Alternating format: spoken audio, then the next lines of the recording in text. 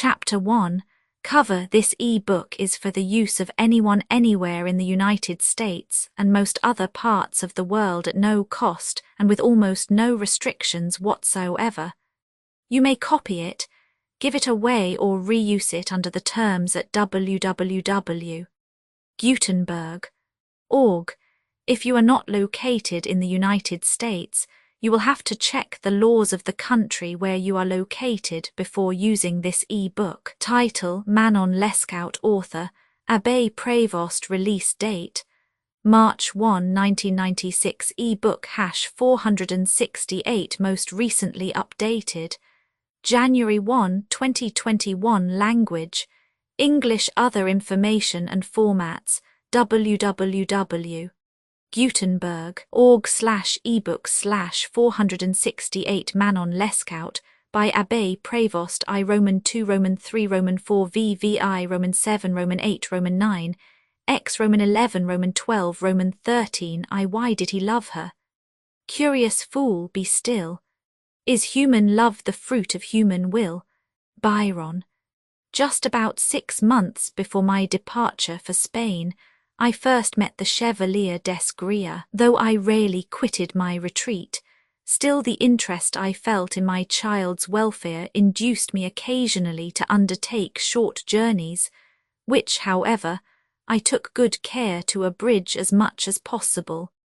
I was one day returning from Rouen, where I had been, at her request, to attend a cause then pending before the Parliament of Normandy, respecting an inheritance to which I had claims derived from my maternal grandfather. Having taken the road by Évreux, where I slept the first night, I on the following day about dinner time reached Passy, a distance of 5 or 6 leagues. I was amazed on entering this quiet town to see all the inhabitants in commotion. They were pouring from their houses in crowds towards the gate of a small inn, immediately before which 2 covered vans were drawn up. Their horses, still in harness and reeking from fatigue and heat, showed that the cortege had only just arrived. I stopped for a moment to learn the cause of the tumult, but could gain little information from the curious mob as they rushed by, heedless of my enquiries, and hastening impatiently towards the inn in the utmost confusion. At length an archer of the civic guard, wearing his bandolier and carrying a carbine on his shoulder, appeared at the gate, so, beckoning him towards me, I begged to know the cause of the uproar.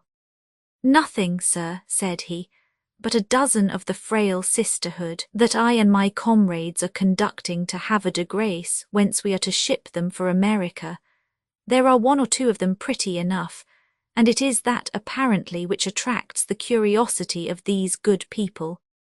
I should have passed on, satisfied with this explanation, if my attention had not been arrested by the cries of an old woman who was coming out of the inn with her hands clasped and exclaiming, "A downright barbarity!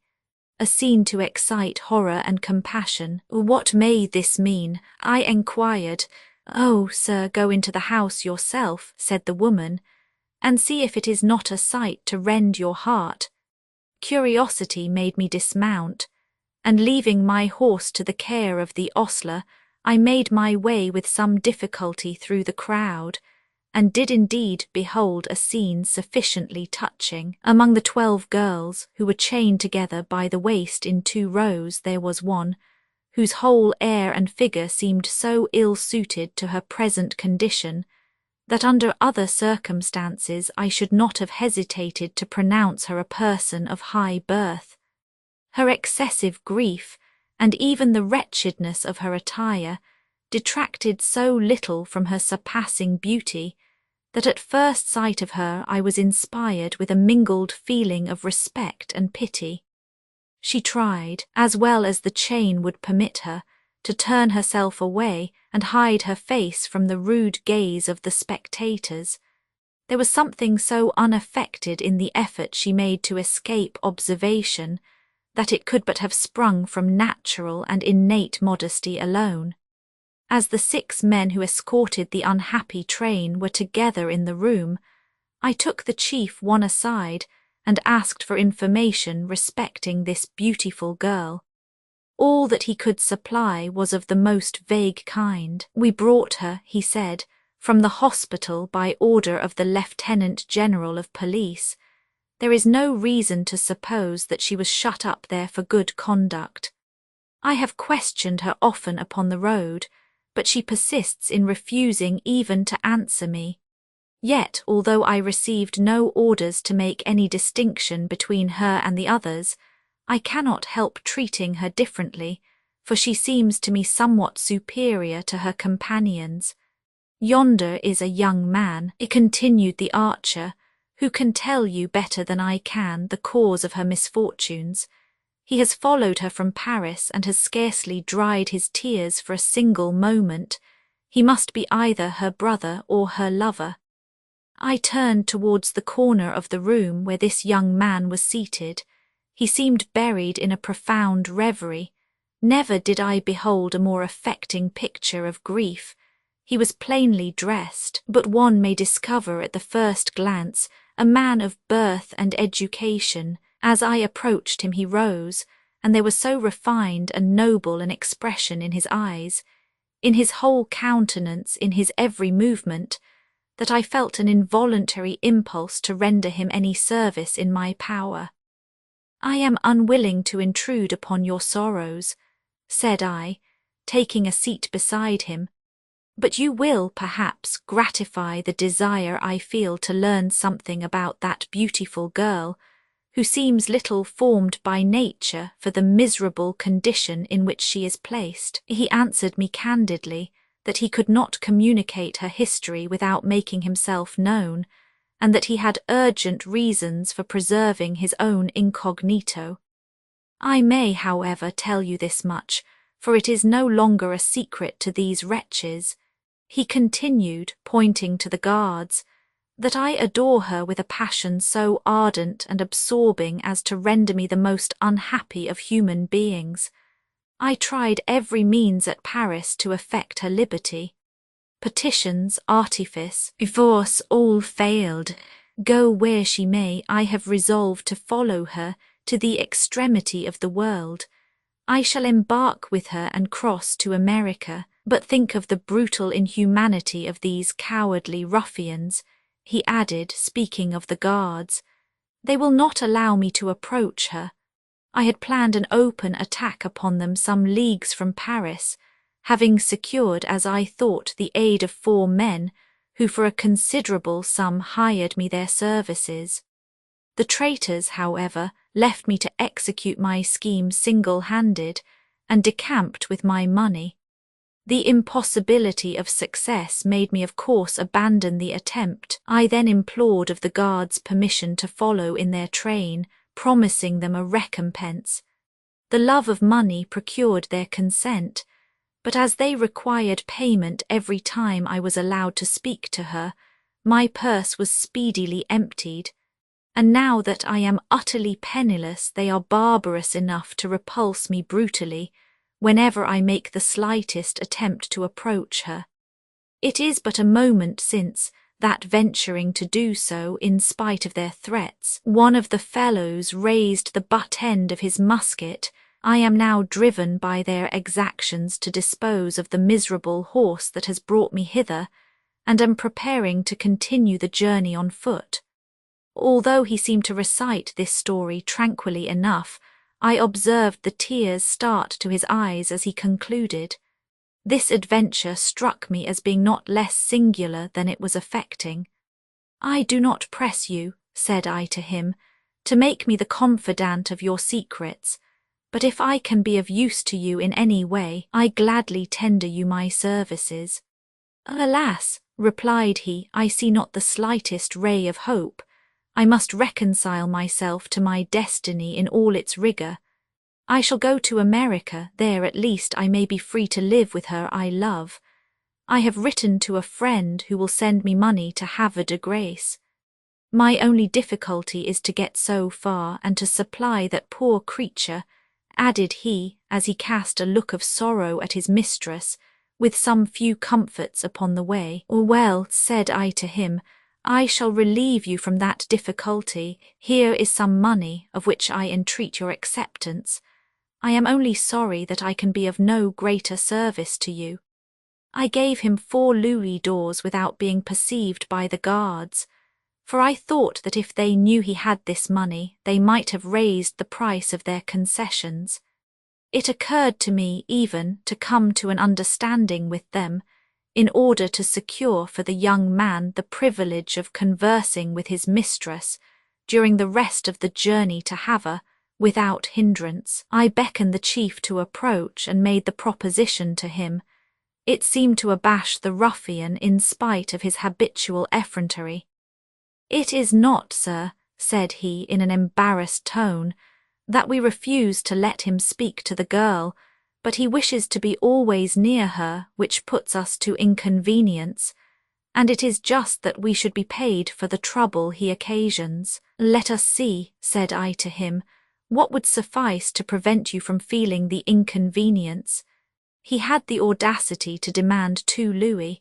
I gave them to him on the spot. "But have a care," said I to him, "that we have no foul play, for I shall give the young man my address in order that he may write to me on his arrival, and be assured that I am not without the power to punish you."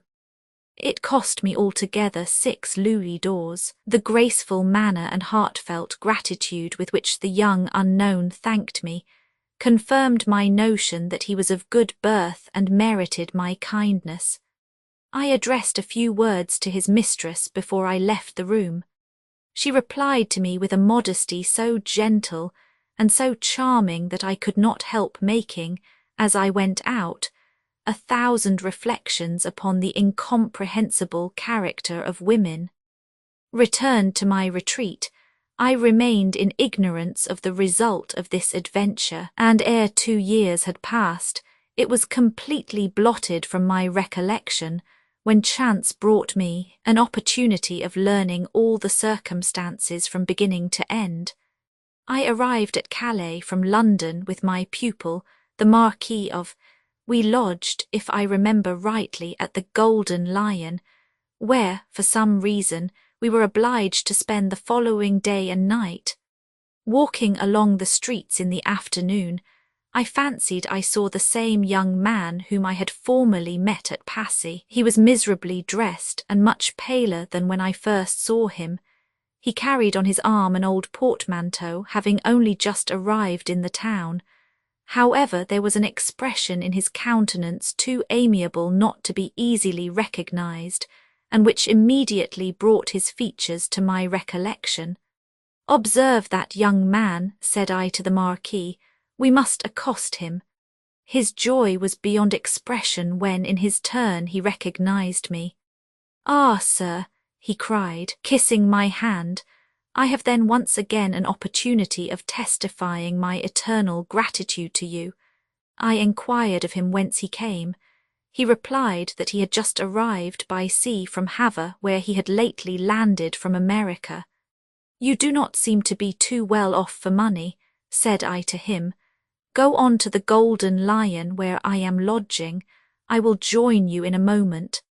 I returned, in fact, full of impatience to learn the details of his misfortunes and the circumstances of his voyage to America. I gave him 1,000 welcomes and ordered that they should supply him with everything he wanted. He did not wait to be solicited for the history of his life. "Sir," said he to me, "your conduct is so generous that I should consider it base ingratitude to maintain any reserve towards you. You shall learn not only my misfortunes and sufferings, but my faults and most culpable weaknesses. I am sure that, even while you blame me, you will not refuse me your sympathy." I should here inform the reader that I wrote down the story almost immediately after hearing it, and he may therefore be assured of the correctness and fidelity of the narrative. I use the word fidelity with reference to the substance of reflections and sentiments, which the young man conveyed in the most graceful language. Here, then, is his story, which in its progress I shall not encumber with a single observation that was not his own. Roman 2. I loved Ophelia. 40,000 brothers could not with all their quantity of love make up my sum.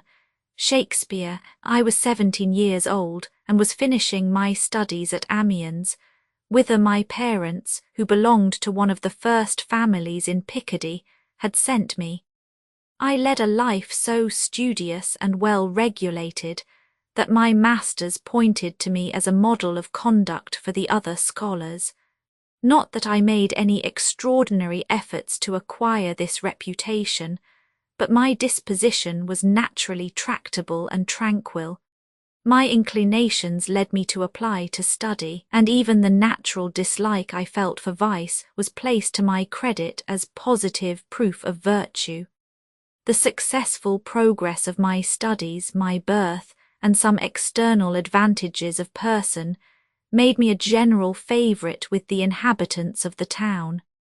I completed my public exercises with such general approbation that the bishop of the diocese, who was present, proposed to me to enter the church, where I could not fail, he said, to acquire more distinction than in the order of Malta, for which my parents had destined me. I was already decorated with the cross and called the Chevalier d'Esgria.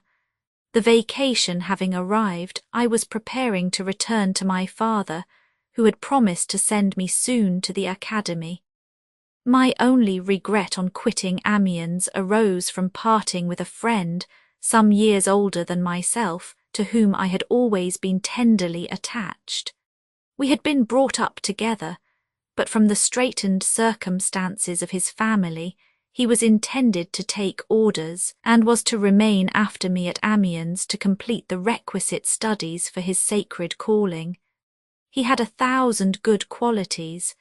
You will recognize in him the very best during the course of my history, and above all, a zeal and fervour of friendship which surpass the most illustrious examples of antiquity.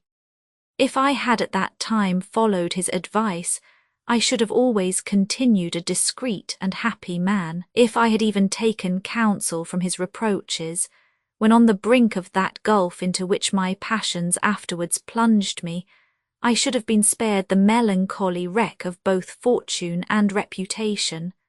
But he was doomed to see his friendly admonitions disregarded, nay, even at times repaid by contempt from an ungrateful wretch, who often dared to treat his fraternal conduct as offensive and officious. I had fixed the day for my departure from Amiens. Alas, that I had not fixed it one day sooner! I should then have carried to my father's house my innocence untarnished.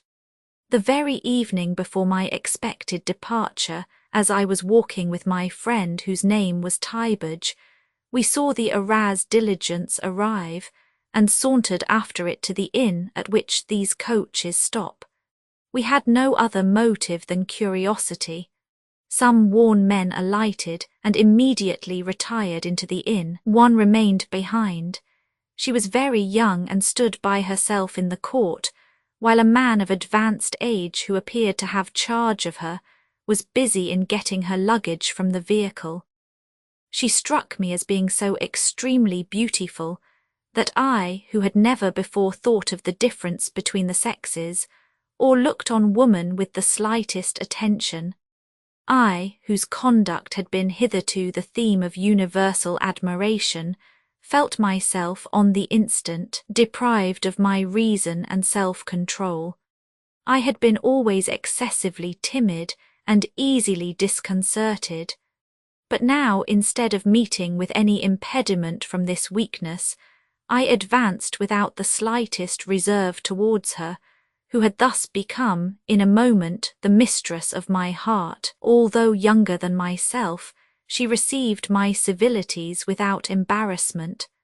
I asked the cause of her journey to Amiens, and whether she had any acquaintances in the town. She ingenuously told me that she had been sent there by her parents to commence her novitiate for taking the veil. Love had so quickened my perception, even in the short moment it had been enthroned, that I saw in this announcement a death blow to my hopes. I spoke to her in a way that made her at once understand what was passing in my mind, for she had more experience than myself. It was against her consent that she was consigned to a convent, doubtless to repress that inclination for pleasure which had already become too manifest, and which caused in the sequel all her misfortunes and mine. I combated the cruel intention of her parents with all the arguments that my new-born passion and schoolboy eloquence could suggest. She affected neither austerity nor reserve. She told me after a moment's silence that she foresaw too clearly what her unhappy fate must be, but that it was apparently the will of heaven, since there were no means left her to avert it. The sweetness of her look, the air of sorrow with which she pronounced these words, or rather perhaps the controlling destiny which led me on to ruin, allowed me not an instant to weigh my answer. I assured her that if she would place reliance on my honour and on the tender interest with which she had already inspired me, I would sacrifice my life to deliver her from the tyranny of her parents and to render her happy. I have since been 1,000 times astonished in reflecting upon it, to think how I could have expressed myself with so much boldness and facility, but love could never have become a divinity if he had not often worked miracles. I made many other pressing and tender speeches, and my unknown fair one was perfectly aware that mine was not the age for deceit. She confessed to me that if I could see but a reasonable hope of being able to effect her enfranchisement, she should deem herself indebted for my kindness in more than life itself could pay. I repeated that I was ready to attempt anything in her behalf, but not having sufficient experience at once to imagine any reasonable plan of serving her, I did not go beyond this general assurance, from which indeed little good could arise either to her or to myself. Her old guardian having by this time joined us, my hopes would have been blighted, but that she had tact enough to make amends for my stupidity. I was surprised on his approaching us to hear her call me her cousin, and say, without being in the slightest degree disconcerted, that as she had been so fortunate as to fall in with me at Amiens, she would not go into the convent until the next morning, in order to have the pleasure of meeting me at supper. Innocent as I was, I at once comprehended the meaning of this ruse, and proposed that she should lodge for the night at the house of an innkeeper, who, after being many years my father's coachman, had lately established himself at Amiens, and who was sincerely attached to me. I conducted her there myself, at which the old Argus appeared to grumble a little, and my friend Tybage, who was puzzled by the whole scene, followed without uttering a word. He had not heard our conversation, having walked up and down the court while I was talking of love to my angelic mistress. As I had some doubts of his discretion, I got rid of him, by begging that he would execute a commission for me. I had thus the happiness, on arriving at the inn, of entertaining alone the sovereign of my heart. I soon learned that I was less a child than I had before imagined. My heart expanded to 1,000 sentiments of pleasure, of which I had not before the remotest idea. A delicious consciousness of enjoyment diffused itself through my whole mind and soul.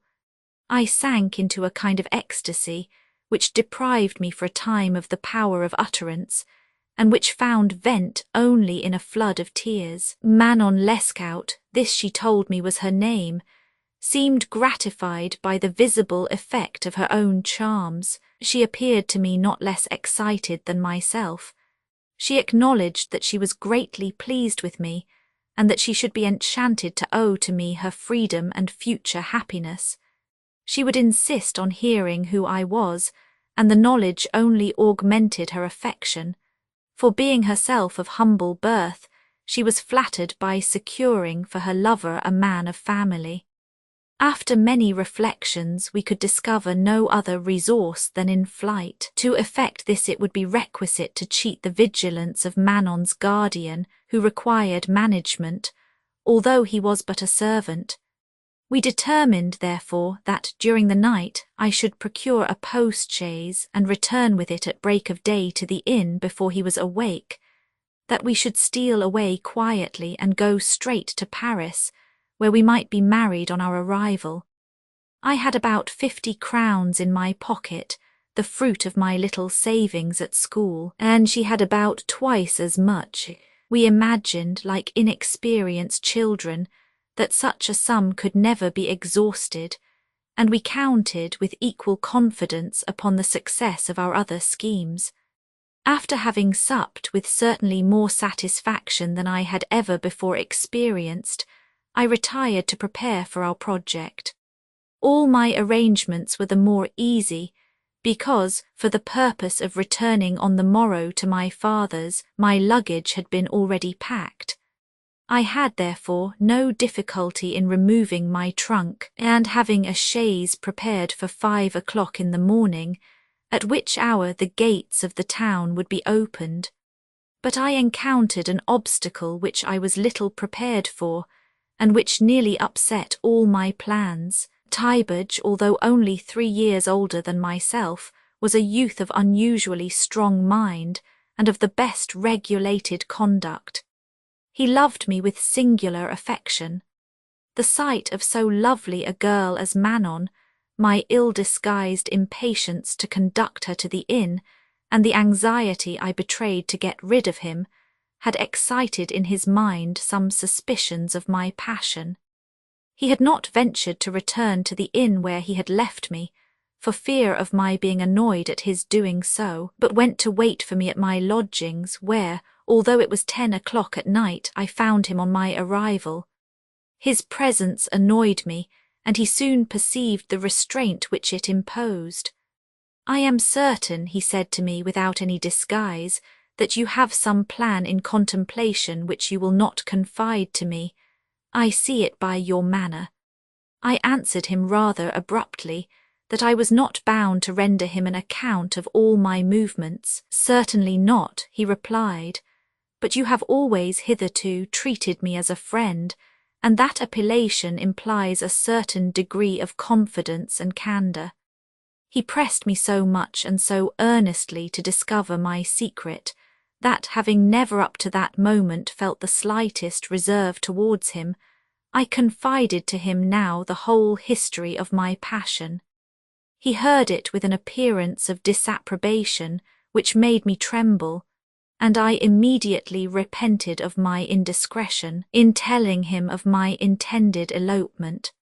He told me he was too sincerely my friend not to oppose every obstacle in his power to such a scheme, that he would first try all other means of turning me from such a purpose, but that if I refused to renounce so fatal a resolution, he assuredly would inform some persons of my intention, who would be able to defeat it. He held forth upon the subject for a full quarter of an hour, in the most serious tone, and ended by again threatening to inform against me, if I did not pledge him my word that I would return to the paths of discretion and reason.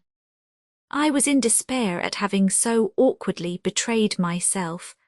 However, love having wonderfully sharpened my intellect during the last 2 or 3 hours, I recollected that I had not yet told him of its being my intention to execute my project on the following morning, and I at once determined to deceive him by a little equivocation. "Tybage," said I to him, "up to the present moment I thought you were my friend, and I wished to prove it by the test of confidence. It is true I am in love, I have not deceived you, but with regard to my flight, that is a project not to be undertaken without deliberation. Call for me tomorrow at 9 o'clock. You shall see my mistress, if it be possible, and then judge whether she is not worthy of any risk or sacrifice on my part." He left me with 1,000 protestations of friendship. I employed the night in preparing for the journey, and on repairing to the inn at early dawn I found Manon waiting my arrival. She was at her window which looked upon the street, and perceiving my approach she came down and opened the door herself. We took our departure silently and without creating the least alarm. She merely brought away a small portion of her apparel, of which I took charge. The chaise was in readiness, and we were soon at a distance from the town. You will learn in the sequel what was the conduct of Tybage when he discovered that I had deceived him, that his zeal to serve me suffered no diminution, and you will observe to what lengths his devotion carried him. How ought I to grieve when I reflect on the base ingratitude with which his affection was always repaid? We made such speed on our journey that before night we reached St. Denis. I rode alongside of the chaise, which gave us little opportunity for conversation, except while changing horses, but when we found ourselves so near Paris, and out of the reach of danger, we allowed ourselves time for refreshment, not having tasted food since we quitted Amiens. Passionately in love as I felt with Manon, she knew how to convince me that she was equally so with me. So little did we restrain our fondness that we had not even patience to reserve our caresses till we were alone. The postilions and innkeepers stared at us with wonder, and I remarked that they appeared surprised at such uncontrollable love in children of our age. Our project of marriage was forgotten at St. Denis. We defrauded the Church of her rights, and found ourselves united as man and wife without. Reflecting on the consequences, it is certain that with my easy and constant disposition I should have been happy for my whole life, if Manon had remained faithful to me. The more I saw of her, the more I discovered in her new perfections. Her mind, her heart, her gentleness and beauty formed a chain at once so binding and so agreeable that I could have found perfect happiness in its enduring influence. Terrible fatality, that which has been the source of my despair, might, under a slight change of circumstances, have constituted my happiness. I find myself the most wretched of mankind, by the force of that very constancy from which I might have fairly expected to derive the most serene of human blisses, and the most perfect recompense of love. We took a furnished apartment at Paris in the Rue V, and as it afterwards turned out to my sorrow, close to the house of M. de B, the famous Fermier General. 3 weeks passed, during which I was so absorbed in my passion that I never gave a thought to my family, nor dreamed of the distress which my father probably felt at my absence. However, as there was yet nothing of profligacy about me, and as Manon conducted herself with the strictest propriety, the tranquil life we led served to restore me by degrees to a sense of duty. I resolved to effect, if possible, a reconciliation with my parent. My mistress was to me so perfectly lovable that I could not doubt her power of captivating my father, if I could only find the means of making him acquainted with her good conduct and merit. In a word, I relied on obtaining his consent to our marriage, having given up all idea of accomplishing it without his approval. I mentioned the project to Manon, and explained to her that, besides every motive of filial love and duty, the weightier one of necessity should also have some influence, for our finances were sadly reduced, and I began to see the folly of thinking them, as I once did, inexhaustible. Manon received the proposition with considerable coldness. However, the difficulties she made, being apparently the suggestions of tenderness alone, or as arising from the natural fear of losing me, if my father, after learning our address, should refuse his assent to our union, I had not the smallest suspicion of the cruel blow she was at the very time preparing to inflict. As to the argument of necessity, she replied that we had still abundant means of living for some weeks longer, and that she would then find a resource in the kindness of some relations in the country to whom she should write. She tempered her opposition by caresses so tender and impassioned that I, who lived only for her, and who never had the slightest misgiving as to her love, applauded at once her arguments and her resolutions. To Manon I had committed the care of our finances and the household arrangements. In a short time I observed that our style of living was improved, and that she had treated herself to more expensive dresses. As I calculated that we could hardly have at this period more than 15 or 20 crowns remaining, I did not conceal my surprise at this mysterious augmentation of our wealth. She begged of me with a smile to give myself no trouble on that head.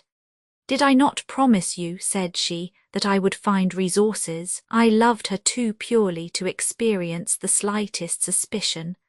One day, having gone out in the afternoon and told her that I should not be at home so early as usual, I was astonished on my return at being detained several minutes at the door. Our only servant was a young girl about our own age. On her letting me in at last, I asked why she had detained me so long. She replied in an embarrassed tone that she did not hear me knock. I only knocked once, said I, so if you did not hear me, why come to open the door at all? This query disconcerted her so visibly that, losing her presence of mind, she began to cry, assuring me that it was not her fault, and that her mistress had desired her not to open the door until Abbé had had time to go down by the back staircase. I was so confounded by this information as to be utterly unable to proceed to our apartment, and was obliged to leave the house under the pretext of an appointment. I desired the girl, therefore, to let her mistress know that I should return in a few minutes, but on no account to say that she had spoken to me of Abbé. My horror was so great that I shed tears as I went along, hardly knowing from what feeling they flowed. I entered a coffee-house close by, and placing myself at a table, I buried my face between my hands, as though I would turn my eyes inward to ascertain what was passing in my heart. Still, I dared not recall what I had heard the moment before. I strove to look upon it as a dream, and was more than once on the point of returning to my lodgings, determined to attach no importance to what I had heard. It appeared to me so impossible that Manon could have been unfaithful that I feared even to wrong her by a suspicion. I adored her, that was too certain. I had not on my part given her more proofs of my love than I had received of hers. Why then should I charge her with being less sincere and constant than myself? What reason could she have to deceive me? Not 3 hours before, she had lavished upon me the most tender caresses, and had received mine with transport. I knew her heart as thoroughly as my own.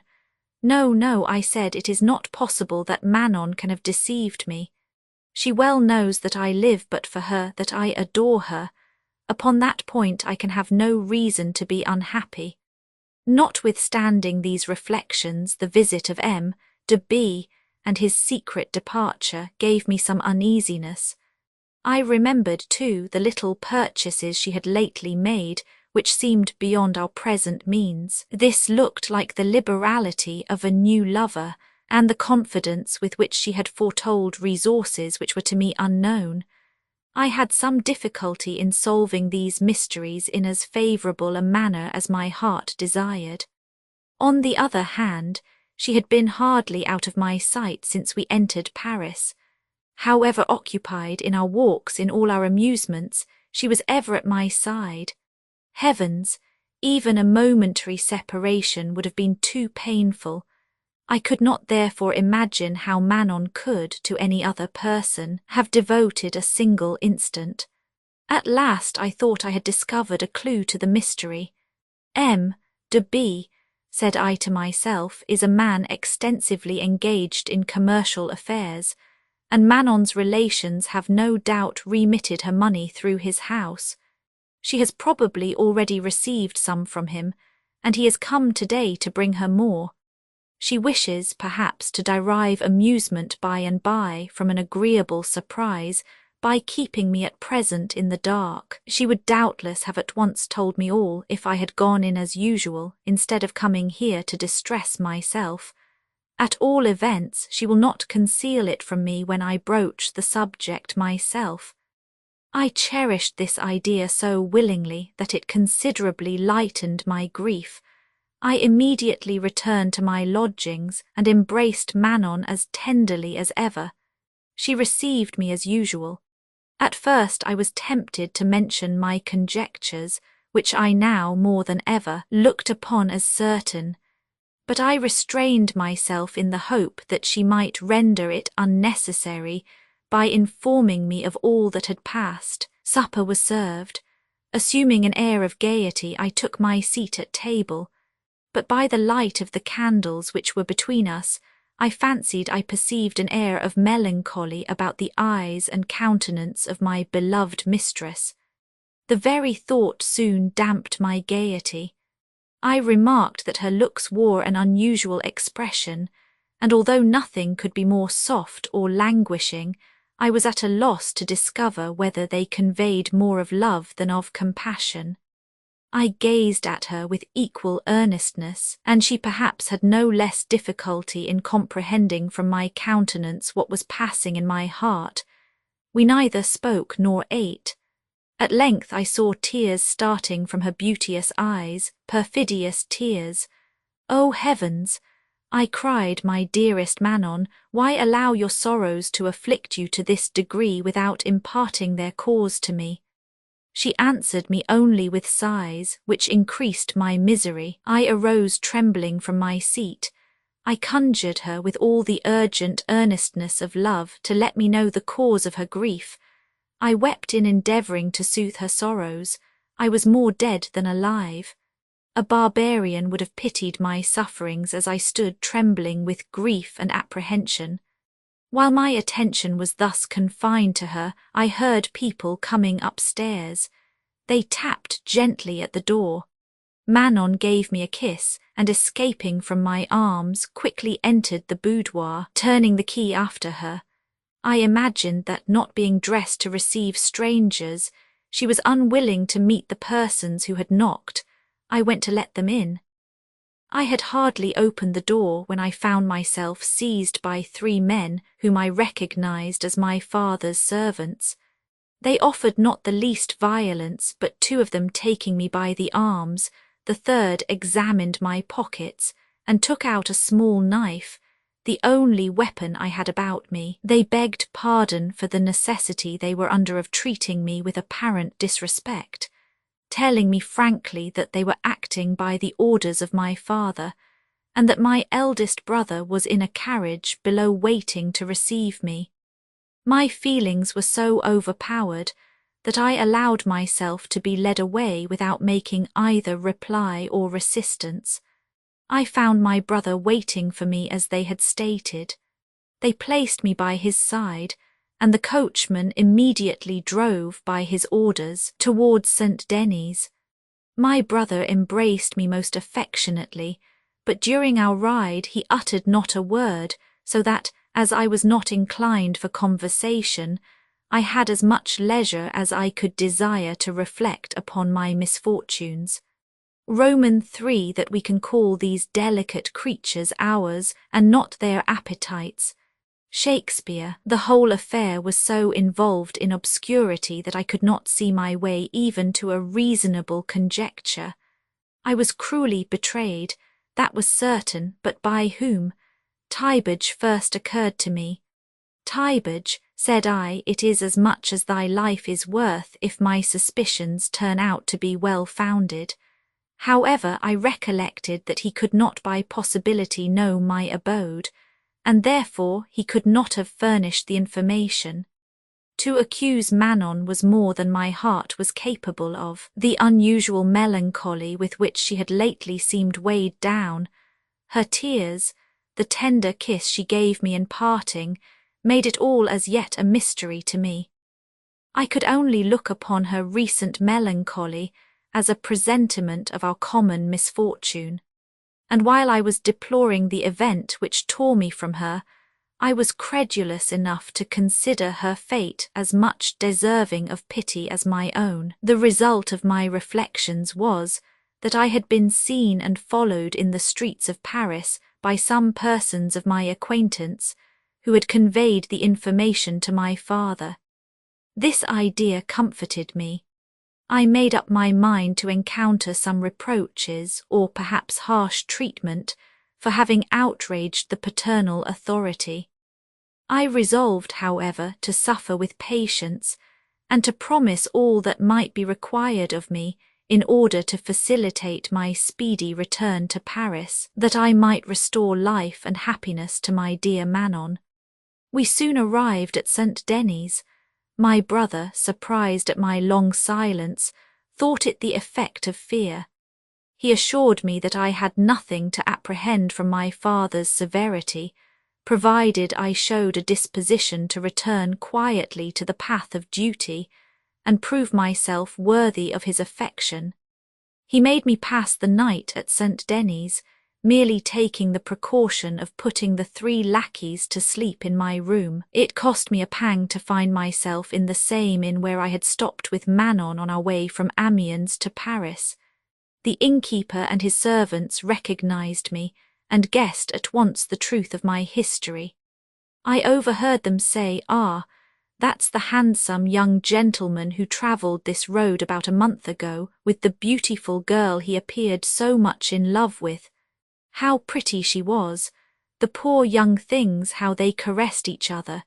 Pity if they have been separated." I pretended not to hear, and kept as much out of sight as possible. At St. Denis my brother had a chariot waiting for us, in which we started early the next morning, and arrived at home before night. He saw my father first, in order to make a favourable impression by telling him how quietly I had allowed myself to be brought away, so that his reception of me was less austere than I had expected. He merely rebuked me in general terms for the offence I had committed by absenting myself without his permission. As for my mistress, he said I richly deserved what had happened to me, for abandoning myself to a person utterly unknown, that he had entertained a better opinion of my discretion, but that he hoped this little adventure would make me wiser. I took the whole lecture only in the sense that accorded with my own notions.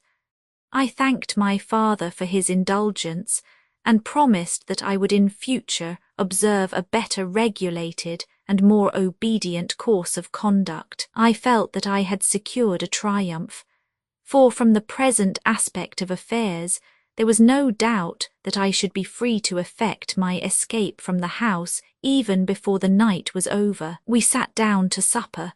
They rallied me about my Amiens conquest and my flight with that paragon of fidelity. I took their jokes in good part, glad enough at being permitted to revolve in my mind the plans I had meditated, but some words which fell from my father made me listen with earnest attention. He spoke of perfidy, and the not disinterested kindness he had received at the hands of M. de B.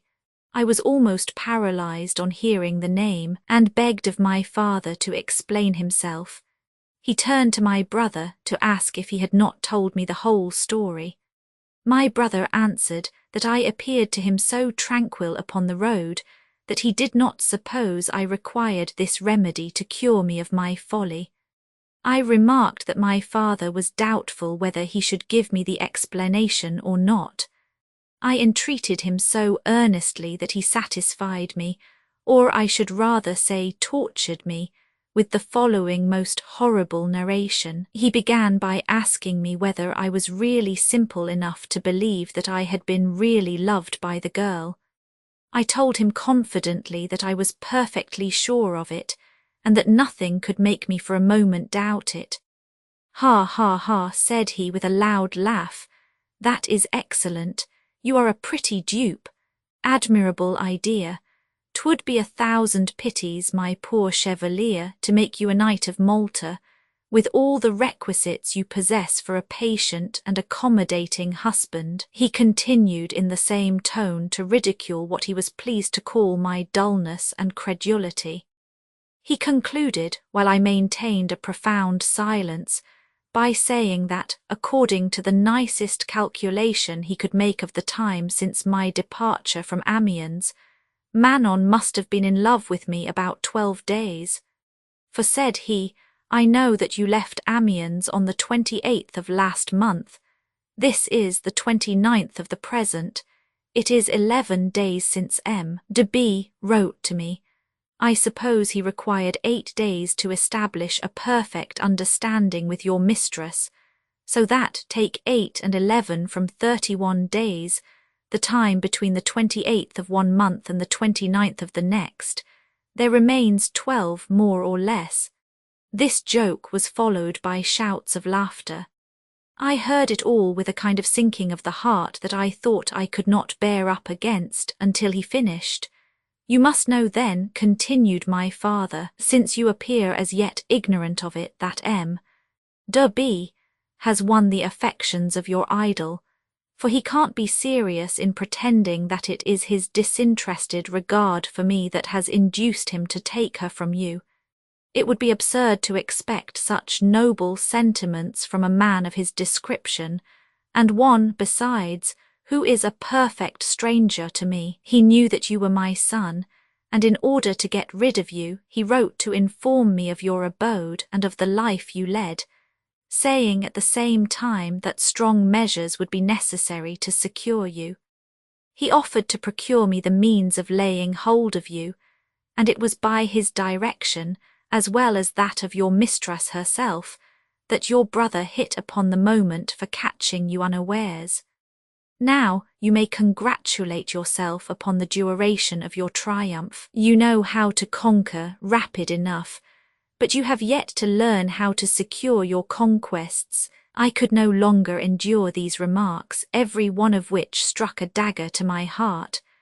I arose from the table, and had not advanced 4 steps towards the door when I fell upon the floor, perfectly senseless. By prompt applications they soon brought me to myself. My eyes opened only to shed a torrent of tears, and my lips to utter the most sorrowful and heartrending complaints. My father, who always loved me most affectionately, tried every means to console me. I listened to him, but his words were without effect. I threw myself at his feet in the attitude of prayer, conjuring him to let me return to Paris and destroy the monster B. "No," cried I, "he has not gained Manon's heart. He may have seduced her by charms or by drugs. He may have even brutally violated her. Manon loves me. Do I not know that well? He must have terrified her with a poniard to induce her to abandon me. What must he not have done to have robbed me of my angelic mistress? Oh, heaven, heaven! Can it be possible that Manon deceived me, or that she has ceased to love me?" As I continued to rave about returning at once to Paris, and was perpetually starting up with that purpose, my father clearly saw that while the paroxysm lasted, no arguments could pacify me. He conducted me to one of the upper rooms, and left 2 servants to keep constant watch over me. I was completely bewildered. I would have given 1,000 lives to be but for 1/4 of an hour in Paris. I had sense enough, however, to know that having so openly declared my intention, they would not easily allow me to quit my chamber. I looked at the height of the windows. Seeing no possibility of escaping that way, I addressed the servants in the most tranquil tone. I promised, with the most solemn vows, to make at some future day their fortunes, if they would but consent to my escape. I entreated them, I tried caresses and lastly threats, but all were unavailing. I gave myself up to despair. I resolved to die, and threw myself upon the bed with a firm determination to quit it only with my life. In this situation I passed the night and the following day. I refused the nourishment that was brought to me next morning. My father came to see me in the afternoon. He tried in the most affectionate manner to soothe my grief. He desired me so urgently to take some refreshment that to gratify him I obeyed his wishes. Several days passed, during which I took nothing but in his presence and at his special request. He continued to furnish new arguments to restore me to my proper senses, and to inspire me with merited contempt for the faithless Manon. I certainly had lost all esteem for her. How could I esteem the most fickle and perfidious of created beings? But her image, those exquisite features which were engraven on my heart's core, were still uneffaced. I understood my own feelings. I may die, said I, and I ought to die after so much shame and grief. But I might suffer 1,000 deaths without being able to forget the ingrate Manon. My father was surprised at my still continuing so powerfully affected. He knew that I was imbued with the principles of honour, and not doubting that her infidelity must make me despise her, fancied that my obstinacy proceeded less from this particular passion than from a general inclination towards the sex. This idea so took possession of his mind that, prompted only by his affection for me, he came one day to reveal his thoughts. "Chevalier," said he to me, "it has been hitherto my intention to make you bear the cross of Malta. I now see that your inclinations do not bend that way. You are an admirer of beauty. I shall be able to find you a wife to your taste. Let me candidly know how you feel upon the subject." I answered that I could never again see the slightest difference amongst women, and that after the misfortune I had experienced I detested them all equally. "I will find you one," replied my father, smiling, "who shall resemble Manon in beauty, but who shall be more faithful. Ah, if you have any mercy," said I, "you will restore my Manon to me. Be assured, my dear father, that she has not betrayed me. She is incapable of such base and cruel treachery. It is the perfidious bee, who deceives both her and me. If you could form an idea of her tenderness and her sincerity, if you only knew her, you yourself would love her." "You are absolutely a child," replied my father. "How can you so delude yourself after what I have told you about her? It was she who actually delivered you up to your brother. You ought to obliterate even her name from your memory, and take advantage, if you are wise, of the indulgence I am showing you." I very clearly perceived that my father was right. It was an involuntary emotion that made me thus take part with the traitor. "Alas," replied I, after a moment's silence, "it is but too true that I am the unhappy victim of the vilest perfidy." "Yes," I continued, while shedding tears of anger, "I too clearly perceive that I am indeed but a child. Credulity like mine was easily gulled, but I shall be at no loss to revenge myself." My father enquired of me my intentions. "I will go to Paris," I said, "set fire to B.'s house, and immolate him and the perfidious Manon together." This burst made my father laugh, and had only the effect of causing me to be more vigilantly watched in my cell. I thus passed 6 long months, during the first of which my mind underwent little change. My feelings were in a state of perpetual alternation between hate and love, between hope and despair, according as the tendency of each passing thought brought Manon back to my recollection. At one time I could see in her the most delightful of women only, and sigh for the pleasure of beholding her once more. At another, I felt she was the most unworthy and perfidious of mistresses, and I would on these occasions swear never again to seek her, but for the purpose of revenge. I was supplied with books, which served to restore my peace of mind. I read once again all my favourite authors, and I became acquainted with new ones. All my former taste for study was revived. You will see of what use this was to me in the sequel. The light I had already derived from love enabled me to comprehend many passages in Horace and Virgil which had before appeared obscure. I wrote an amatory commentary upon the 4th book of the Aeneid. I intend one day to publish it, and I flatter myself it will be popular. Alas, I used to exclaim whilst employed on that work, it was for a heart like mine the faithful Dido sighed, and sighed in vain. Roman 4 now, by the strange enchantment that surrounds thee, there's nothing thou shalt ask in vain. Essex. While in my confinement Tybage came one day to see me. I was surprised at the affectionate joy with which he saluted me.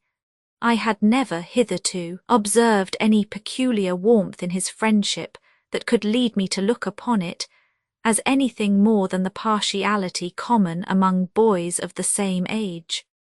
He was so altered, and had grown so manly during the 5 or 6 months since I had last seen him, that his expressive features and his manner of addressing me inspired me with a feeling of respect. He spoke more in the character of a mentor than a schoolfellow, lamented the delusion into which I had fallen, congratulated me on my reformation, which he believed was now sincere, and ended by exhorting me to profit by my youthful error, and open my eyes to the vanity of worldly pleasures. I looked at him with some astonishment, which he at once perceived. "My dear Chevalier," said he to me, "you shall hear nothing but the strict truth, of which I have assured myself by the most serious examination. I had perhaps as strong an inclination for pleasure as you, but heaven had at the same time, in its mercy, blessed me with a taste for virtue. I exercised my reason in comparing the consequences of the one with those of the other, and the divine aid was graciously vouchsafed to my reflections. I conceived for the world a contempt which nothing can equal. Can you guess what it is retains me in it now?" he added, "and that prevents me from embracing a life of solitude? Simply the sincere friendship I bear towards you. I know the excellent qualities of both your heart and head. There is no good of which you may not render yourself capable. The blandishments of pleasure have momentarily drawn you aside. What detriment to the sacred cause of virtue! Your flight from Amiens gave me such intense sorrow that I have not since known a moment's happiness. You may judge of this by the steps it induced me to take." He then told me how, after discovering that I had deceived him and gone off with my mistress, he procured horses for the purpose of pursuing me, but having the start of him by 4 or 5 hours, he found it impossible to overtake me, that he arrived, however, at St. Denis half an hour after I had left it. That being very sure that I must have stopped in Paris, he spent 6 weeks there in a fruitless endeavour to discover me, visiting every place where he thought he should be likely to meet me, and that one evening he at length recognized my mistress at the play, where she was so gorgeously dressed that he of course set it down to the account of some new lover, that he had followed her equipage to her house, and had there learned from a servant that she was entertained in this style by M. de B. I did not stop here, continued he. I returned next day to the house to learn from her own lips what had become of you. She turned abruptly away when she heard the mention of your name, and I was obliged to return into the country without further information. I there learned the particulars of your adventure and the extreme annoyance she had caused you, but I was unwilling to visit you until I could have assurance of your being in a more tranquil state. "You have seen Manon then?" cried I, sighing. "Alas, you are happier than I, who am doomed never again to behold her." He rebuked me for this sigh, which still showed my weakness for the perfidious girl. He flattered me so adroitly upon the goodness of my mind and disposition, that he really inspired me, even on this first visit, with a strong inclination to renounce, as he had done, the pleasures of the world and enter at once into holy orders. The idea was so suited to my present frame of mind that when alone I thought of nothing else. I remembered the words of the Bishop of Amiens, who had given me the same advice, and thought only of the happiness which he predicted would result from my adoption of such a course. Piety itself took part in these suggestions. I shall lead a holy and a Christian life, said I. I shall divide my time between study and religion, which will allow me no leisure for the perilous pleasures of love.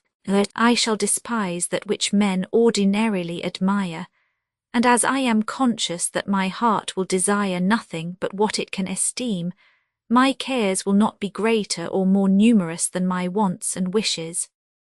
I thereupon pictured to myself in anticipation a course of life peaceful and retired. I fancied a retreat embossomed in a wood, with a limpid stream of running water bounding my garden, a library comprising the most select works, a limited circle of friends, virtuous and intellectual, a table neatly served but frugal and temperate. To all these agremens I added a literary correspondence with a friend whose residence should be in Paris, who should give me occasional information upon public affairs, less for the gratification of my curiosity than to afford a kind of relaxation by hearing of and lamenting the busy follies of men. Shall not I be happy? Added I, will not my utmost wishes be thus gratified? This project flattered my inclinations extremely, but after all the details of this most admirable and prudent plan, I felt that my heart still yearned for something, and that in order to leave nothing to desire in this most enchanting retirement, one ought to be able to share it with Manon. However, Tybage continuing to pay me frequent visits in order to strengthen me in the purpose with which he had inspired me, I took an opportunity of opening the subject to my father. He declared that his intention ever was to leave his children free to choose a profession, and that in whatever manner I should dispose of myself, all he wished to reserve was the right of aiding me with his counsel. On this occasion he gave me some of the wisest, which tended less to divert me from my project than to convince me of my good father's sound judgment and discretion.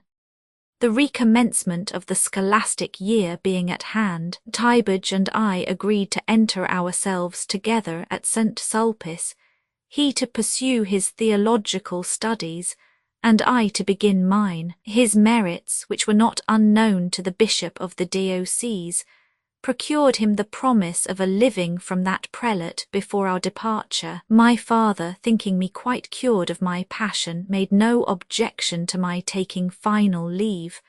We arrived at Paris. The cross of Malta gave place to the ecclesiastical habit, and the designation of the Abbé de Gria was substituted for that of Chevalier. I applied so diligently to study that in a few months I had made extraordinary progress. I never lost a moment of the day and employed even part of the night. I soon acquired such a reputation that I was already congratulated upon the honours which I was sure of obtaining, and without solicitation on my part, my name was inscribed on the list for a vacant benefice. Piety was by no means neglected, and I entered with ardent devotion into all the exercises of religion. Tybage was proud of what he considered the work of his own hands, and many a time have I seen him shed tears of delight in noticing what he styled my perfect conversion. It has never been matter of wonder to me that human resolutions are liable to change. One passion gives them birth, another may destroy them. But when I reflect upon the sacredness of those motives that led me to St. Sulpice, and upon the heartfelt satisfaction I enjoyed while obeying their dictation, I shudder at the facility with which I outraged them all. If it be true that the benign succour afforded by heaven is at all times equal to the strongest of man's pinions, I shall be glad to learn the nature of the deplorable ascendancy which causes us suddenly to swerve from the path of duty, without the power of offering the least resistance, and without even the slightest visitation of remorse. I now thought myself entirely safe from the dangers of love. I fancied that I could have preferred a single page of St. Augustine, or a quarter of an hour of Christian meditation, to every sensual gratification, not excepting any that I might have derived even from Manon's society. Nevertheless, one unlucky moment plunged me again headlong into the gulf, and my ruin was the more irreparable because, falling at once to the same depth from whence I had been before rescued, each of the new disorders into which I now lapsed carried me deeper and deeper still down the profound abyss of vice.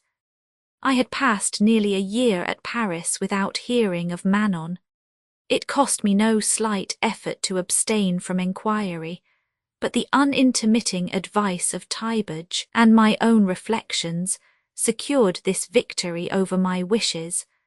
The last months glided away so tranquilly that I considered the memory of this charming but treacherous creature about to be consigned to eternal oblivion. The time arrived when I was to undergo a public examination in the class of theology. I invited several persons of consideration to honour me with their presence on the occasion. My name was mentioned in every quarter of Paris. It even reached the ears of her who had betrayed me. She had some difficulty in recognising it with the prefix of Abbé, but curiosity, or perhaps remorse for having been faithless to me, I could never after ascertain by which of these feelings she was actuated, made her at once take an interest in a name so like mine, and she came with several other women to the Sorbonne, where she was present at my examination, and had doubtless little trouble in recognising my person. I had not the remotest suspicion of her presence. It is well known that in these places there are private seats for ladies where they remain screened by a curtain. I returned to St. Sulpice covered with honours and congratulations. It was 6 in the evening. The moment I returned, a lady was announced who desired to speak with me. I went to meet her. Heavens, what a surprise! It was Manon. It was she indeed, but more bewitching and brilliant than I had ever beheld her. She was now in her 18th year. Her beauty beggars all description. The exquisite grace of her form, the mild sweetness of expression that animated her features, and her engaging air, made her seem the very personification of love. The vision was something too perfect for human beauty. I stood like one enchanted at beholding her. Unable to divine the object of her visit, I waited trembling and with downcast looks until she explained herself. At first her embarrassment was equal to mine, but seeing that I was not disposed to break silence, she raised her hand to her eyes to conceal a starting tear, and then, in a timid tone, said that she well knew she had justly earned my abhorrence by her infidelity, but that if I had ever really felt any love for her, there was not much kindness in allowing 2 long years to pass without enquiring after her, and as little now in seeing her in the state of mental distress in which she was, without condescending to bestow upon her a single word. I shall not attempt to describe what my feelings were as I listened to this reproof. She seated herself. I remained standing, with my face half turned aside, for I could not muster courage to meet her look. I several times commenced a reply without power to conclude it. At length I made an effort, and in a tone of poignant grief exclaimed, "Perfidious Manon! Perfidious, perfidious creature!" She had no wish, she repeated with a flood of tears, to attempt to justify her infidelity. What is your wish then? Cried I. I wish to die, she answered, if you will not give me back that heart without which it is impossible to endure life. Take my life too then, faithless girl, I exclaimed, in vain endeavouring to restrain my tears. Take my life also. It is the sole sacrifice that remains for me to make, for my heart has never ceased to be thine. I had hardly uttered these words when she rose in a transport of joy and approached to embrace me. She loaded me with 1,000 caresses. She addressed me by all the endearing appellations with which love supplies his votaries, to enable them to express the most passionate fondness. I still answered with affected coldness, but the sudden transition from a state of quietude, such as that I had up to this moment enjoyed, to the agitation and tumult which were now kindled in my breast and tingled through my veins, thrilled me with a kind of horror, and impressed me with a vague sense that I was about to undergo some great transformation, and to enter upon a new existence. We sat down close by each other.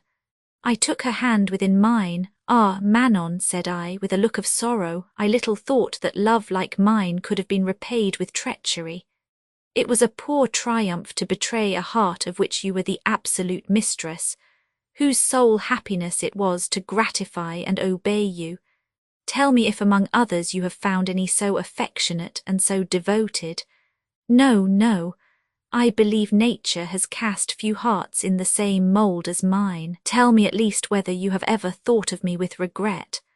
Can I have any reliance on the duration of the feeling that has brought you back to me today?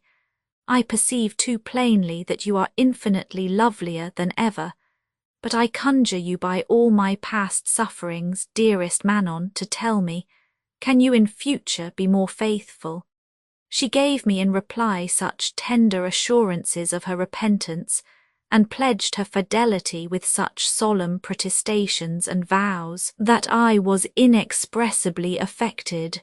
Beauteous Manon, said I, with rather a profane mixture of amorous and theological expressions, you are too adorable for a created being.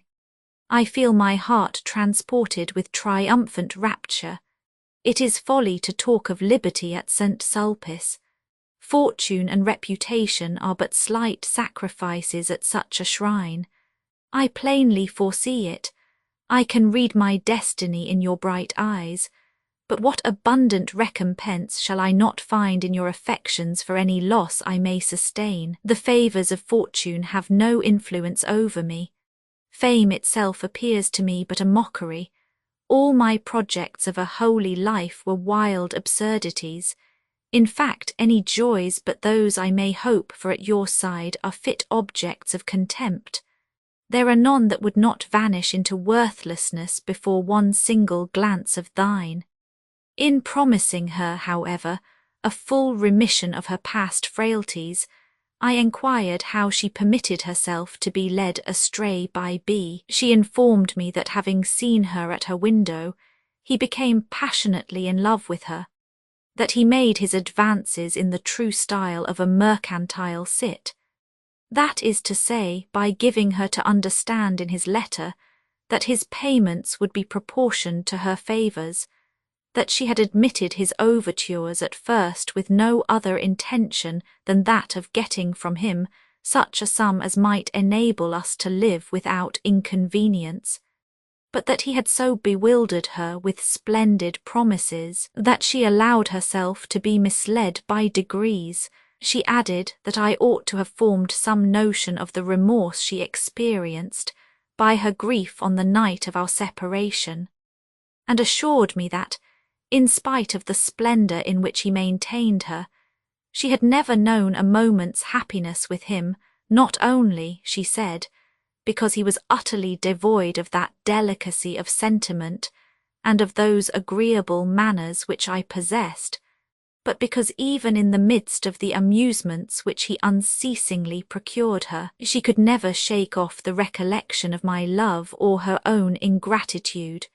She then spoke of Tybage and the extreme embarrassment his visit caused her. A dagger's point, she added, could not have struck more terror to my heart. I turned from him, unable to sustain the interview for a moment. She continued to inform me how she had been apprised of my residence at Paris, of the change in my condition, and of her witnessing my examination at the Sorbonne.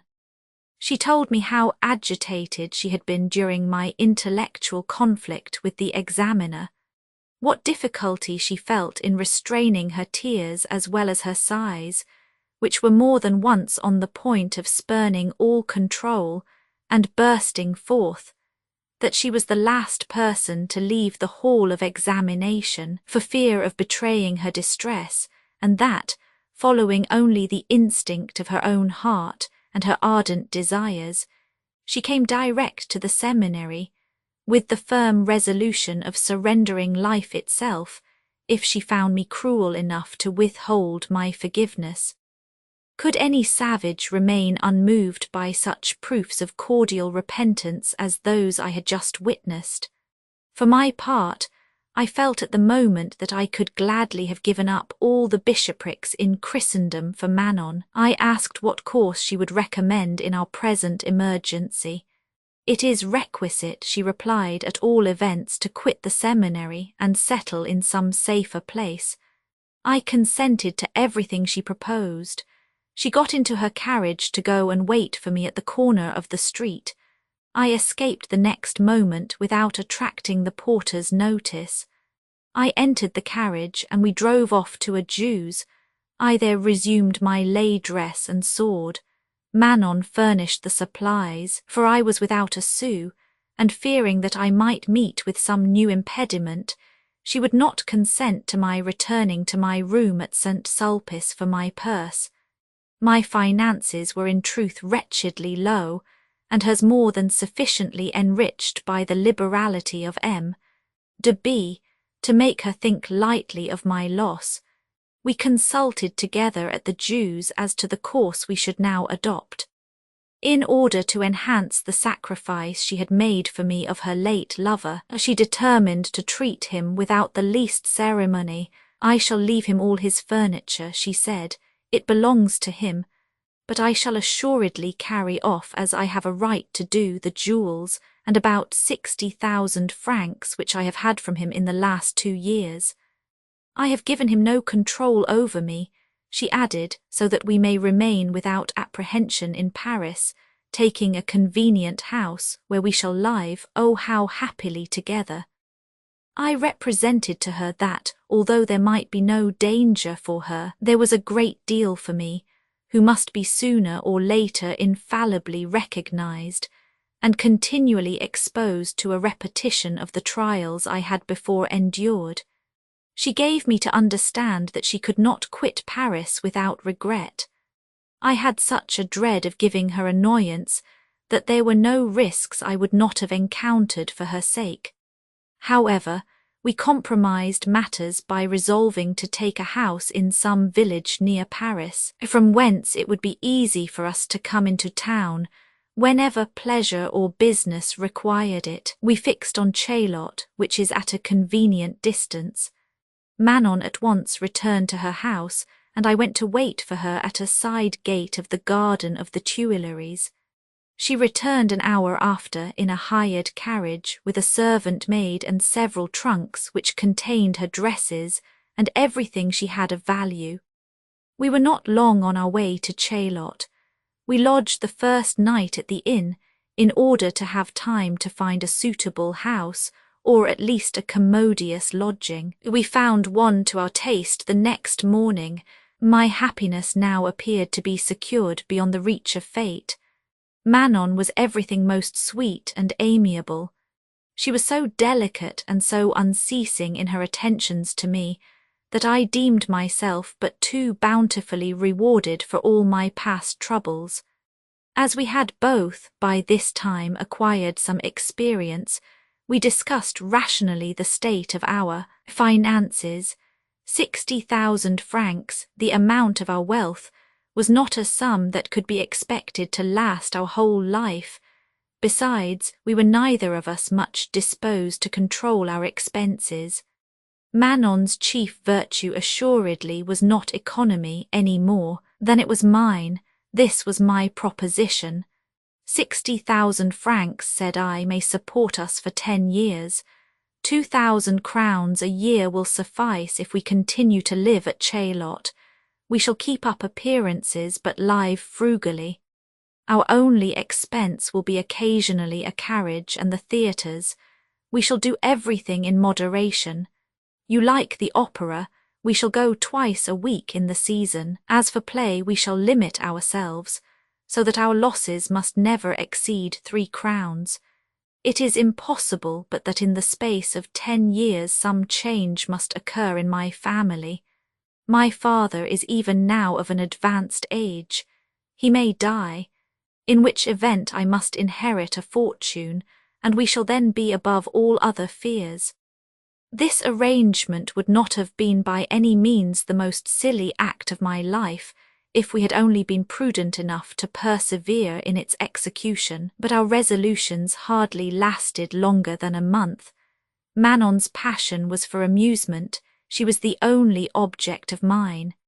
New temptations to expense constantly presented themselves, and far from regretting the money which she sometimes prodigally lavished, I was the first to procure for her everything likely to afford her pleasure.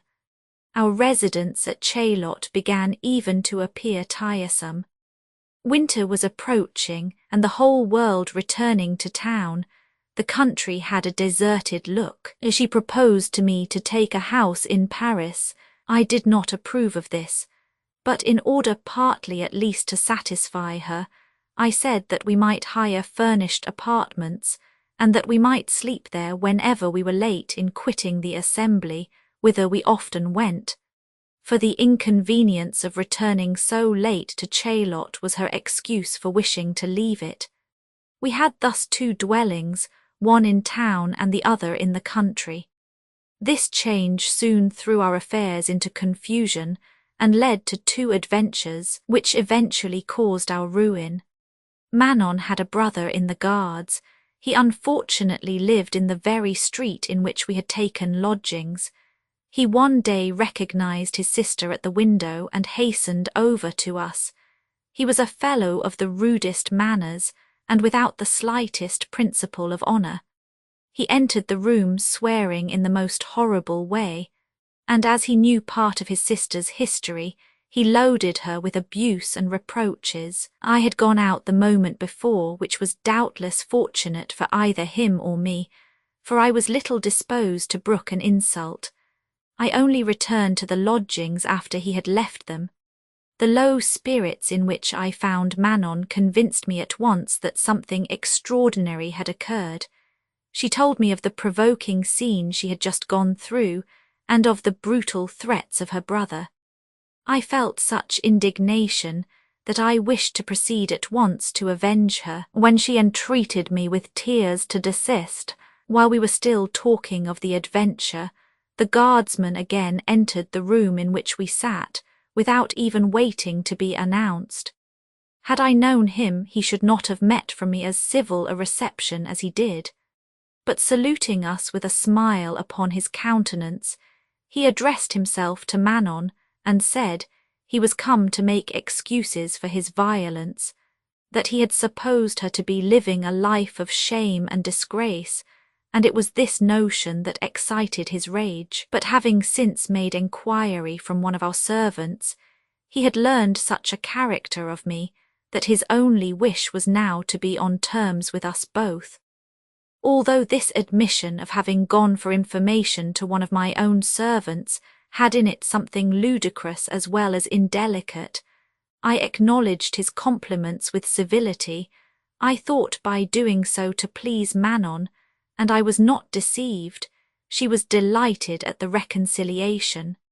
We made him stay to dine with us. In a little time he became so familiar that, hearing us speak of our return to Chaillot, he insisted on accompanying us.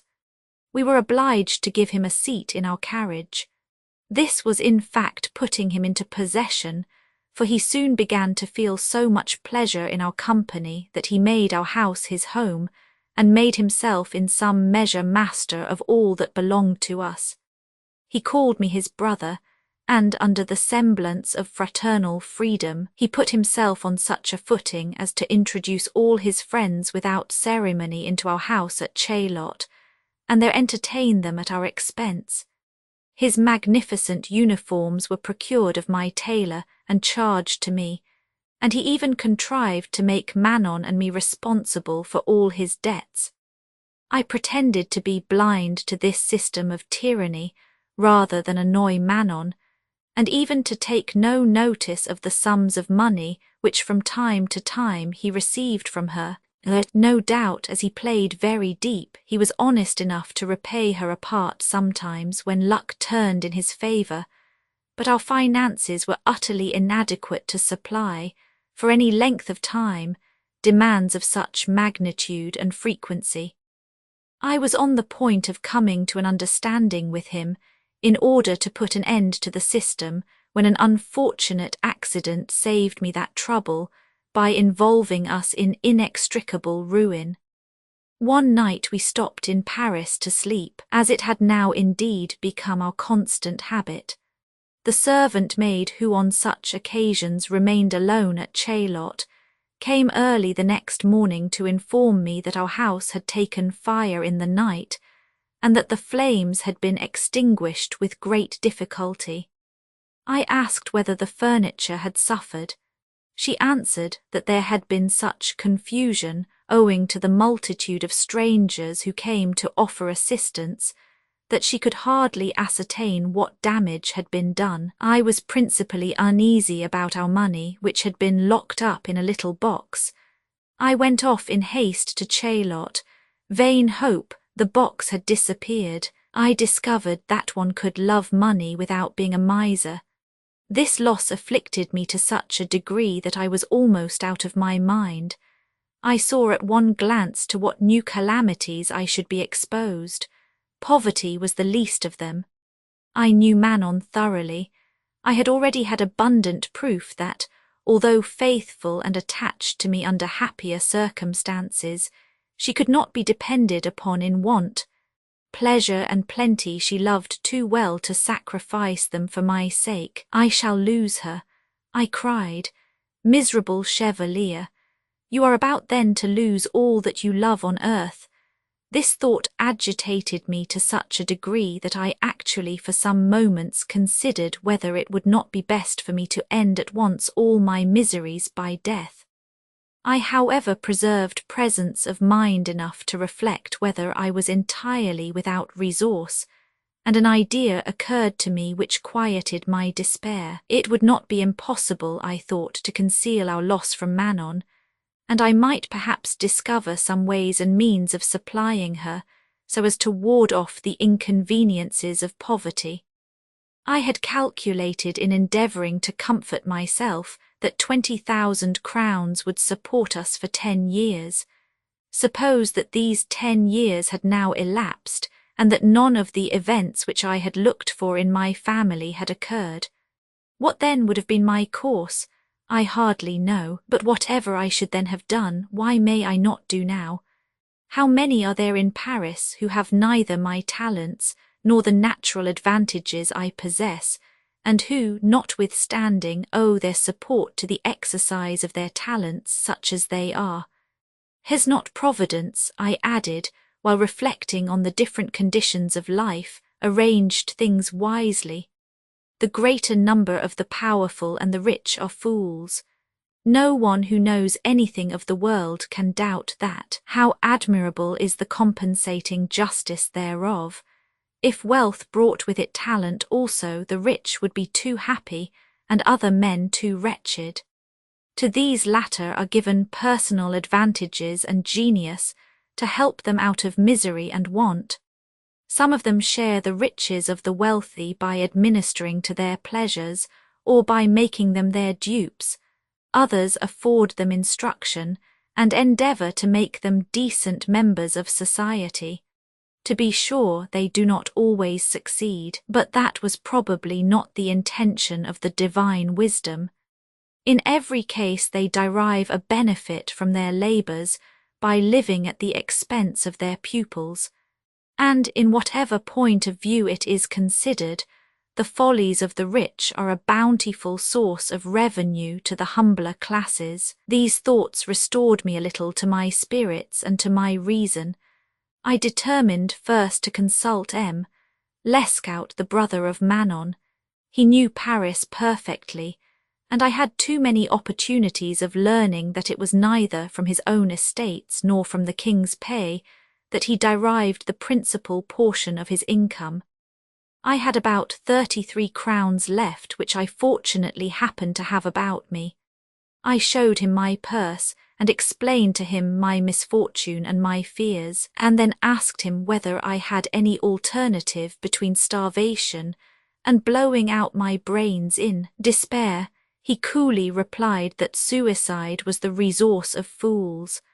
As to dying of want, there were hundreds of men of genius who found themselves reduced to that state when they would not employ their talents, that it was for myself to discover what I was capable of doing, and he told me to reckon upon his assistance and his advice in any enterprise I might undertake. Vague enough, Lescaut, said I to him, my wants demand a more speedy remedy, for what am I to say to Manon? Apropos of Manon, replied he, what is it that annoys you about her? Cannot you always find in her wherewithal to meet your wants when you wish it? Such a person ought to support us all, you and me as well as herself. He cut short the answer which I was about to give to such unfeeling and brutal impertinence by going on to say that before night he would ensure me 1,000 crowns to divide between us if I would only follow his advice, that he was acquainted with a nobleman who was so liberal in affairs of the kind, that he was certain he would not hesitate for a moment to give the sum named for the favours of such a girl as Manon. I stopped him. I had a better opinion of you, said I. I had imagined that your motive for bestowing your friendship upon me was very different indeed from the one you now betray. With the greatest effrontery he acknowledged that he had been always of the same mind, and that his sister, having once sacrificed her virtue, though it might be to the man she most loved, he would never have consented to a reconciliation with her, but with the hope of deriving some advantage from her past misconduct. It was easy to see that we had been hitherto his dupes. Notwithstanding the disgust with which his proposition inspired me, still, as I felt that I had occasion for his services, I said with apparent complacency that we ought only to entertain such a plan as a last resource. I begged of him to suggest some other. He proposed to me to turn my youth and the good looks nature had bestowed upon me to some account, by establishing a liaison with some generous old dame. This was just as little to my taste, for it would necessarily have rendered me unfaithful to Manon. I mentioned play as the easiest scheme, and the most suitable to my present situation. He admitted that play certainly was a resource, but that it was necessary to consider the point well. Mere play, said he, with its ordinary chances, is the certain road to ruin, and as for attempting, alone and without an ally, to employ the little means an adroit man has for correcting the vagaries of luck, it would be too dangerous an experiment. There was, he stated, a third course, which was to enter into what he called a partnership, but he feared his confederates would consider my youth an objection to my admittance. He, however, promised to use his influence with them, and what was more than I expected at his hands, he said that he would supply me with a little money whenever I had pressing occasion for any. The only favour I then asked of him was to say nothing to Manon of the loss I had experienced, nor of the subject of our conversation. I certainly derived little comfort from my visit to Lescaut. I felt even sorry for having confided my secret to him. Not a single thing had he done for me that I might not just as well have done for myself, without troubling him, and I could not help dreading that he would violate his promise to keep the secret from Manon. I had also reason to apprehend, from his late avowals, that he might form the design of making use of her for his own vile purposes, or at least of advising her to quit me for some happier and more wealthy lover. This idea brought in its train 1,000 reflections, which had no other effect than to torment me, and throw me again into the state of despair in which I had passed the morning. It occurred to me more than once to write to my father, and to pretend a new reformation in order to obtain some pecuniary assistance from him, but I could not forget that, notwithstanding all his natural love and affection for me, he had shut me up for 6 months in a confined room for my first transgression, and I was certain that, after the scandalous sensation caused by my flight from St. Sulpice, he would be sure to treat me with infinitely more rigour now. At length, out of this chaos of fancies came an idea that all at once restored ease to my mind, and which I was surprised at not having hit upon sooner. This was, to go again to my friend Tybage, in whom I might be always sure of finding the same unfailing zeal and friendship. There is nothing more glorious, nothing that does more honour to true virtue, than the confidence with which one approaches a friend of tried integrity. No apprehension, no risk of unkind repulse. If it be not always in his power to afford the required succour, one is sure at least of meeting kindness and compassion. The heart of the poor supplicant, which remains impenetrably closed to the rest of the world, opens in his presence as a flower expands before the orb of day, from which it instinctively knows it can derive a cheering and benign influence only.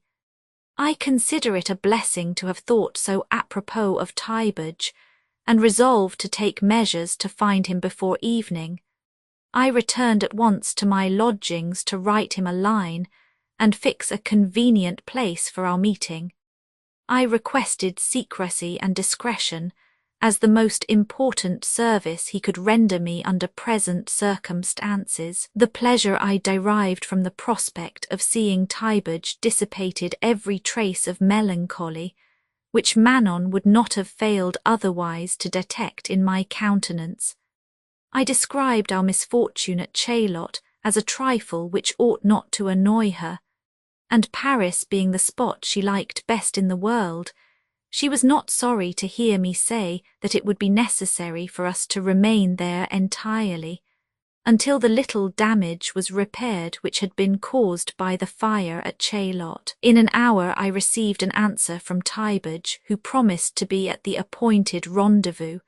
I went there punctually. I certainly felt some shame at encountering a friend whose presence alone ought to be a reproach to my iniquities, but I was supported by the opinion I had of the goodness of his heart, as well as by my anxiety about Manon. I had begged of him to meet me in the garden of the Palais Royal. He was there before me. He hastened towards me. The moment he saw me approach and shook me warmly by both hands, I said that I could not help feeling perfectly ashamed to meet him, and that I was weighed down by a sense of my ingratitude, that the first thing I implored of him was to tell me whether I might still consider him my friend, after having so justly incurred the loss of his esteem and affection. He replied, in the kindest possible manner, that it was not in the nature of things to destroy his regard for me, that my misfortunes even, or, if he might so call them, my faults and transgressions, had but increased the interest he felt for me, but that he must confess his affection was not unalloyed by a sentiment of the liveliest sorrow, such as a person may be supposed to feel at seeing a beloved object on the brink of ruin, and beyond the reach of his assistance. We sat down upon a bench. "Alas," said I with a deep sigh, "your compassion must be indeed great, my dear Tybage, if you assure me it is equal to my sufferings. I am almost ashamed to recount them, for I confess they have been brought on by no very creditable course of conduct. The results, however, are so truly melancholy that a friend even less attached than you would be affected by the recital. He then begged of me in proof of friendship to let him know without any disguise all that had occurred to me since my departure from St. Sulpice. I gratified him, and so far from concealing anything or attempting to extenuate my faults, I spoke of my passion with all the ardour with which it still inspired me. I represented it to him as one of those especial visitations of fate which draw on the devoted victim to his ruin, and which it is as impossible for virtue itself to resist as for human wisdom to foresee. I painted to him in the most vivid colours my excitement, my fears, the state of despair in which I had been 2 hours before I saw him, and into which I should be again plunged if I found my friends as relentless as fate had been. I at length made such an impression upon poor Tybage that I saw he was as much affected by compassion as I by the recollection of my sufferings. He took my hand and exhorted me to have courage and be comforted. But as he seemed to consider it settled that Manon and I were to separate, I gave him at once to understand that it was that very separation I considered as the most intolerable of all my misfortunes, and that I was ready to endure not only the last degree of misery, but death itself of the cruelest kind, rather than seek relief in a remedy worse than the whole accumulation of my woes. "Explain yourself, then," said he to me. "What assistance can I afford you if you reject everything I propose?" I had not courage to tell him that it was from his purse I wanted relief.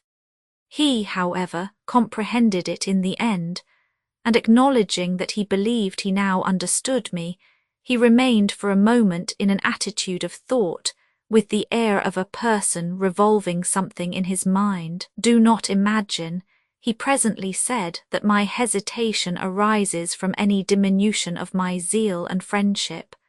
But to what an alternative do you now reduce me, since I must either refuse you the assistance you ask, or violate my most sacred duty in affording it? For is it not participating in your sin to furnish you with the means of continuing its indulgence? However," continued he after a moment's thought, "it is perhaps the excited state into which want has thrown you that denies you now the liberty of choosing the proper path.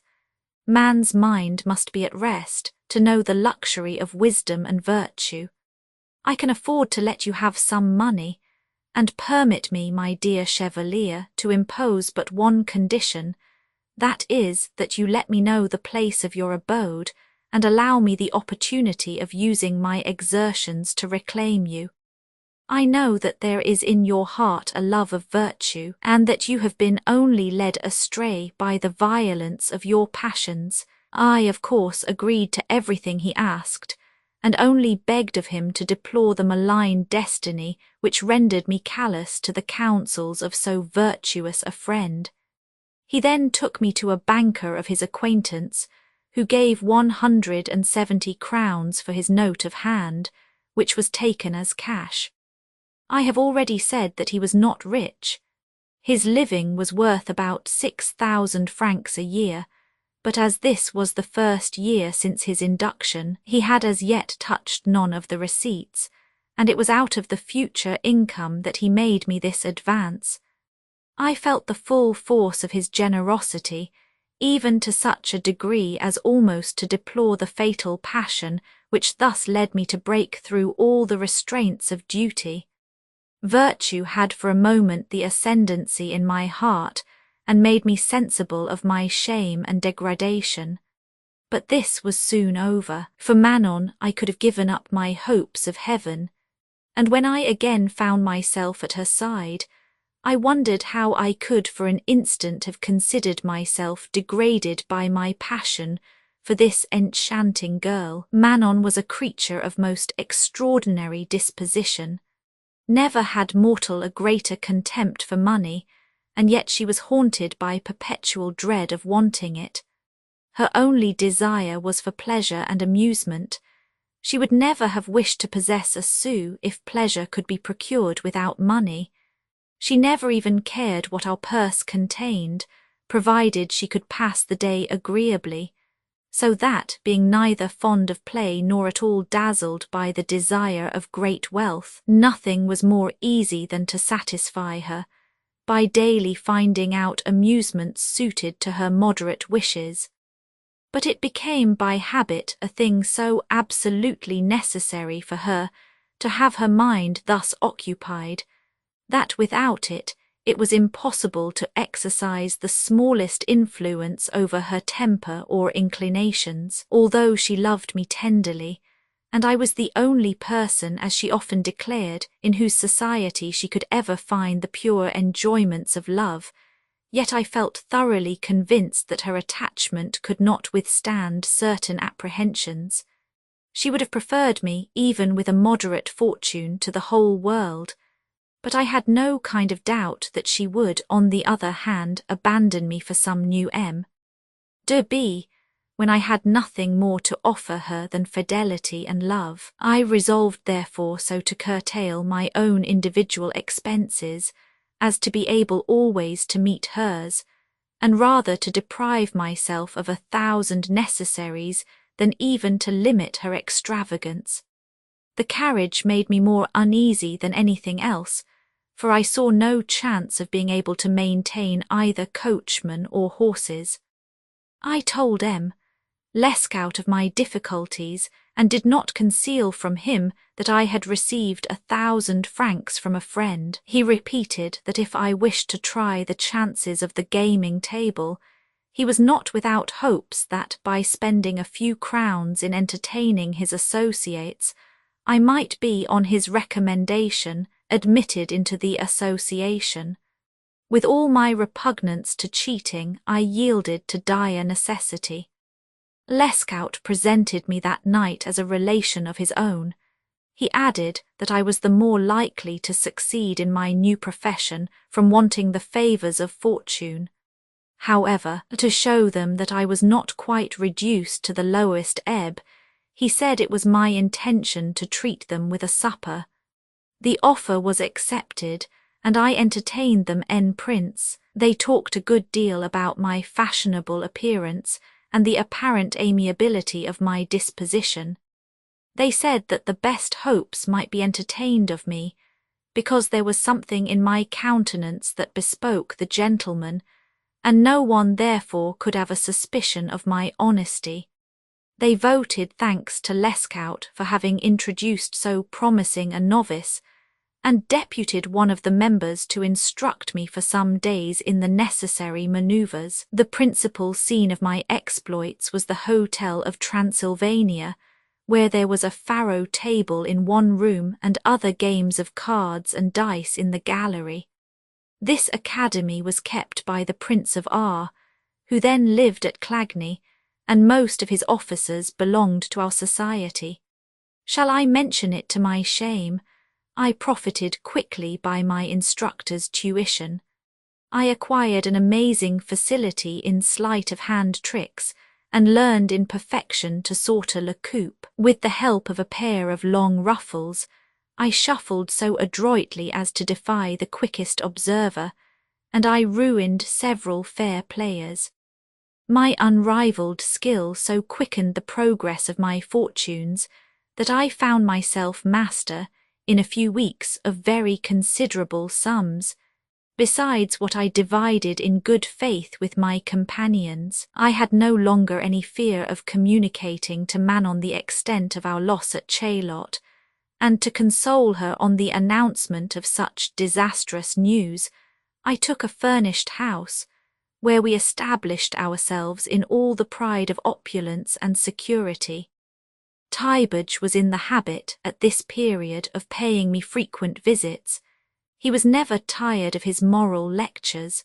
Over and over again did he represent to me the injury I was inflicting upon my conscience, my honour, and my fortune. I received all his advice kindly, and although I had not the smallest inclination to adopt it, I had no doubt of its sincerity, for I knew its source. Sometimes I rallied him good-humouredly, and entreated him not to be more tight-laced than some other priests were, and even bishops, who by no means considered a mistress incompatible with a good and holy life. "Look," I said, at Manon's eyes, "and tell me if there is one in the long catalogue of sins that might not there find a plea of justification." He bore these sallies patiently, and carried his forbearance almost too far. But when he saw my funds increase, and that I had not only returned him the 170 crowns, but having hired a new house and trebled my expenses, I had plunged deeper than ever into a life of pleasure, he changed his tone and manner towards me. He lamented my obduracy. He warned me against the chastisement of the divine wrath, and predicted some of the miseries with which indeed I was shortly afterwards visited. "It is impossible," he said, "that the money which now serves to support your debaucheries can have been acquired honourably. You have come by it unjustly, and in the same way shall it be taken from you. The most awful punishment heaven could inflict would be to allow you the undisturbed enjoyment of it. All my advice," he added, "has been useless. I too plainly perceive that it will shortly become troublesome to you. I now take my leave. You are a weak as well as an ungrateful friend. May your criminal enjoyments vanish as a shadow. May your ill-gotten wealth leave you without a resource, and may you yourself remain alone and deserted to learn the vanity of these things which now divert you from better pursuits. When that time arrives, you will find me disposed to love and to serve you. This day ends our intercourse, and I once for all avow my horror of the life you are leading." It was in my room and in Manon's presence that he delivered this apostolical harangue. He rose to depart. I was about to detain him, but was prevented by Manon, who said it was better to let the madman go. What he said, however, did not fail to make some impression upon me. I noticed these brief passages of my life when I experienced a returning sentiment of virtue, because it was to those traces, however light, that I was afterwards indebted for whatever fortitude I displayed under the most trying circumstances. Manon's caresses soon dissipated the annoyance this scene had caused me. We continued to lead a life entirely devoted to pleasure and love. The increase of our wealth only redoubled our affection. There were none happier among all the devotees of Venus and Fortune. Heavens! Why call this a world of misery when it can furnish a life of such rapturous enjoyment? But alas, it is too soon over. For what ought man to sigh, could such felicity but last for ever? Ours shared the common fate in being of short duration and followed by lasting regrets. I had realized by play such a considerable sum of money that I thought of investing a portion of it. My servants were not ignorant of my good luck, particularly my valet and Manon's own maid, before whom we often talked without any reserve. The maid was handsome, and my valet in love with her. They knew they had to deal with a young and inexperienced couple whom they fancied they could impose upon without much difficulty. They laid a plan and executed it with so much skill that they reduced us to a state from which it was never afterwards possible for us to extricate ourselves. Having supped one evening at Lescaut's, it was about midnight when we returned home. I asked for my valet and Manon for her maid. Neither one nor the other could be found. They had not been seen in the house since 8 o'clock and had gone out, after having some cases carried before them, according to orders which they pretended to have received from me. I at once foresaw a part of the truth, but my suspicions were infinitely surpassed by what presented itself on going into my room. The lock of my closet had been forced, and my cash as well as my best clothes were gone. While I stood stupefied with amazement, Manon came in the greatest alarm to inform me that her apartment had been rifled in the same manner. This blow was so perfectly astounding, so cruel, that it was with difficulty I could refrain from tears. The dread of infecting Manon with my despair made me assume a more contented air. I said, smiling, that I should avenge myself upon some unhappy dupe at the Hotel of Transylvania. However, she appeared so sensibly affected that her grief increased my sorrow infinitely more than my attempt succeeded in supporting her spirits. "We are destroyed," said she with tears in her eyes. I endeavoured in vain by my entreaties and caresses to console her. My own lamentations betrayed my distress and despair. In fact, we were so completely ruined that we were bereft almost of decent covering. I determined to send off at once for Lescaut. He advised me to go immediately to the Lieutenant of Police, and to give information also to the Grand Provost of Paris. I went, but it was to add to my calamities only, for independently of my visit producing not the smallest good effect, I, by my absence, allowed Lescaut time for discussion with his sister, during which he did not fail to inspire her with the most horrible resolutions. He spoke to her about M., an old voluptuary who paid prodigally for his pleasures. He so glowingly described the advantages of such a connection that she entered into all his plans.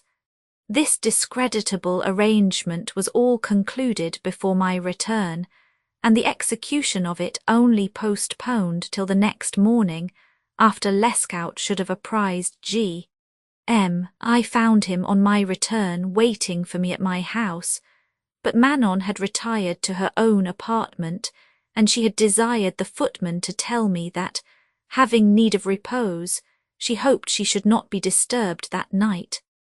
Lescaut left me, after offering me a few crowns which I accepted. It was nearly 4 o'clock when I retired to bed, and having revolved in my mind various schemes for retrieving my fortunes, I fell asleep so late that I did not awake till between 11 and 12 o'clock. I rose at once to inquire after Manon's health. They told me that she had gone out an hour before with her brother, who had come for her in a hired carriage. Although there appeared something mysterious in such a proceeding, I endeavoured to check my rising suspicions. I allowed some hours to pass, during which I amused myself with reading. At length, being unable any longer to stifle my uneasiness, I paced up and down the apartments. A sealed letter upon Manon's table at last caught my eye. It was addressed to me and in her handwriting. I felt my blood freeze as I opened it. It was in these words: "I protest to you, dearest Chevalier, that you are the idol of my heart, and that you are the only being on earth whom I can truly love. But do you not see, my own poor dear Chevalier, that in the situation to which we are now reduced, fidelity would be worse than madness? Do you think tenderness possibly compatible with starvation? For my part, hunger would be sure to drive me to some fatal end. Heaving some day a sigh for love, I should find it was my last. I adore you, rely upon that, but leave to me for a short while the management of our fortunes. God help the man who falls into my hands. My only wish is to render my Chevalier rich and happy. My brother will tell you about me. He can vouch for my grief in yielding to the necessity of parting from you. I remained, after reading this, in a state which it would be difficult to describe, for even now I know not the nature of the feelings which then agitated me. It was one of those unique situations of which others can never have experienced anything even approaching to similarity. It is impossible to explain it, because other persons can have no idea of its nature, and one can hardly even analyse it to oneself. Memory furnishes nothing that will connect it with the past, and therefore ordinary language is inadequate to describe it. Whatever was its nature, however, it is certain that grief, hate, jealousy, and shame entered into its composition. Fortunate would it have proved for me if love also had not been a component part. That she loves me, I exclaimed, I can believe, but could she, without being a monster, hate me? What right can man ever have to woman's affections which I had not to Manon's? What is left to me after all the sacrifices I have made for her sake? Yet she abandons me, and the ungrateful creature thinks to screen herself from my reproaches by professions of love. She pretends to dread starvation. God of love, what grossness of sentiment, what an answer to the refinement of my adoration! I had no dread of that kind. I, who have almost sought starvation for her sake, by renouncing fortune and the comforts of my father's house. I, who denied myself actual necessaries in order to gratify her little whims and caprices. She adores me, she says. If you adored me, ungrateful creature, I well know what course you would have taken. You would never have quitted me, at least without saying adieu. It is only I who can tell the pangs and torments of being separated from all one loves. I must have taken leave of my senses to have voluntarily brought all this misery upon myself. My lamentations were interrupted by a visit I little expected. It was from Lescaut. Assassin, cried I, putting my hand upon my sword, where is Manon? What have you done with her? My agitation startled him. He replied that if this was the reception he was to meet, when he came to offer me the most essential service it was in his power to render me, he should take his leave, and never again cross my threshold. I ran to the door of the apartment, which I shut. Do not imagine, I said, turning towards him, that you can once more make a dupe of me with your lies and inventions. Either defend your life or tell me where I can find Manon. How impatient you are, replied he. That was in reality the object of my visit. I came to announce a piece of good fortune which you little expected, and for which you will probably feel somewhat grateful. My curiosity was at once excited. He informed me that Manon, totally unable to endure the dread of want, and above all the certainty of being at once obliged to dispense with her equipage, had begged of him to make her acquainted with M. who had a character for liberality. He carefully avoided telling me that this was the result of his own advice, and that he had prepared the way before he introduced his sister. I took her there this morning, said he, and the fellow was so enchanted with her looks that he at once invited her to accompany him to his country seat, where he is gone to pass some days.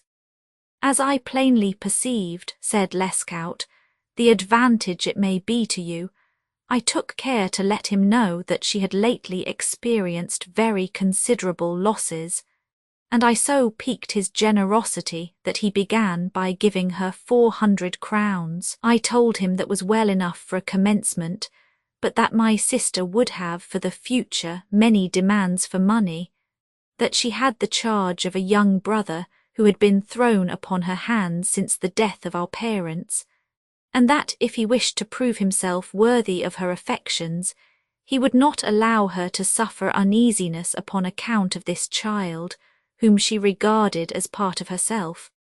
This speech produced its effect. He at once promised to take a house for you and Manon, for you must know that you are the poor little orphan. He undertook to set you up in furniture, and to give you 400 livres a month, which, if I calculate rightly, will amount to 4,800 per annum. He left orders with his steward to look out for a house, and to have it in readiness by the time he returned. You will soon, therefore, again see Manon, who begged of me to give you 1,000 tender messages, and to assure you that she loves you more dearly than ever, infected with that leprosy of lust, which taints the hoariest years of vicious men, making them ransack to the very last the dregs of pleasure for their vanished joys. Byron. On sitting down to reflect upon this strange turn of fate, I found myself so perplexed, and consequently so incapable of arriving at any rational conclusion, that I allowed Lescaut to put repeated questions to me without in the slightest degree attending to their purport. It was then that honour and virtue made me feel the most poignant remorse, and that I recalled with bitterness Amiens, my father's house, St. Sulpice, and every spot where I had ever lived in happy innocence. By what a terrific interval was I now separated from that blessed state! I beheld it no longer but as a dim shadow in the distance, still attracting my regrets and desires, but without the power of rousing me to exertion. By what fatality, said I, have I become thus degraded? Love is not a guilty passion. Why then has it been to me the source of profligacy and distress? Who prevented me from leading a virtuous and tranquil life with Manon? Why did I not marry her before I obtained any concession from her love?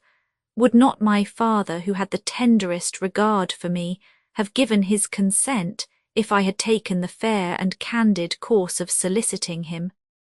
Yes, my father would himself have cherished her as one far too good to be his son's wife. I should have been happy in the love of Manon, in the affection of my father, in the esteem of the world, with a moderate portion of the good things of life, and above all with the consciousness of virtue. Disastrous change! Into what an infamous character is it here proposed that I should sink, to share? But can I hesitate if Manon herself suggests it, and if I am to lose her except upon such conditions? Lescaut, said I, putting my hands to my eyes as if to shut out such a horrifying vision, if your intention was to render me a service, I give you thanks. You might perhaps have struck out a more reputable course, but it is so settled, is it not? Let us then only think of profiting by your labour, and fulfilling your engagements. Lescaut, who had been considerably embarrassed not only by my fury, but by the long silence which followed it, was too happy to see me now take a course so different from what he had anticipated. He had not a particle of courage, of which indeed I have, in the sequel of my story, abundant proof. Yes, yes, he quickly answered, it is good service I have rendered you, and you will find that we shall derive infinitely more advantage from it than you now expect. We consulted then as to the best mode of preventing the suspicions which G.M. might entertain of our relationship, when he found me older and of riper manhood than he probably imagined. The only plan we could hit upon was to assume in his presence an innocent and provincial air, and to persuade him that it was my intention to enter the church, and that with that view I was obliged to go every day to the college. We also determined that I should appear as awkward as I possibly could the first time I was admitted to the honour of an introduction. He returned to town 3 or 4 days after, and at once conducted Manon to the house which his steward had in the meantime prepared. She immediately apprised Lescaut of her return, and he having informed me, we went together to her new abode. The old lover had already gone out. In spite of the submission with which I had resigned myself to her wishes, I could not, at our meeting, repress the compunctious visitings of my conscience. I appeared before her grieved and dejected. The joy I felt at seeing her once more could not altogether dispel my sorrow for her infidelity. She, on the contrary, appeared transported with the pleasure of seeing me. She accused me of coldness. I could not help muttering the words perfidious and unfaithful, though they were profusely mixed with sighs. At first she laughed at me for my simplicity, but when she found that I continued to look at her with an unchanging expression of melancholy, and that I could not bring myself to enter with alacrity into a scene so repugnant to all my feelings, she went alone into her boudoir. I very soon followed her, and then I found her in a flood of tears. I asked the cause of her sorrow. "You can easily understand it," said she. "How can you wish me to live if my presence can no longer have any other effect than to give you an air of sadness and chagrin? Not one kiss have you given me during the long hour you have been in the house, while you have received my caresses with the dignified indifference of a Grand Turk, receiving the forced homage of the sultanas of his harem." "Hearken to me, Manon," said I, embracing her. "I cannot conceal from you that my heart is bitterly afflicted. I do not now allude to the uneasiness your sudden flight caused me, nor to the unkindness of quitting me without a word of consolation, after having passed the night away from me. The pleasure of seeing you again would more than compensate for all.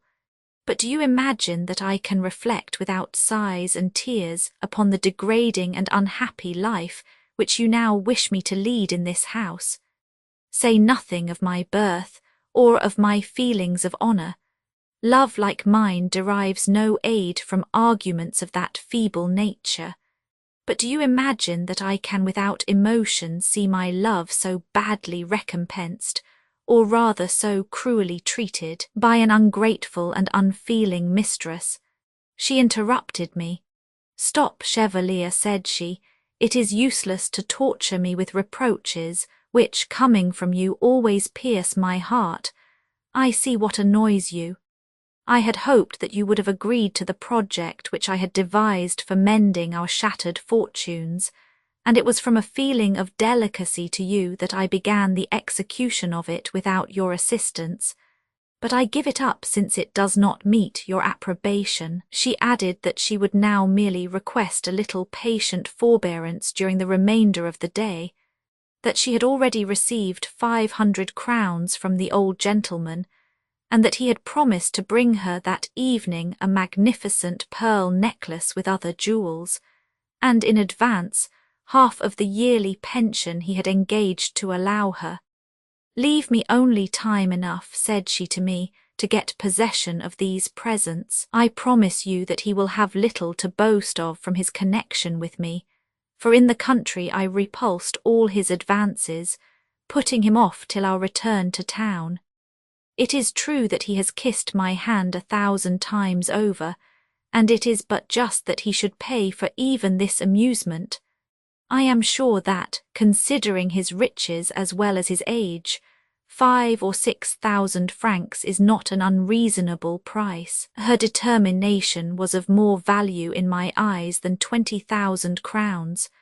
I could feel that I was not yet bereft of every sentiment of honour, by the satisfaction I experienced at escaping thus from infamy. But I was born for brief joys and miseries of long duration. Fate never rescued me from one precipice, but to lead me to another. When I had expressed my delight to Manon at this change in her intentions, I told her she had better inform Lescaut of it, in order that we might take our measures in concert. At first he murmured, but the money in hand induced him to enter into our views. It was then determined that we should all meet at G.M.'s supper table, and that for 2 reasons. First, for the amusement of passing me off as a schoolboy and brother to Manon, and secondly, to prevent the old profligate from taking any liberties with his mistress, on the strength of his liberal payments in advance. Lescaut and I were to retire when he went to the room where he expected to pass the night, and Manon, instead of following him, promised to come out and join us. Lescaut undertook to have a coach waiting at the door. The supper hour having arrived, M.G.M. made his appearance. Already Lescaut was with his sister in the supper room. The moment the lover entered, he presented his fair one with a complete set of pearls, necklaces, earrings, and bracelets, which must have cost at least 1,000 crowns. He then placed on the table before her in louis d'or 2,400 francs, the half of her year's allowance. He seasoned his present with many pretty speeches in the true style of the old court. Manon could not refuse him a few kisses.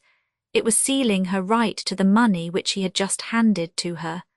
I was at the door and waiting for Lescaut's signal to enter the room. He approached to take me by the hand, while Manon was securing the money and jewels and leading me towards M. He desired me to make my bow. I made 2 or 3 most profound ones.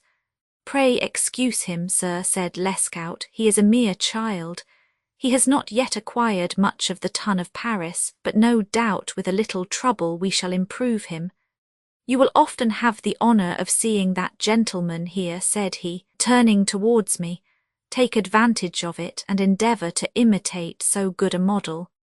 The old libertine appeared to be pleased with me. He patted me on the cheek, saying that I was a fine boy, but that I should be on my guard in Paris, where young men were easily debauched. Lescaut assured him that I was naturally of so grave a character that I thought of nothing but becoming a clergyman, and that, even as a child, my favourite amusement was building little chapels. "I fancy a likeness to Manon," said the old gentleman, putting his hand under my chin. I answered him with the most simple air. "Sir, the fact is that we are very closely connected, and I love my sister as another portion of myself." "Do you hear that?" said he to Lescaut. "He is indeed a clever boy. It is a pity he should not see something of the world."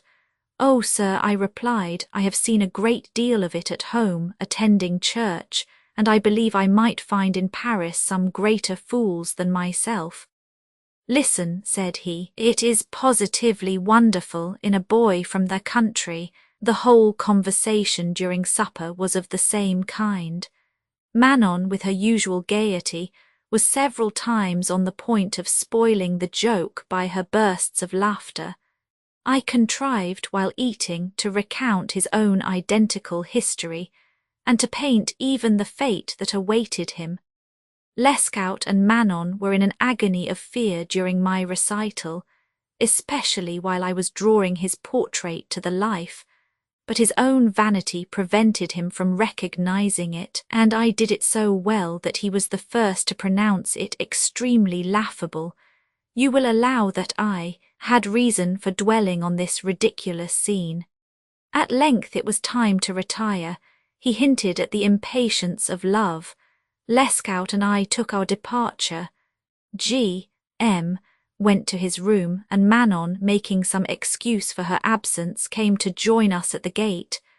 The coach that was waiting for us a few doors off drove up towards us, and we were out of the street in an instant, although I must confess that this proceeding appeared to me little short of actual robbery. It was not the most dishonest one with which I thought I had to reproach myself. I had more scruples about the money which I had won at play. However, we derived as little advantage from one as from the other, and Heaven sometimes ordains that the lightest fault shall meet the severest punishment. M. was not long in finding out that he had been duped. I am not sure whether he took any steps that night to discover us, but he had influence enough to ensure an effectual pursuit, and we were sufficiently imprudent to rely upon the extent of Paris and the distance between our residence and his. Not only did he discover our abode and our circumstances, but also who I was, the life that I had led in Paris, Manon's former connection with B, the manner in which she had deceived him, in a word, all the scandalous facts of our history. He therefore resolved to have us apprehended and treated less as criminals than as vagabonds. An officer came abruptly one morning into our bedroom with 6 archers of the guard. They first took possession of our money, or I should rather say of G.M.'s. They made us quickly get up and conducted us to the door, where we found 2 coaches, into one of which they forced poor Manon without any explanation, and I was taken in the other to St. Lazare. One must have experienced this kind of reverse to understand the despair that is caused by it. The police were savage enough to deny me the consolation of embracing Manon, or of bidding her farewell. I remained for a long time ignorant of her fate. It was perhaps fortunate for me that I was kept in a state of ignorance, for had I known what she suffered, I should have lost my senses, probably my life. My unhappy mistress was dragged then from my presence and taken to a place, the very name of which fills me with horror to remember, this to be the lot of a creature the most perfect, who must have shared the most splendid throne on earth, if other men had only seen and felt as I did. She was not treated harshly there, but was shut up in a narrow prison, and obliged in solitary confinement to perform a certain quantity of work each day, as a necessary condition for obtaining the most unpalatable food. I did not learn this till a long time after, when I had myself endured some months of rough and cruel treatment, my guards not having told me where it was that they had been ordered to conduct me. It was only on my arrival at St. Lazare that I learned my destination. I would have preferred death at that moment to the state into which I believed myself about to be thrown. I had the utmost terror of this place. My misery was increased by the guards on my entrance, examining once more my pockets, to ascertain whether I had about me any arms or weapons of defence. The governor appeared. He had been informed of my apprehension. He saluted me with great mildness. "Do not, my good sir," said I to him, "allow me to be treated with indignity. I would suffer 100 deaths rather than quietly submit to degrading treatment." "No, no," he replied, "you will act quietly and prudently, and we shall be mutually content with each other." He begged of me to ascend to one of the highest rooms. I followed him without a murmur. The archers accompanied us to the door, and the governor, entering the room, made a sign for them to depart. "I am your prisoner, I suppose," said I. "Well, what do you intend to do with me?" He said he was delighted to see me adopt so reasonable a tone, that it would be his duty to endeavour to inspire me with a taste for virtue and religion, and mine to profit by his exhortations and advice, that lightly as I might be disposed to rate his attentions to me, I should find nothing but enjoyment in my solitude. "Ah, enjoyment indeed," replied I. "You do not know, my good sir, the only thing on earth that could afford me enjoyment." "I know it," said he, "but I trust your inclinations will change." His answer showed that he had heard of my adventures, and perhaps of my name. I begged to know if such were the fact. He told me candidly that they had informed him of every particular. This blow was the severest of any I had yet experienced. I literally shed a torrent of tears, in all the bitterness of unmixed despair. I could not reconcile myself to the humiliation which would make me a proverb to all my acquaintances, and the disgrace of my family. I passed a week in the most profound dejection, without being capable of gaining any information, or of occupying myself with anything but my own degradation. The remembrance even of Manon added nothing to my grief. It only occurred to me as a circumstance that had preceded my new sorrow, and the sense of shame and confusion was at present the all-absorbing passion. There are few persons who have experienced the force of these special workings of the mind. The generality of men are only sensible of 5 or 6 passions, in the limited round of which they pass their lives, and within which all their agitations are confined. Remove them from the influence of love and hate, pleasure and pain, hope and fear, and they have no further feeling, but persons of a finer cast can be affected in 1,000 different ways. It would almost seem that they had more than 5 senses, and that they are accessible to ideas and sensations which far exceed the ordinary faculties of human nature, and conscious that they possess a capacity which raises them above the common herd, there is nothing of which they are more jealous. Hence springs their impatience under contempt and ridicule, and hence it is that a sense of debasement is perhaps the most violent of all their emotions. I had this melancholy advantage at St. Lazare: my grief appeared to the governor so excessive, that, dreading the consequences, he thought he was bound to treat me with more mildness and indulgence. He visited me 2 or 3 times a day. He often made me take a turn with him in the garden, and showed his interest for me in his exhortations and good advice. I listened always attentively, and warmly expressed my sense of his kindness, from which he derived hopes of my ultimate conversion.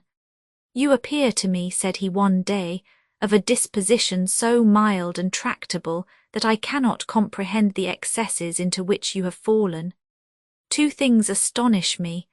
One is, how with your good qualities you could have ever abandoned yourself to vice, and the other, which amazes me still more, is, how you can receive with such perfect temper my advice and instructions, after having lived so long in a course of debauchery. If it be sincere repentance, you present a singular example of the benign mercy of heaven.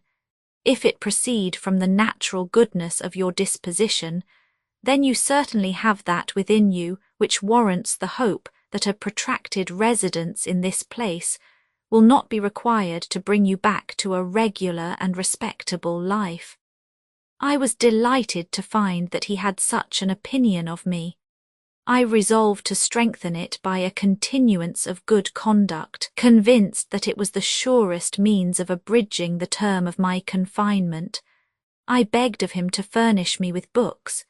He was agreeably surprised to find that when he requested me to say what I should prefer, I mentioned only some religious and instructive works. I pretended to devote myself assiduously to study, and I thus gave him convincing proof of the moral reformation he was so anxious to bring about. It was nothing, however, but rank hypocrisy. I blush to confess it. Instead of studying, when alone I did nothing but curse my destiny. I lavished the bitterest execrations on my prison and the tyrants who detained me there. If I ceased for a moment from these lamentations, it was only to relapse into the tormenting remembrance of my fatal and unhappy love. Manon's absence, the mystery in which her fate was veiled, the dread of never again beholding her, these formed the subject of my melancholy thoughts. I fancied her in the arms of G.M., far from imagining that he could have been brute enough to subject her to the same treatment to which I was condemned. I felt persuaded that he had only procured my removal in order that he might possess her in undisturbed enjoyment. Oh, how miserable were the days and nights I thus passed! They seemed to be of endless duration. My only hope of escape now was in hypocrisy. I scrutinized the countenance, and carefully marked every observation that fell from the governor, in order to ascertain what he really thought of me, and looking on him as the sole arbiter of my future fate, I made it my study to win, if possible, his favour. I soon had the satisfaction to find that I was firmly established in his good graces, and no longer doubted his disposition to befriend me. I one day ventured to ask him whether my liberation depended on him. He replied that it was not altogether in his hands, but that he had no doubt that on his representation G.M., at whose instance the Lieutenant General of Police had ordered me to be confined, would consent to my being set at liberty. May I flatter myself, rejoined I in the mildest tone, that he will consider 2 months, which I have now spent in this prison, as a sufficient atonement. He offered to speak to him if I wished it. I implored him without delay to do me that favour. He told me 2 days afterwards that G.M. was so sensibly affected by what he had heard, that he not only was ready to consent to my liberation, but that he had even expressed a strong desire to become better acquainted with me, and that he himself purposed to pay me a visit in prison. Although his presence could not afford me much pleasure, I looked upon it as a certain prelude to my liberation. He accordingly came to St. Lazare. I met him with an air more grave and certainly less silly than I had exhibited at his house with Manon. He spoke reasonably enough of my former bad conduct. He added, as if to excuse his own delinquencies, that it was graciously permitted to the weakness of man to indulge in certain pleasures, almost indeed prompted by nature, but that dishonesty and such shameful practices ought to be, and always would be, inexorably punished. I listened to all he said with an air of submission, which quite charmed him. I betrayed no symptoms of annoyance even at some jokes in which he indulged about my relationship with Manon and Lescaut, and about the little chapels of which he supposed I must have had time to erect a great many in St. Lazare, as I was so fond of that occupation. But he happened, unluckily both for me and for himself, to add that he hoped Manon had also employed herself in the same edifying manner at the Magdalen. Notwithstanding the thrill of horror I felt at the sound of the name, I had still presence of mind enough to beg, in the gentlest manner, that he would explain himself. "Oh, yes," he replied, "she has been these last 2 months at the Magdalen learning to be prudent, and I trust she has improved herself as much there as you have done at St. Lazare. If an eternal imprisonment or death itself had been presented to my view, I could not have restrained the excitement into which this afflicting announcement threw me. I flung myself upon him in so violent a rage that half my strength was exhausted by the effort. I had, however, more than enough left to drag him to the ground and grasp him by the throat. I should infallibly have strangled him if his fall and the half-stifled cries which he had still the power to utter had not attracted the governor and several of the priests to my room. They rescued him from my fury. I was myself breathless and almost impotent from rage. "O God," I cried, "heavenly justice, must I survive this infamy?" I tried again to seize the barbarian who had thus roused my indignation. They prevented me.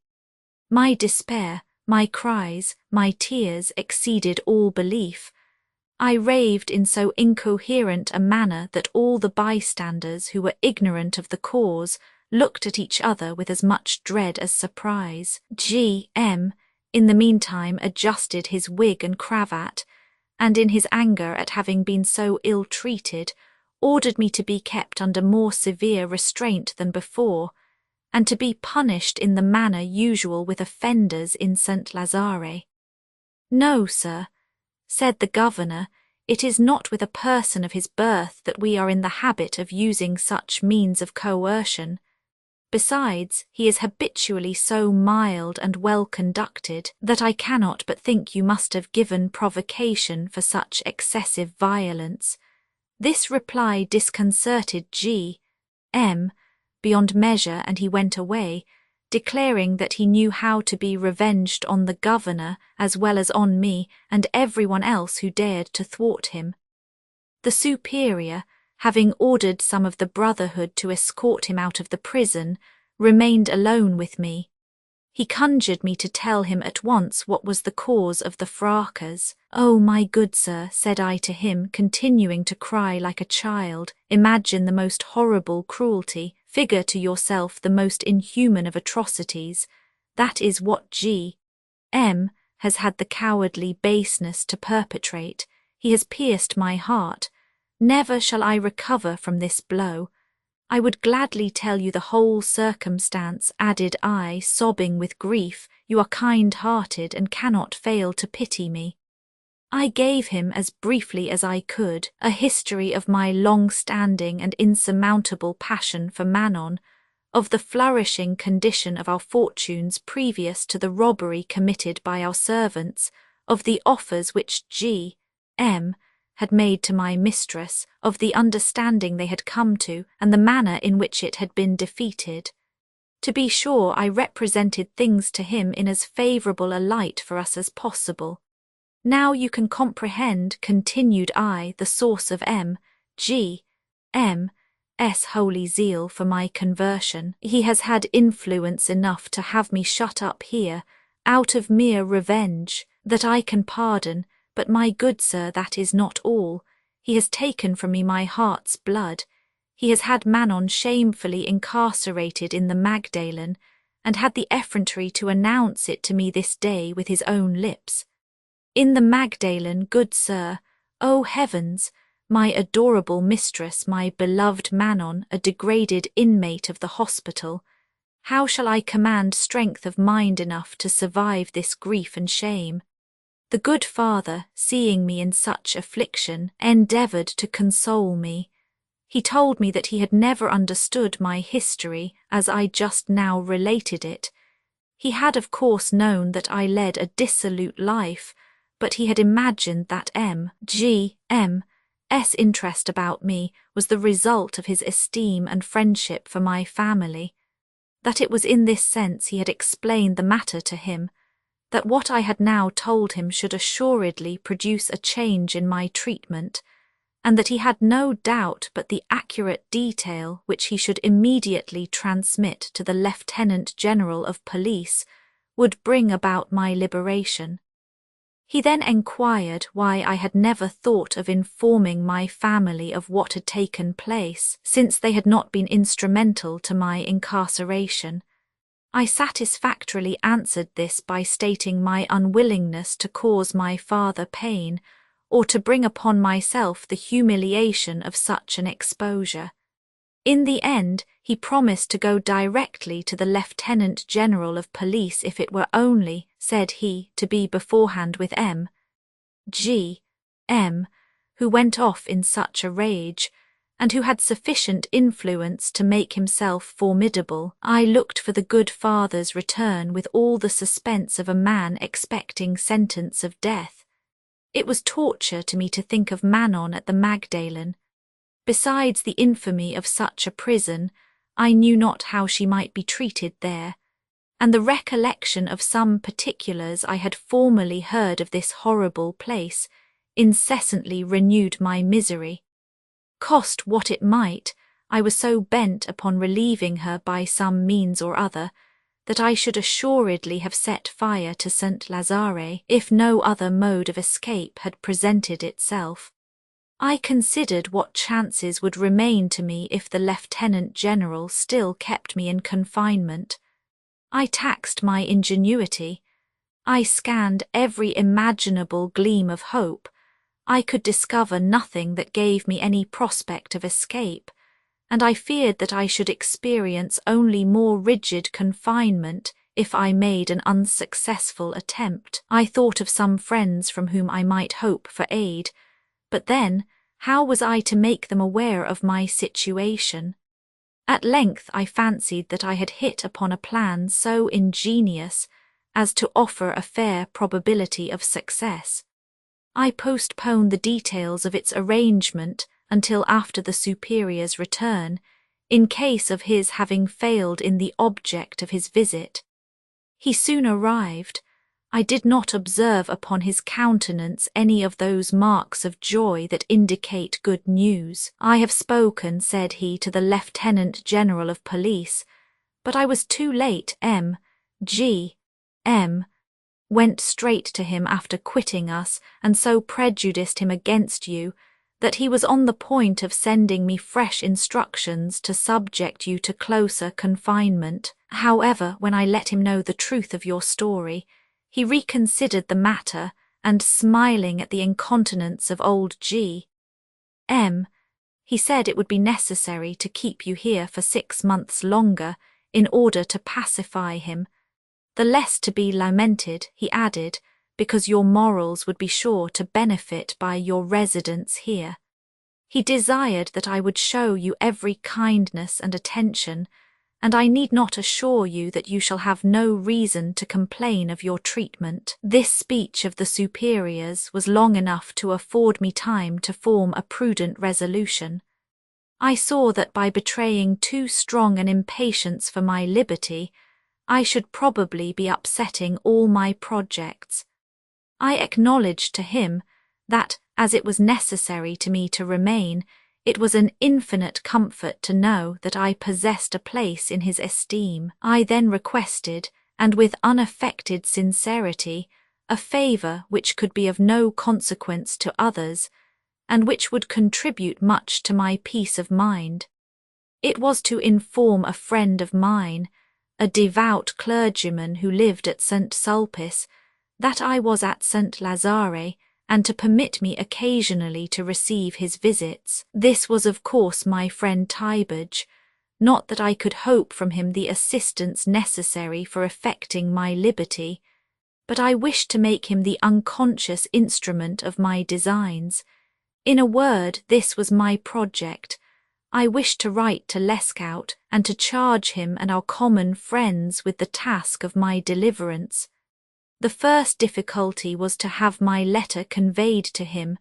This should be Tybage's office. However, as he knew him to be Manon's brother, I doubted whether he would take charge of this commission. My plan was to enclose my letter to Lescaut in another to some respectable man of my acquaintance, begging of him to transmit the first to its address without delay. And as it was necessary that I should have personal communication with Lescaut, in order to arrange our proceedings, I told him to call on me at St. Lazare, and assume the name of my eldest brother, as if he had come to Paris expressly to see me. I postponed till our meeting all mention of the safest and most expeditious course I intended to suggest for our future conduct. The governor informed Tybage of my wish to see him.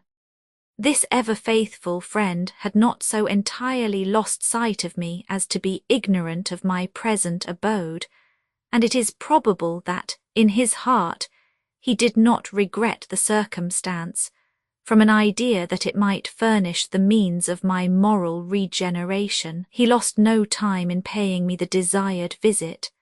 It is a strange thing to note the excess of this passion, and how it braves the nature and value of things by this, that the speaking in a perpetual hyperbole is comely in nothing but in love. Bacon. My interview with Tybage was of the most friendly description. I saw that his object was to discover the present temper of my mind. I opened my heart to him without any reserve, except as to the mere point of my intention of escaping. "It is not from such a friend as you," said I, "that I can ever wish to dissemble my real feelings. If you flattered yourself with a hope that you were at last about to find me grown prudent and regular in my conduct, a libertine reclaimed by the chastisements of fortune, released alike from the trammels of love, and the dominion that Manon wields over me, I must in candour say that you deceive yourself. You still behold me, as you left me 4 months ago, the slave, if you will, the unhappy slave, of a passion from which I now hope, as fervently and as confidently as I ever did, to derive eventually solid comfort." He answered that such an acknowledgment rendered me utterly inexcusable, that it was no uncommon case to meet sinners who allowed themselves to be so dazzled with the glare of vice as to prefer it openly to the true splendour of virtue. They were at least deluded by the false image of happiness, the poor dupes of an empty shadow. But to know and feel as I did, that the object of my attachment was only calculated to render me culpable and unhappy, and to continue thus voluntarily in a career of misery and crime, involved a contradiction of ideas and of conduct little creditable to my reason. "Tybage," replied I, "it is easy to triumph when your arguments are unopposed. Allow me to reason for a few moments in my turn. Can you pretend that what you call the happiness of virtue is exempt from troubles and crosses and cares? By what name will you designate the dungeon, the rack, the inflections and tortures of tyrants? Will you say with the mystic swan that the soul derives pleasure from the torments of the body? You are not bold enough to hold such a doctrine, a paradox not to be maintained. This happiness, then, that you prize so much, has 1,000 drawbacks, or is more, properly speaking, but a tissue of sufferings through which one hopes to attain felicity.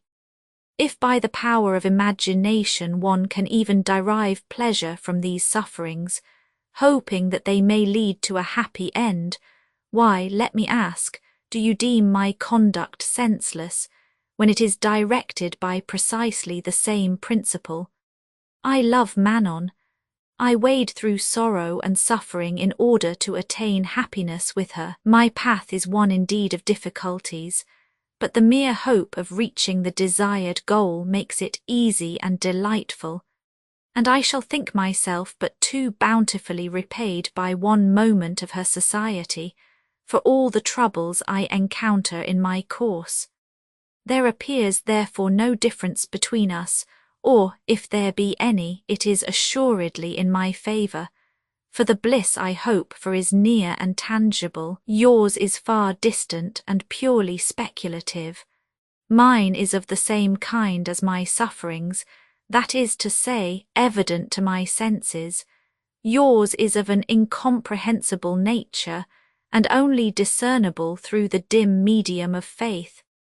Tybage appeared shocked by my remarks. He retired 2 or 3 paces from me while he said in the most serious tone that my argument was not only a violation of good sense, but that it was the miserable sophistry of irreligion. For the comparison, he added, of the pitiful reward of your sufferings with that held out to us by the divine revelation is the essence of impiety and absurdity combined.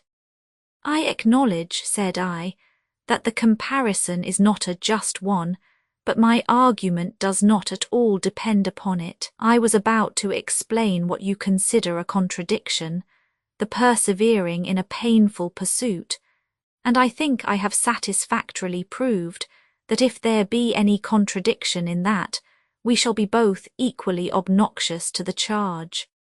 It was in this light only that I could observe no difference in our cases, and I cannot as yet perceive any. You may probably answer that the proposed end, the promised reward of virtue, is infinitely superior to that of love.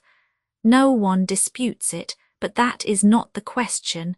We are only discussing the relative aid they both afford in the endurance of affliction. Judge of that by the practical effect. Are there not multitudes who abandon a life of strict virtue? How few give up the pursuits of love? Again, you will reply that if there be difficulties in the exercise of virtue, they are by no means universal and sure, that the good man does not necessarily meet tyrants and tortures, and that, on the contrary, a life of virtue is perfectly compatible with repose and enjoyment. I can say with equal truth that love is often accompanied by content and happiness, and what makes another distinction of infinite advantage to my argument, I may add that love, though it often deludes, never holds out other than hopes of bliss and joy, whilst religion exacts from her votaries mortification and sorrow. Do not be alarmed, said I, perceiving that I had almost offended his zealous feelings of devotion. I only wish to say that there is no more unsuccessful method of weaning man's heart from love than by endeavouring to decry its enjoyments and by promising him more pleasure from the exercise of virtue. It is an inherent principle in our nature that our felicity consists only in pleasure. I defy you to conceive any other notion of it, and it requires little time to arrive at the conviction that of all pleasures, those of love are immeasurably the most enchanting.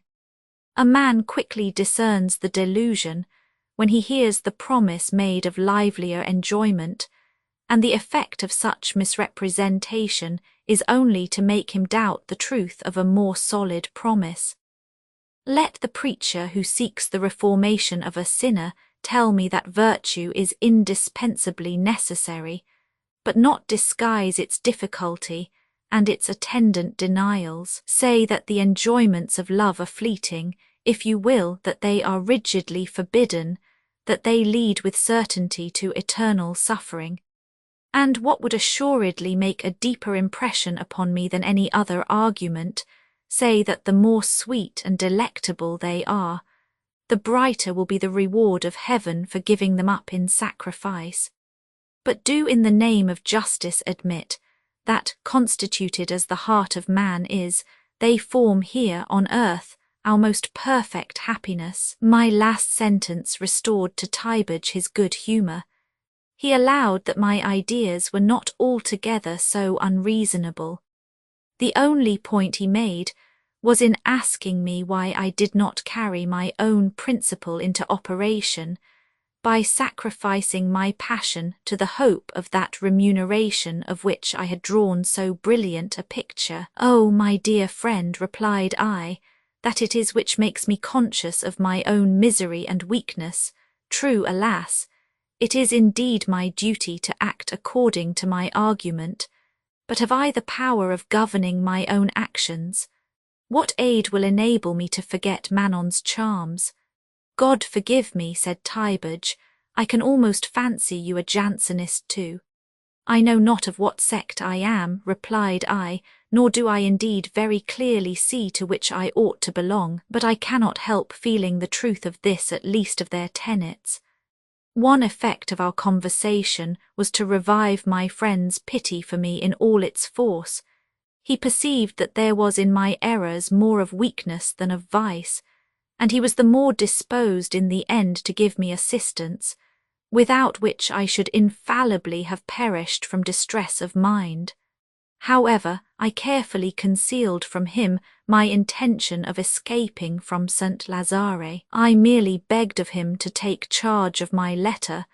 I had it ready before he came, and I soon found an excuse for the necessity of writing. He faithfully transmitted it, and Lescaut received before evening the one I had enclosed for him. He came to see me next morning, and fortunately was admitted under my brother's name. I was overjoyed at finding him in my room. I carefully closed the door. "Let us lose no time," I said. "First tell me about Manon, and then advise me how I am to shake off these fetters." He assured me that he had not seen his sister since the day before my arrest, and that it was only by repeated enquiries, and after much trouble, that he had at length been able to discover her fate as well as mine, and that he had 2 or 3 times presented himself at the Magdalen and been refused admittance. "Wretch," muttered I to myself, "dearly shall G.M. pay for this." "As to your escape," continued Lescaut, "it will not be so easy as you imagine. Last evening I and a couple of friends walked round this establishment to reconnoitre it, and we agreed that, as your windows looked into a court surrounded by buildings, as you yourself mentioned in your letter, there would be vast difficulty in getting you out. Besides, you are on the 3rd story, and it would be impossible to introduce ropes or ladders through the window. I therefore see no means from without. In the house itself we must hit upon some scheme." "No," replied I have examined everything minutely, particularly since, through the governor's indulgence, my confinement has been less rigorous. I am no longer locked into my room. I have liberty to walk in the gallery, but there is, upon every landing, a strong door kept closed night and day, so that it is impossible that ingenuity alone, unaided by some violent efforts, can rescue me." "Wait," said I, after turning in my mind for a moment an idea that struck me as excellent. "Could you bring me a pistol?" "Softly," said Lescaut to me, "you don't think of committing murder." I assured him that I had so little intention of shooting anyone that it would not be even necessary to have the pistol loaded. "Bring it to me tomorrow," I added, "and do not fail to be exactly opposite the great entrance with 2 or 3 of your friends at 11 tomorrow night. I think I shall be able to join you there." He in vain requested me to explain my plan. I told him that such an attempt as I contemplated could only appear rational after it had succeeded. I begged of him to shorten his visit, in order that he might with the less difficulty be admitted next morning. He was accordingly admitted as readily as on his first visit. He had put on so serious an air, moreover, that a stranger would have taken him for a respectable person. When I found in my hand the instrument of my liberty, I no longer doubted my success. It was certainly a strange and a bold project, but of what was I not capable, with the motives that inspired me? I had, since I was allowed permission to walk in the galleries, found opportunities of observing that every night the porter brought the keys of all the doors to the governor, and subsequently there always reigned a profound silence in the house, which showed that the inmates had retired to rest. There was an open communication between my room and that of the superior. My resolution was, if he refused quietly to surrender the keys, to force him, by fear of the pistol, to deliver them up, and then by their help to gain the street. I impatiently awaited the moment for executing my purpose. The porter arrived at his usual time, that is to say, soon after 9 o'clock. I allowed an hour to elapse, in order that the priests as well as the servants might be all asleep. I at length proceeded with my pistol and a lighted candle. I first gave a gentle tap at the governor's door to awaken without alarming him. I knocked a second time before he heard me, and supposing of course that it was one of the priests who was taken ill and wanted assistance, he got out of bed, dressed himself, and came to the door. He had, however, the precaution to ask first who it was and what was wanted. I was obliged to mention my name, but I assumed a plaintive tone to make him believe that I was indisposed. "Ah, it is you, my dear boy," said he on opening the door. "What can bring you here at this hour?" I stepped inside the door, and leading him to the opposite side of the room, I declared to him that it was absolutely impossible for me to remain longer at St. Lazare, that the night was the most favourable time for going out unobserved, and that I confidently expected, from his tried friendship, that he would consent to open the gates for me, or entrust me with the keys to let myself out. This compliment to his friendship seemed to surprise him. He stood for a few moments looking at me without making any reply. Finding that I had no time to lose, I just begged to assure him that I had the most lively sense of all his kindnesses, but that freedom was dearer to man than every other consideration, especially so to me, who had been cruelly and unjustly deprived of it, that I was resolved this night to recover it, cost what it would, and fearing lest he might raise his voice and call for assistance, I let him see the powerful incentive to silence which I had kept concealed in my bosom. "A pistol," cried he. "What, my son, will you take away my life in return for the attentions I have shown you?" "God forbid," replied I, "you are too reasonable to drive me to that horrible extremity, but I am determined to be free, and so firmly determined that if you defeat my project I will put an end to your existence. But my dear son," said he, pale and frightened, "what have I done to you? What reason have you for taking my life?" "No," replied I impatiently, "I have no design upon your life. If you yourself wish to live, open but the doors for me, and you will find me the most attached of friends." I perceived the keys upon the table. I requested he would take them in his hand and walk before me, making as little noise as he possibly could. He saw the necessity of consenting. We proceeded, and as he opened each door he repeated, always with a sigh, "Ah, my son, who could have believed it? No noise, good father, no noise," I as often answered in my turn. At length we reached a kind of barrier, just inside the great entrance. I already fancied myself free, and kept close behind the governor with my candle in one hand and my pistol in the other. While he was endeavouring to open the heavy gate, one of the servants who slept in an adjoining room, hearing the noise of the bolts, jumped out of bed and peeped forth to see what was passing. The good father apparently thought him strong enough to overpower me. He commanded him most imprudently to come to his assistance. He was a powerful ruffian, and threw himself upon me without an instant's hesitation. There was no time for parleying. I levelled my pistol and lodged the contents in his breast. "See, father, of what mischief you have been the cause," said I to my guide. "But that must not prevent us from finishing our work," I added, pushing him on towards the last door. He did not dare refuse to open it. I made my exit in perfect safety, and a few paces off found Lescaut with 2 friends waiting for me according to his promise.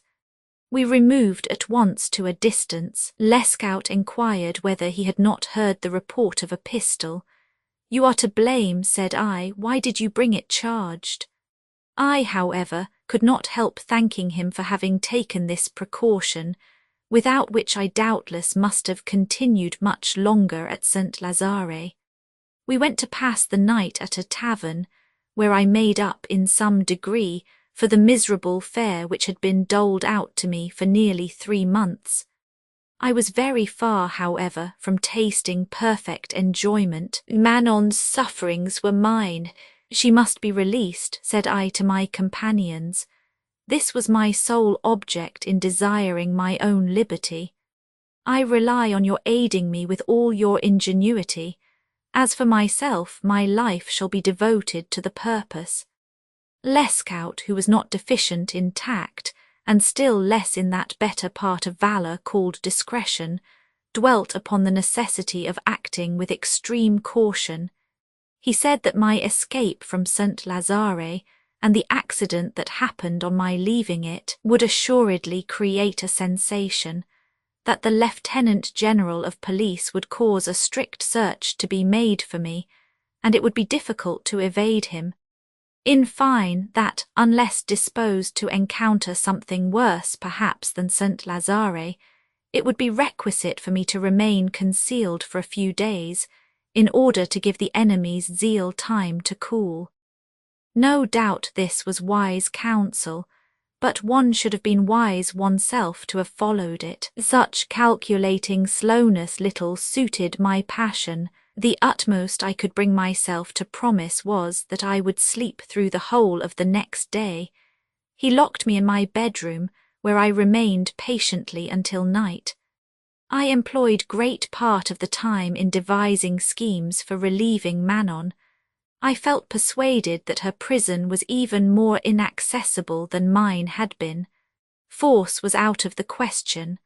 Artifice was the only resource, but the goddess of invention herself could not have told me how to begin. I felt the impossibility of working in the dark, and therefore postponed the further consideration of my schemes until I could acquire some knowledge of the internal arrangements of the hospital in which she was confined. As soon as night restored to me my liberty, I begged of Lescaut to accompany me. We were not long in drawing one of the porters into conversation. He appeared a reasonable man. I passed for a stranger who had often with admiration heard talk of the hospital and of the order that reigned within it. I enquired into the most minute details, and proceeding from one subject to another, we at length spoke of the managers, and of these I begged to know the names and the respective characters. He gave me such information upon the latter point as at once suggested an idea which flattered my hopes, and I immediately set about carrying it into execution. I asked him, this being a matter essential to my plan, whether any of the gentlemen had children. He said he could not answer me with certainty as to all, but as for M.T., one of the principal directors, he knew that he had a son old enough to be married, and who had come several times to the hospital with his father. This was enough for my purpose. I immediately put an end to our interview, and in returning I told Lescaut of the plan I had formed. I have taken it, said I, into my head that M.T., the son, who is rich and of good family, must have the same taste for pleasure that other young men of his age generally have. He could hardly be so bad a friend to the fair sex, nor so absurd as to refuse his services in an affair of love. I have arranged a plan for interesting him in favour of Manon. If he is a man of feeling and of right mind, he will give us his assistance from generosity. If he is not to be touched by a motive of this kind, he will at least do something for a handsome girl, if it were only with the hope of hereafter sharing her favours. I will not defer seeing him, added I, beyond tomorrow. I really feel so elated by this project that I derive from it a good omen. Lescaut himself allowed that the idea was not unreasonable, and that we might fairly entertain a hope of turning it to account. I passed the night less sorrowfully. Next morning I dressed as well as in my present state of indigence I could possibly contrive to do, and went in a hackney coach to the residence of M.T. He was surprised at receiving a visit from a perfect stranger. I augured favourably from his countenance and the civility of his manner. I explained my object in the most candid way, and to excite his feelings as much as possible, I spoke of my ardent passion and of Manon's merit, as of two things that were unequalled except by each other. He told me that although he had never seen Manon, he had heard of her.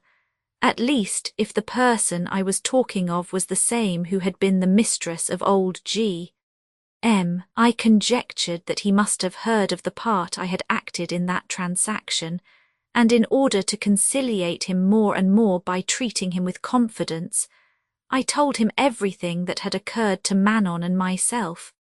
You see, sir, said I, that all that can interest me in life, all that can command my affections, is in your hands. I have no reserve with you, because I have been informed of your generous and noble character, and being of the same age, I trust I shall find some resemblance in our dispositions. He seemed flattered by this mark of candour and confidence. He replied in a manner that became a man of the world, and a man of feeling also, for they are not always synonymous terms. He told me that he appreciated my visit as a piece of good fortune, that he considered my friendship as a valuable acquisition, and that he would endeavour to prove himself worthy of it by the sincerity of his services. He could not absolutely promise to restore Manon to my arms, because, as he said, he himself had very little influence, but he offered to procure me the pleasure of seeing her, and to do everything in his power to effect her release. I was the more satisfied with this frank avowal as to his want of influence than I should have been by an unqualified promise of fulfilling all my wishes. I found in his moderation a pledge of his sincerity. In a word, I no longer doubted my entire success. The promise alone of enabling me to see Manon filled me with gratitude, and I testified it in so earnest a manner as to give him a favourable opinion of my heart and disposition. We shook hands warmly, and parted sworn friends, merely from mutual regard, and that natural feeling which prompts a man of kind and generous sentiments to esteem another of congenial mind. He, indeed, exceeded me in the proofs of his esteem, for inferring from my adventures, and especially my late escape from St. Lazare, that I might be in want of money, he offered me his purse and pressed me to accept it. I refused, but said to him, "You are too kind, my dear sir.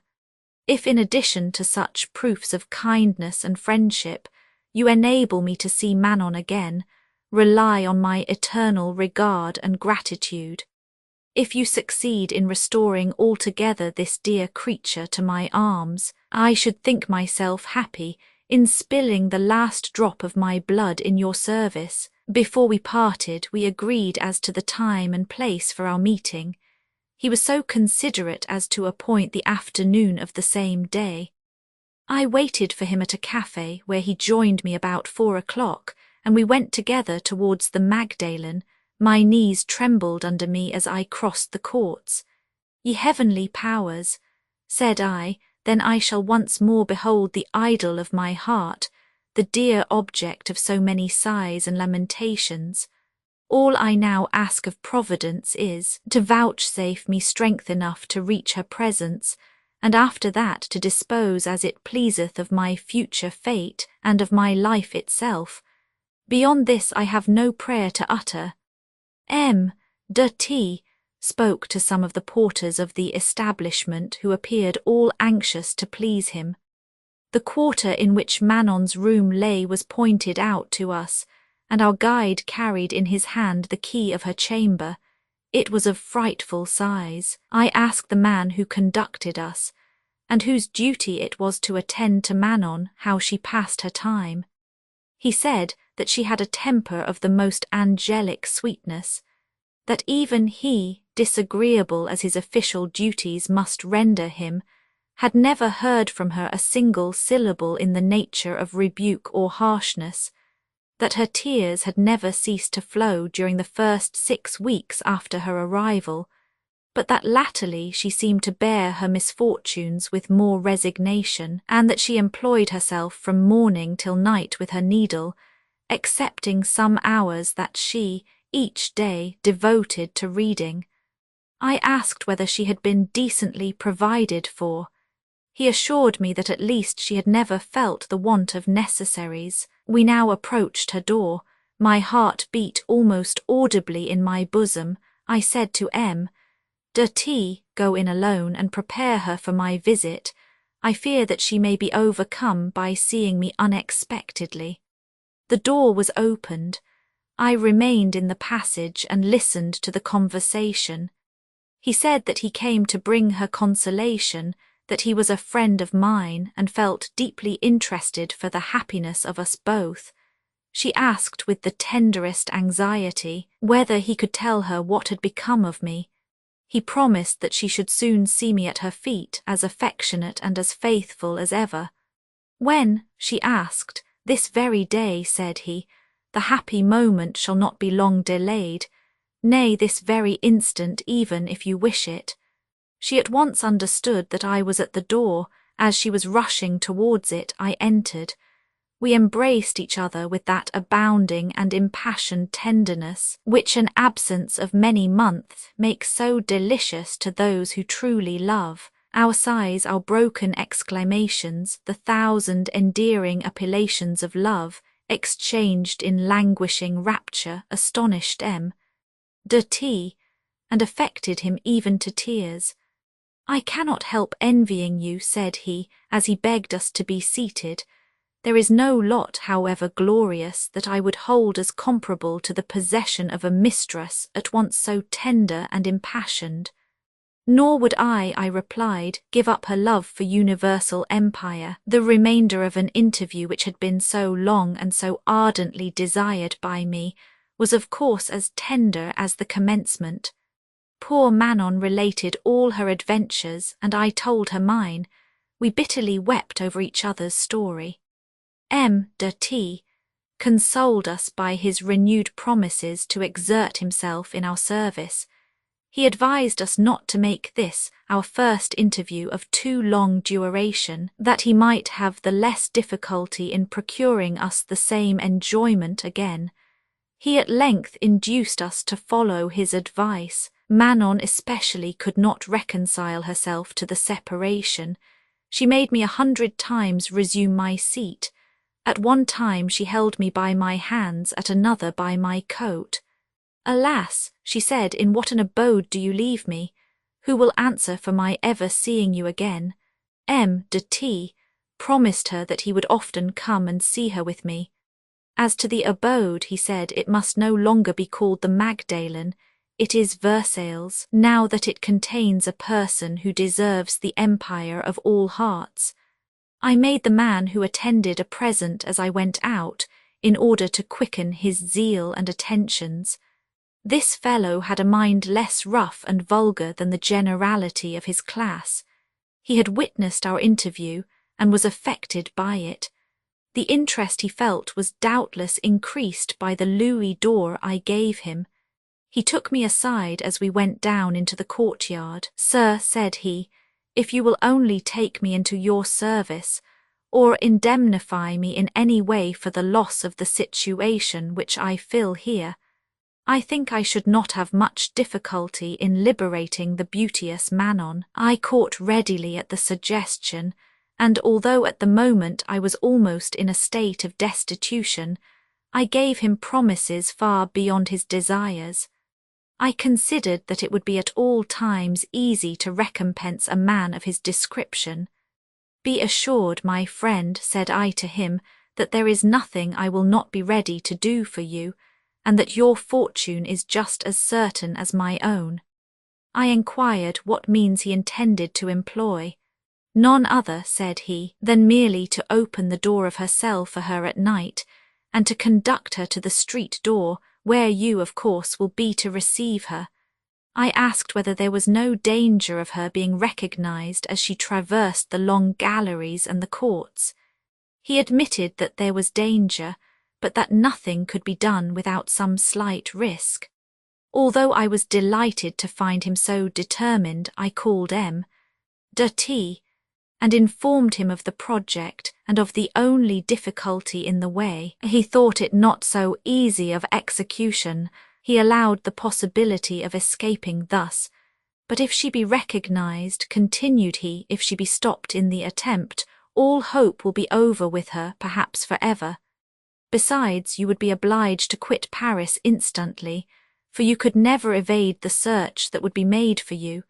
They would redouble their efforts as much on your own account as hers. A single man may easily escape detection, but in company with a handsome woman, it would be utterly impossible to remain undiscovered. However sound this reasoning, it could not, in my mind, outweigh the immediate prospect of restoring Manon to liberty. I said as much to M. de T., and trusted that he would excuse my imprudence and rashness on the ground of love.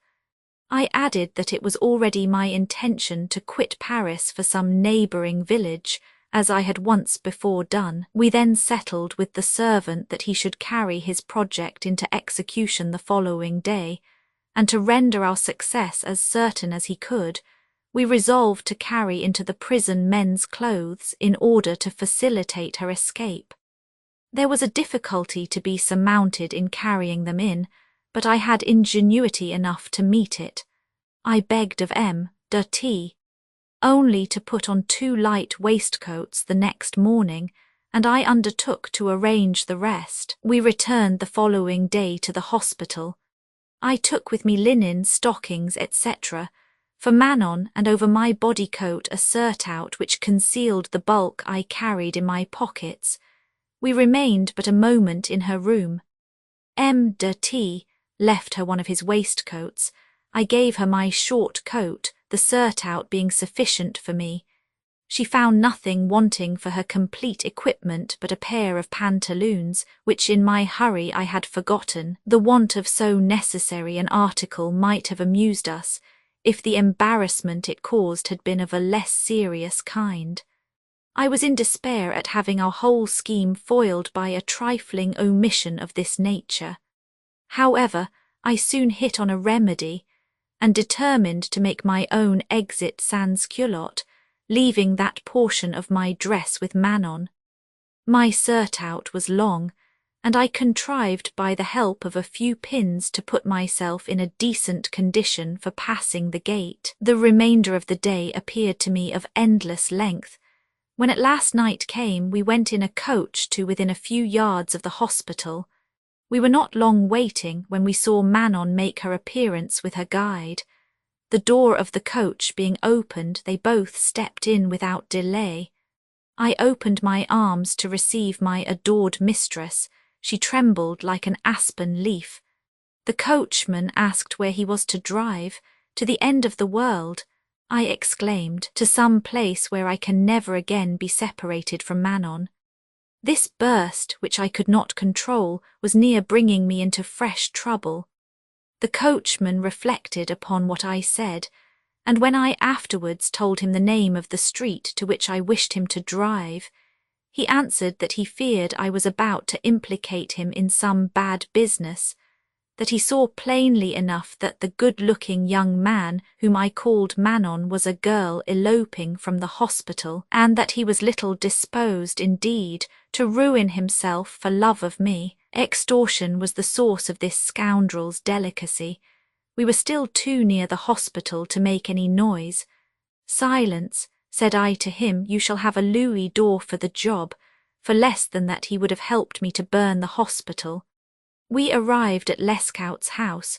As it was late, M. de T. left us on the way, promising to visit us the next morning. The servant alone remained. I held Manon in such close embrace in my arms that we occupied but one place in the coach. She cried for joy, and I could feel her tears trickling down my cheeks. When we were about getting out at Lescaut's, I had a new difficulty with the coachman, which was attended with the most unfortunate results. I repented of having promised the fellow a louis d'or, not only because it was extravagant folly, but for another stronger reason, that it was at the moment out of my power to pay him. I called for Lescaut, and he came down to the door. I whispered to him the cause of my present embarrassment. Being naturally rough and not at all in the habit of treating hackney coachmen with respect, he answered that I could not be serious. "A louis," said he, 20 blows of a cane would be the right payment for that rascal. I entreated him not to destroy us, when he snatched my cane from my hand and was about to lay it on the coachman. The fellow had probably before experienced the weight of a guardsman's arm, and instantly drove off, crying out that I had cheated him, and should hear of him again. I in vain endeavoured to stop him. His flight caused me, of course, the greatest alarm. I had no doubt that he would immediately give information to the police. "You have ruined me," said I to Lescaut. "I shall be no longer safe at your house. We must go hence at once." I gave Manon my arm and as quickly as possible got out of the dangerous neighbourhood. Lescaut accompanied us, the Chevalier d'Esgrilla having occupied more than an hour with his story. I begged him to give himself a little rest, and meanwhile to share our supper. He saw by the attention we paid him that we were amused, and promised that we should hear something of perhaps greater interest in the sequel. When we had finished supper, he continued in the following words, one a favourite tenet of the mystics, advocated by Madame de Guyon, and adopted by the amiable and eloquent Fenelon, was that the love of the Supreme Being must be pure and disinterested, that is, exempt from all views of interest and all hope of reward. See the controversy between Bossuet and Fenelon. The first proposition of the Jansenists was, that there are divine precepts which good men, notwithstanding their desire to observe them, are nevertheless absolutely unable to obey, God not having given them such a measure of grace as is essentially necessary to render them capable of obedience. Mosheim's Eccles, Hist. Roman 2, 397, Roman 7, how chances mock and changes fill the cup of alteration with divers liquors. Shakespeare, how inscrutably does Providence connect events. We had hardly proceeded for 5 minutes on our way when a man whose face I could not see recognized Lescaut. He had no doubt been watching for him near his home with the horrible intention which he now unhappily executed. "It is Lescaut," said he, snapping a pistol at his head. "He shall sup tonight with the angels." He then instantly disappeared. Lescaut fell without the least sign of life. I pressed Manon to fly, for we could be of no use to a dead man, and I feared being arrested by the police, who would certainly be soon upon the spot. I turned down the first narrow street with her and the servant. She was so overpowered by the scene she had just witnessed that I could hardly support her. At last, at the end of the street, I perceived a hackney coach. We got into it, but when the coachman asked whither he should drive, I was scarcely able to answer him. I had no certain asylum, no confidential friend to whom I could have recourse. I was almost destitute of money, having but $1 left in my purse. Fright and fatigue had so unnerved Manon that she was almost fainting at my side. My imagination, too, was full of the murder of Lescaut, and I was not without strong apprehensions of the patrol. What was to be done? I luckily remembered the inn at Chaillot, where we first went to reside in that village. I hoped to be not only secure, but to continue there for some time without being pressed for payment. "Take us to Chaillot," said I to the coachman. He refused to drive us so far at that late hour for less than 12 francs. A new embarrassment. At last we agreed for half that sum, all that my purse contained. I tried to console Manon as we went along, but despair was rankling in my own heart. I should have destroyed myself 1,000 times over if I had not felt that I held in my arms all that could attach me to life. This reflection reconciled me. "I possess her at least," said I. "She loves me. She is mine." Vainly does Tibage call this a mere phantom of happiness. I could, without feeling interest or emotion, see the whole world besides perish around me. Why? Because I have in it no object of affection beyond her. This sentiment was true. However, while I so lightly esteemed the good things of the world, I felt that there was no doing without some little portion of them, were it only to inspire a more thorough contempt for the remainder.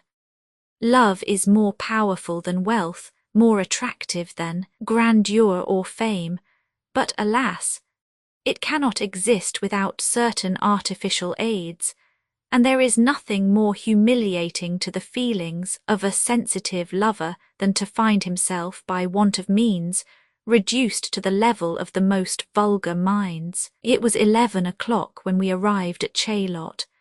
They received us at the inn as old acquaintances, and expressed no sort of surprise at seeing Manon in male attire, for it was the custom in Paris and the environs to adopt all disguises.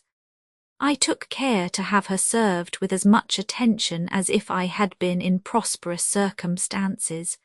She was ignorant of my poverty, and I carefully kept her so, being resolved to return alone the following day to Paris to seek some cure for this vexatious kind of malady.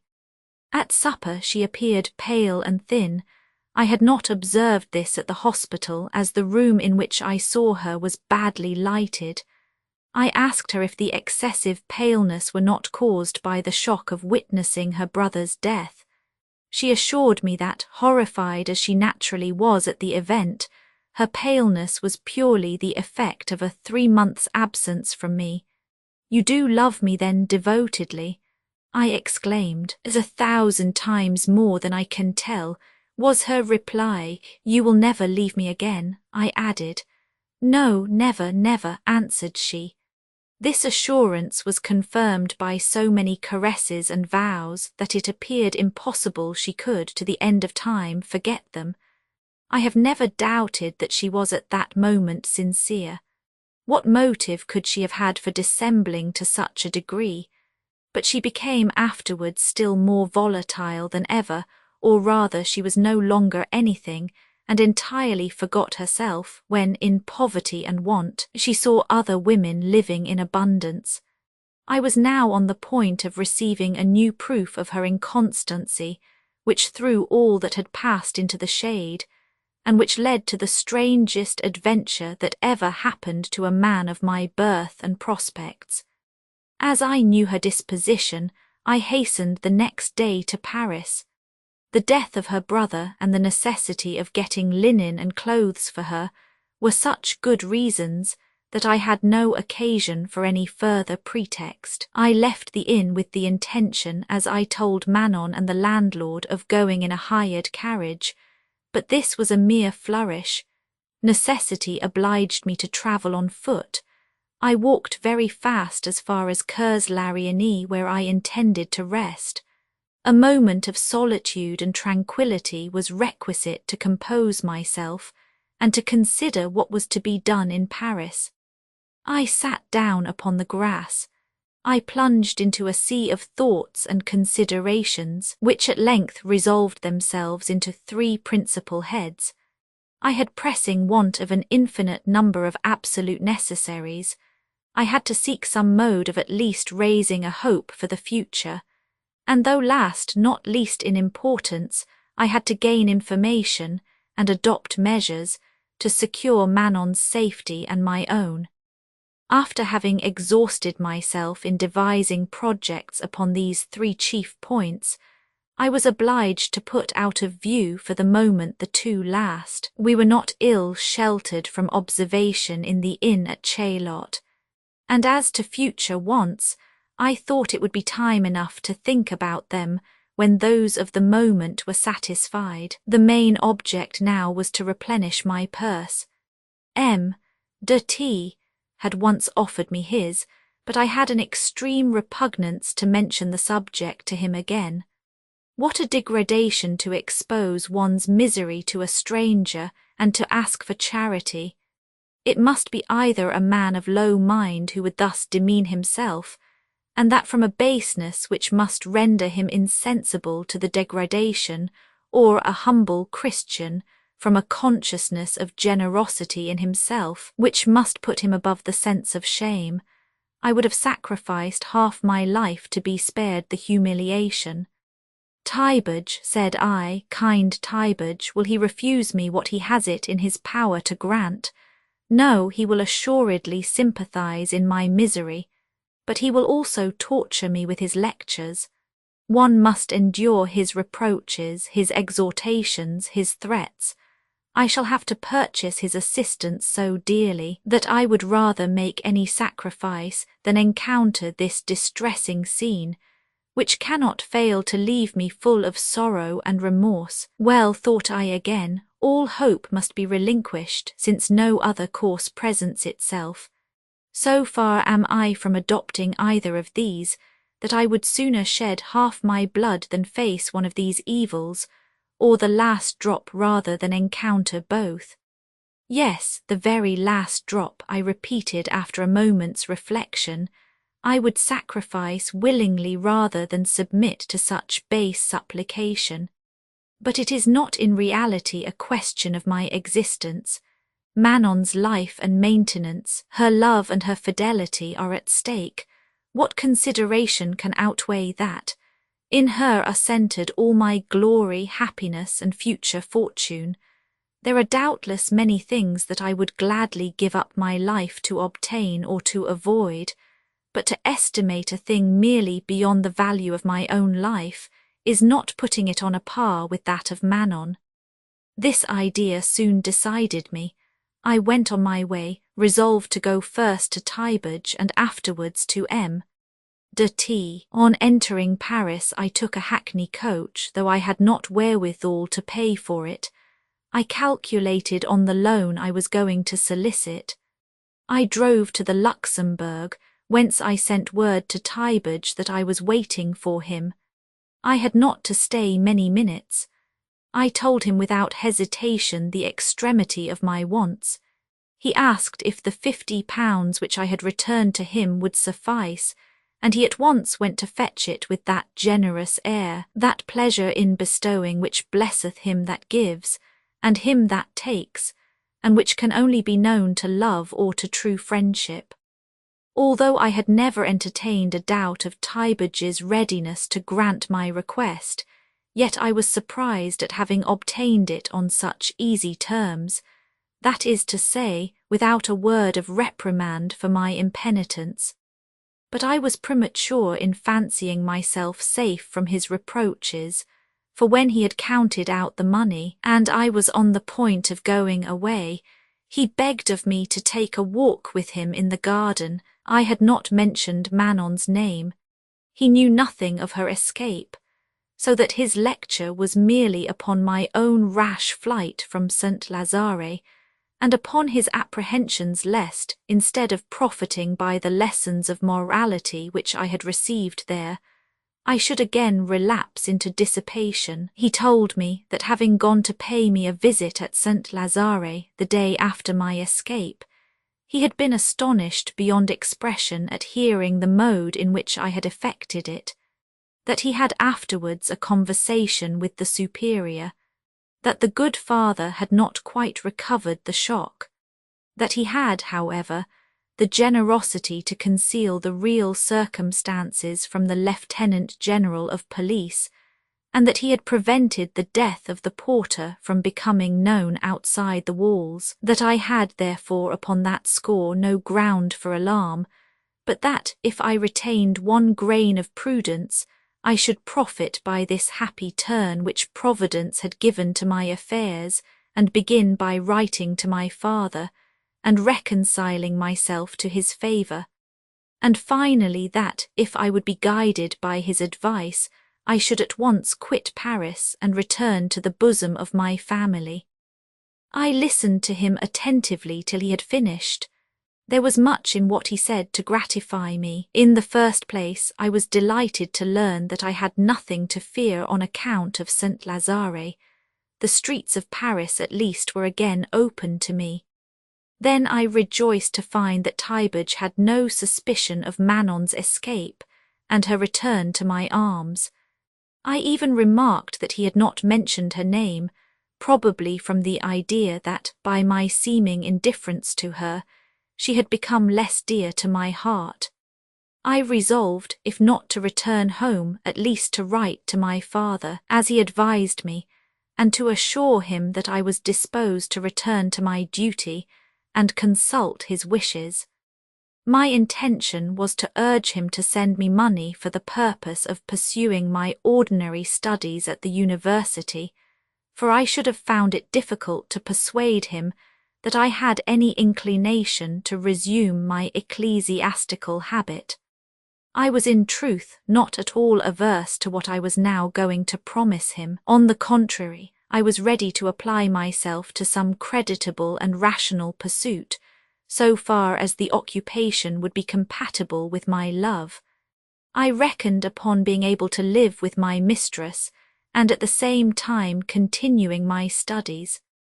I saw no inconsistency in this plan. These thoughts were so satisfactory to my mind that I promised Tybage to dispatch a letter by that day's post to my father. In fact, on leaving him, I went into a scrivener's and wrote in such a submissive and dutiful tone that, on reading over my own letter, I anticipated the triumph I was going to achieve over my father's heart. Although I had money enough to pay for a hackney coach after my interview with Tybage, I felt a pleasure in walking independently through the streets to M. de T.'s house. There was great comfort in this unaccustomed exercise of my liberty, as to which my friend had assured me I had nothing now to apprehend. However, it suddenly occurred to me that he had been only referring to St. Lazare, and that I had the other affair of the hospital on my hands, being implicated, if not as an accomplice, at all events as a witness. This thought alarmed me so much that I slipped down the first narrow street and called a coach. I went at once to M. de T.'s, and he laughed at my apprehensions.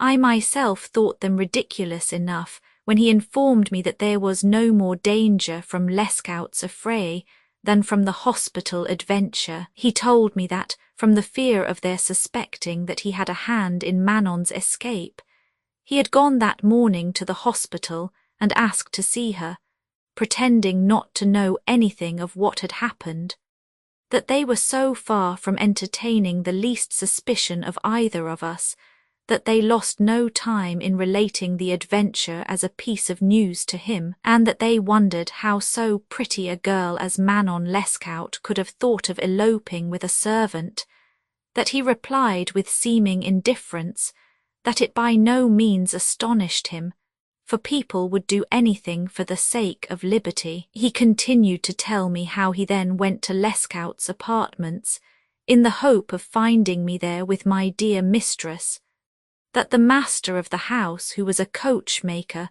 protested he had seen neither me nor Manon, but that it was no wonder that we had not appeared there if our object was to see Lescaut, for that we must have doubtless heard of his having been assassinated about the very same time, upon which he related all that he knew of the cause and circumstances of the murder. About 2 hours previously, a guardsman of Lescaut's acquaintance had come to see him and proposed play. Lescaut had such a rapid and extravagant run of luck that in an hour the young man was minus 1,200 francs, all the money he had. Finding himself without a sou, he begged of Lescaut to lend him half the sum he had lost, and there being some difficulty on this point, an angry quarrel arose between them. Lescaut had refused to give him the required satisfaction, and the other swore on quitting him that he would take his life, a threat which he carried into execution the same night. M. de T. was kind enough to add that he had felt the utmost anxiety on our account, and that such as they were he should gladly continue to us his services. I at once told him the place of our retreat. He begged of me to allow him to sup with us, as I had nothing more to do than to procure the linen and clothes for Manon. I told him that we might start almost immediately, if he would be so good as to wait for me a moment while I went into 1 or 2 shops. I know not whether he suspected that I made this proposition with the view of calling his generosity into play, or whether it was by the mere impulse of a kind heart, but having consented to start immediately, he took me to a shopkeeper who had lately furnished his house. He there made me select several articles of a much higher price than I had proposed to myself, and when I was about paying the bill, he desired the man not to take a sou from me. This he did so gracefully that I felt no shame in accepting his present. We then took the road to Chaillot together, where I arrived much more easy in mind than when I had left it that morning. My return and the polite attentions of M. de T. dispelled all Manon's melancholy.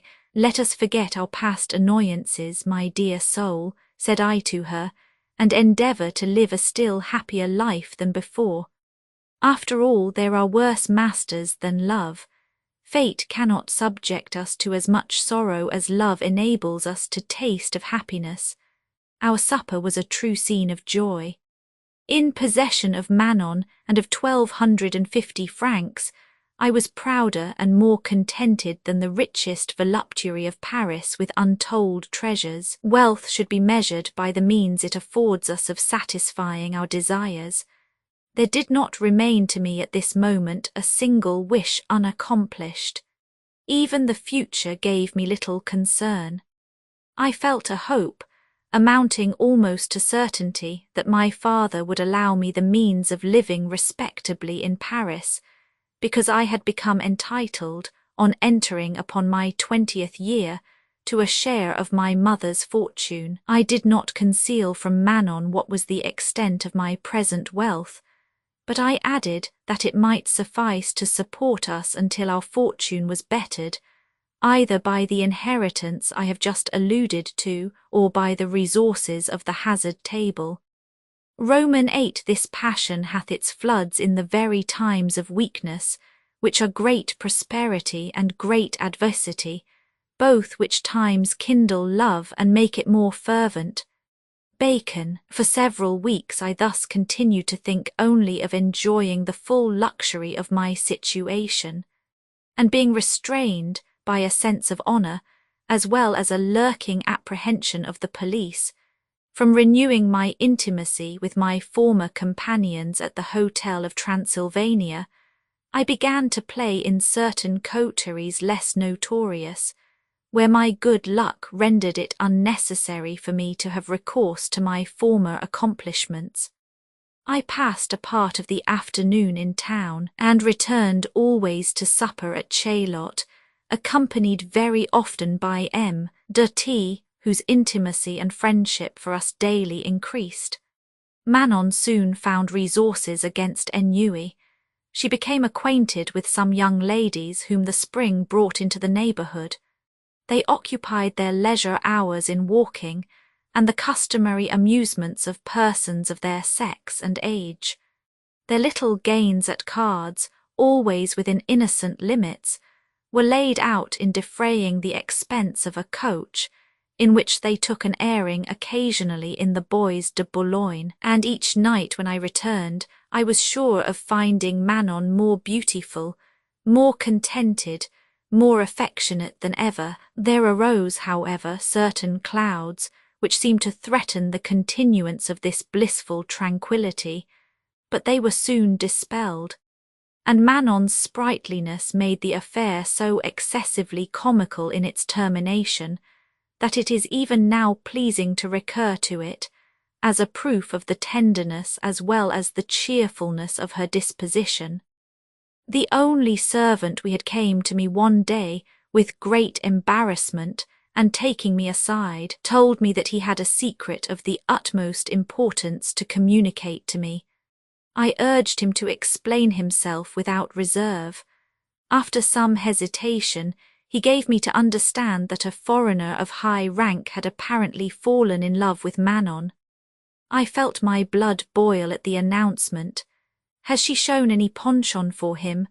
I enquired, interrupting my informant with more impatience than was requisite if I desired to have a full explanation. He was alarmed at my excitement, and replied in an undecided tone that he had not made sufficiently minute observation to satisfy me, but that, having noticed for several days together the regular arrival of the stranger at the Bois de Boulogne, where, quitting his carriage, he walked by himself in the cross avenues, appearing to seek opportunities of meeting Manon, it had occurred to him to form an acquaintance with the servants, in order to discover the name of their master, that they spoke of him as an Italian prince, and that they also suspected he was upon some adventure of gallantry.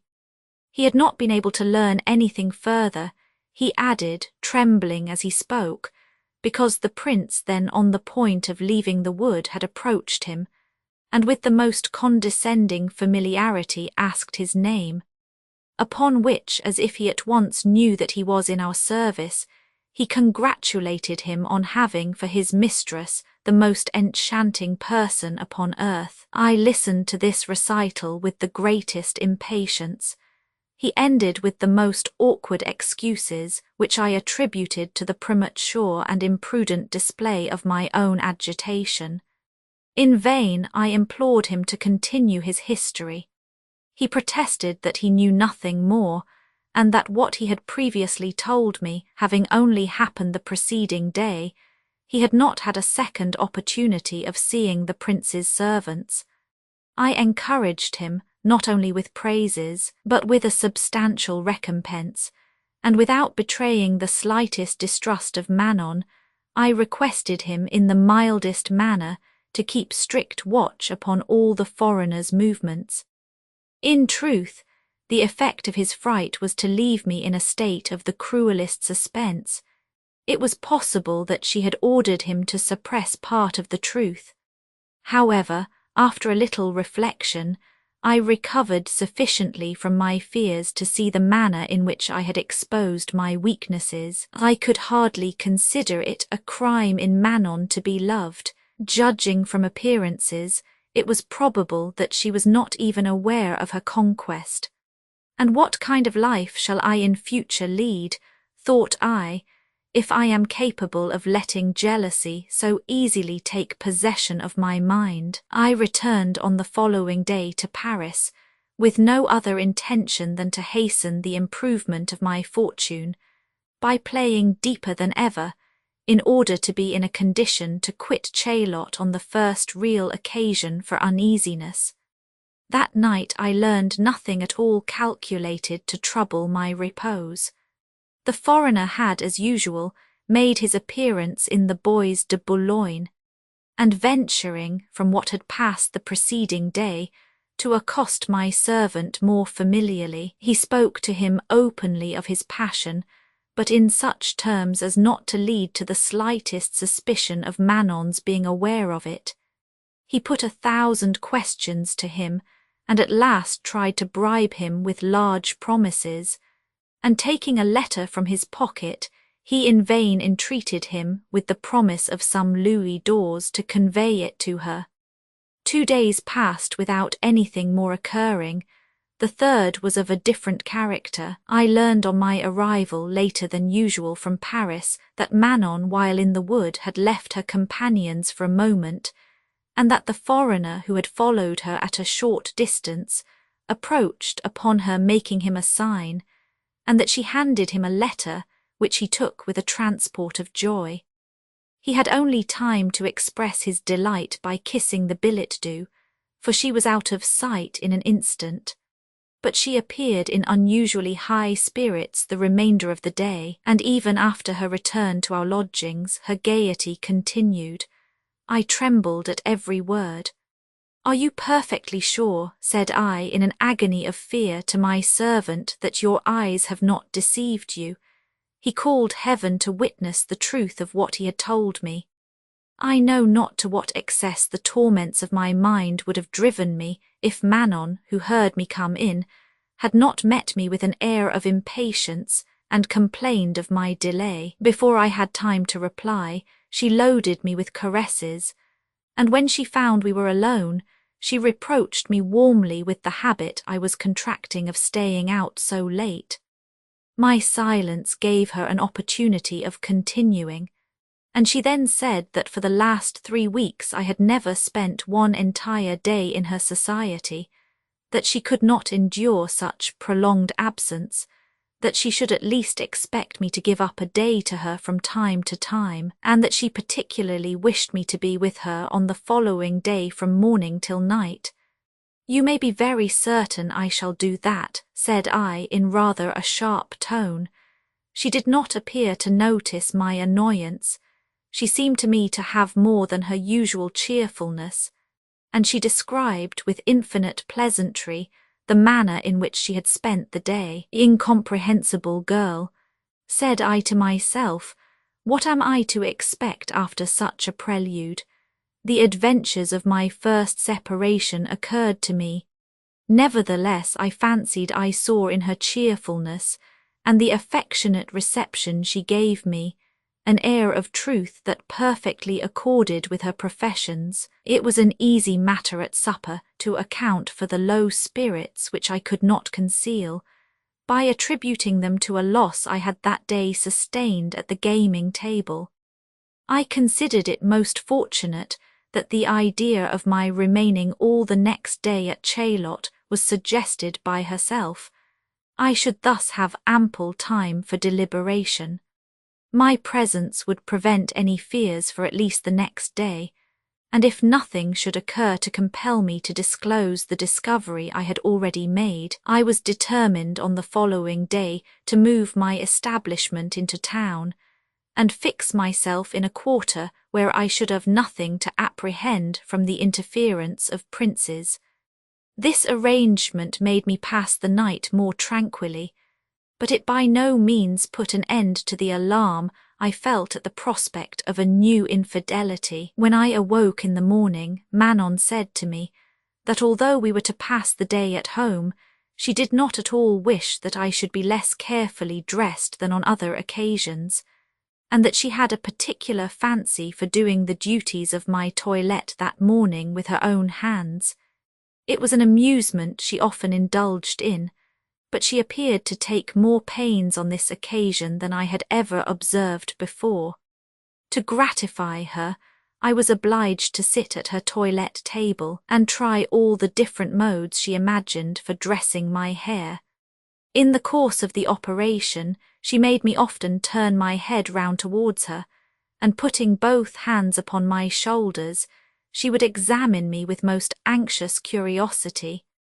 Then, showing her approbation by 1 or 2 kisses, she would make me resume my position before the glass in order to continue her occupation.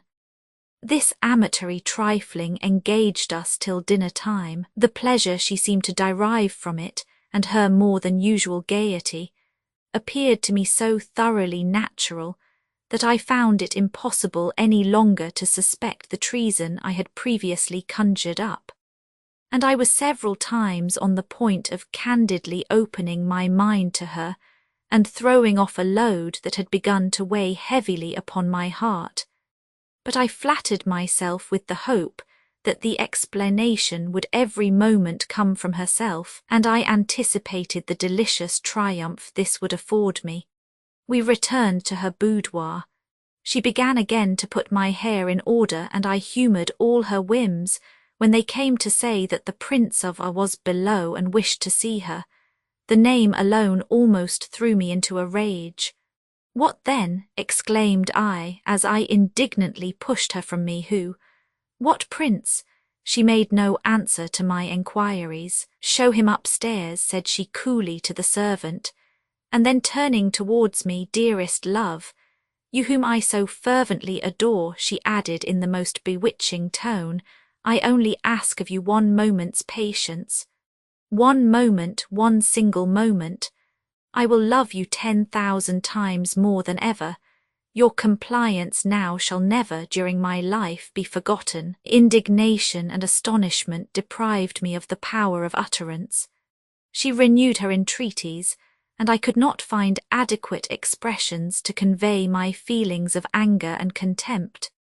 But hearing the door of the ante-chamber open, she grasped with one hand my locks which were floating over my shoulders, while she took her toilette mirror in the other, and with all her strength led me in this manner to the door of the boudoir, which she opened with her knee, and presented to the foreigner, who had been prevented by the noise he heard inside from advancing beyond the middle of the ante-chamber, a spectacle that must have indeed amazed him. I saw a man extremely well dressed, but with a particularly ill-favoured countenance. Notwithstanding his embarrassment, he made her a profound bow. Manon gave him no time for speech-making. She held up the mirror before him. "Look, sir," said she to him, "observe yourself minutely, and I only ask you then to do me justice. You wish me to love you. This is the man whom I love and whom I have sworn to love during my whole life. Make the comparison yourself. If you think you can rival him in my affections, tell me at least upon what pretensions.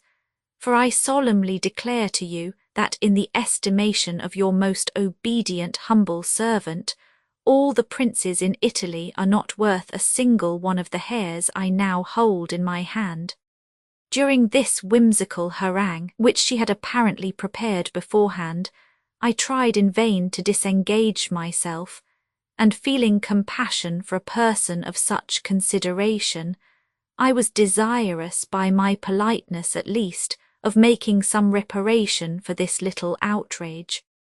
But recovering his self-possession with the ease of a man accustomed to the world, he put an end to my feelings of pity by his reply, which was, in my opinion, rude enough. Young lady," said he to her with a sardonic smile, "my eyes in truth are opened, and I perceive that you are much less of a novice than I had pictured to myself." He immediately retired without looking at her again, muttering to himself that the French women were quite as bad as those of Italy.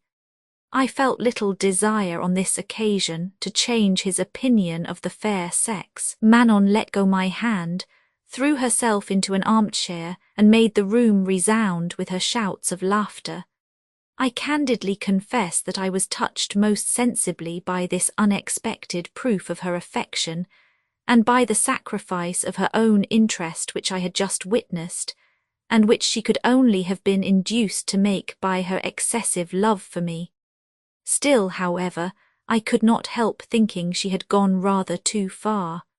I reproached her with what I called her indiscretion. She told me that my rival, after having besieged her for several days in the Bois de Boulogne, and having made her comprehend his object by signs and grimaces, had actually made an open declaration of love, informing her at the same time of his name and all his titles by means of a letter which he had sent through the hands of the coachman who drove her and her companions, that he had promised her, on the other side of the Alps, a brilliant fortune and eternal adoration, that she returned to Chaillot with the intention of relating to me the whole adventure, but that, fancying it might be made a source of amusement to us, she could not help gratifying her whim, that she accordingly invited the Italian prince by a flattering note to pay her a visit, and that it had afforded her equal delight to make me an accomplice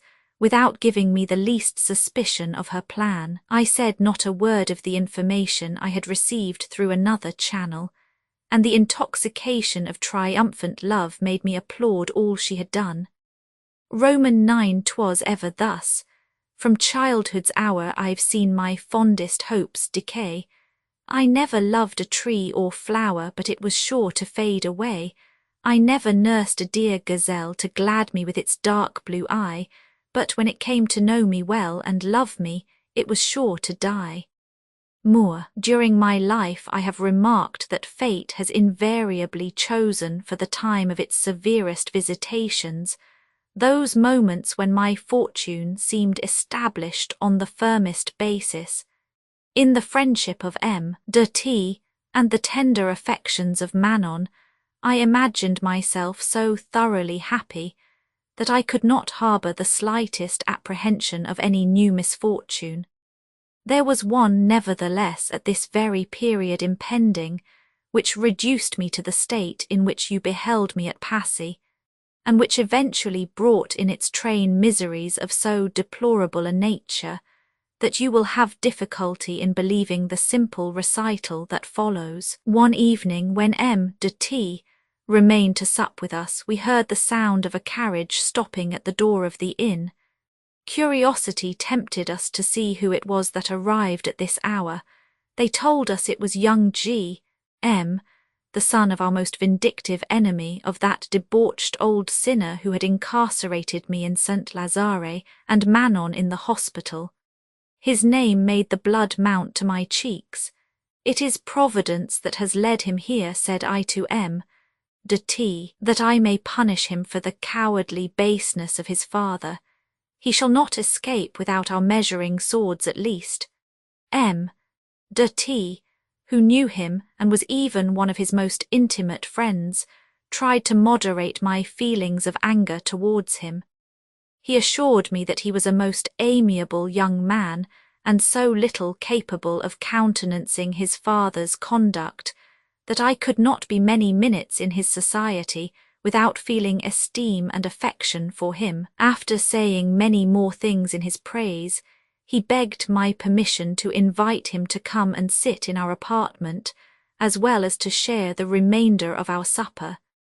As to the objection of Manon being exposed by this proceeding to any danger, he pledged his honour and good faith that when once the young man became acquainted with us, we should find in him a most zealous defender.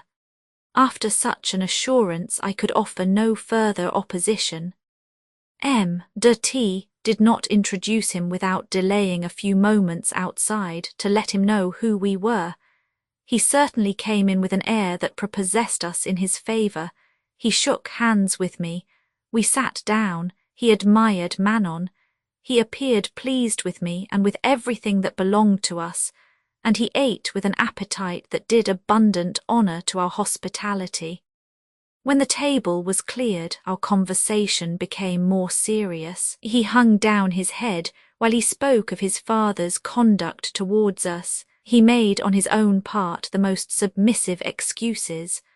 I say the less upon the subject, said he, because I do not wish to recall a circumstance that fills me with grief and shame.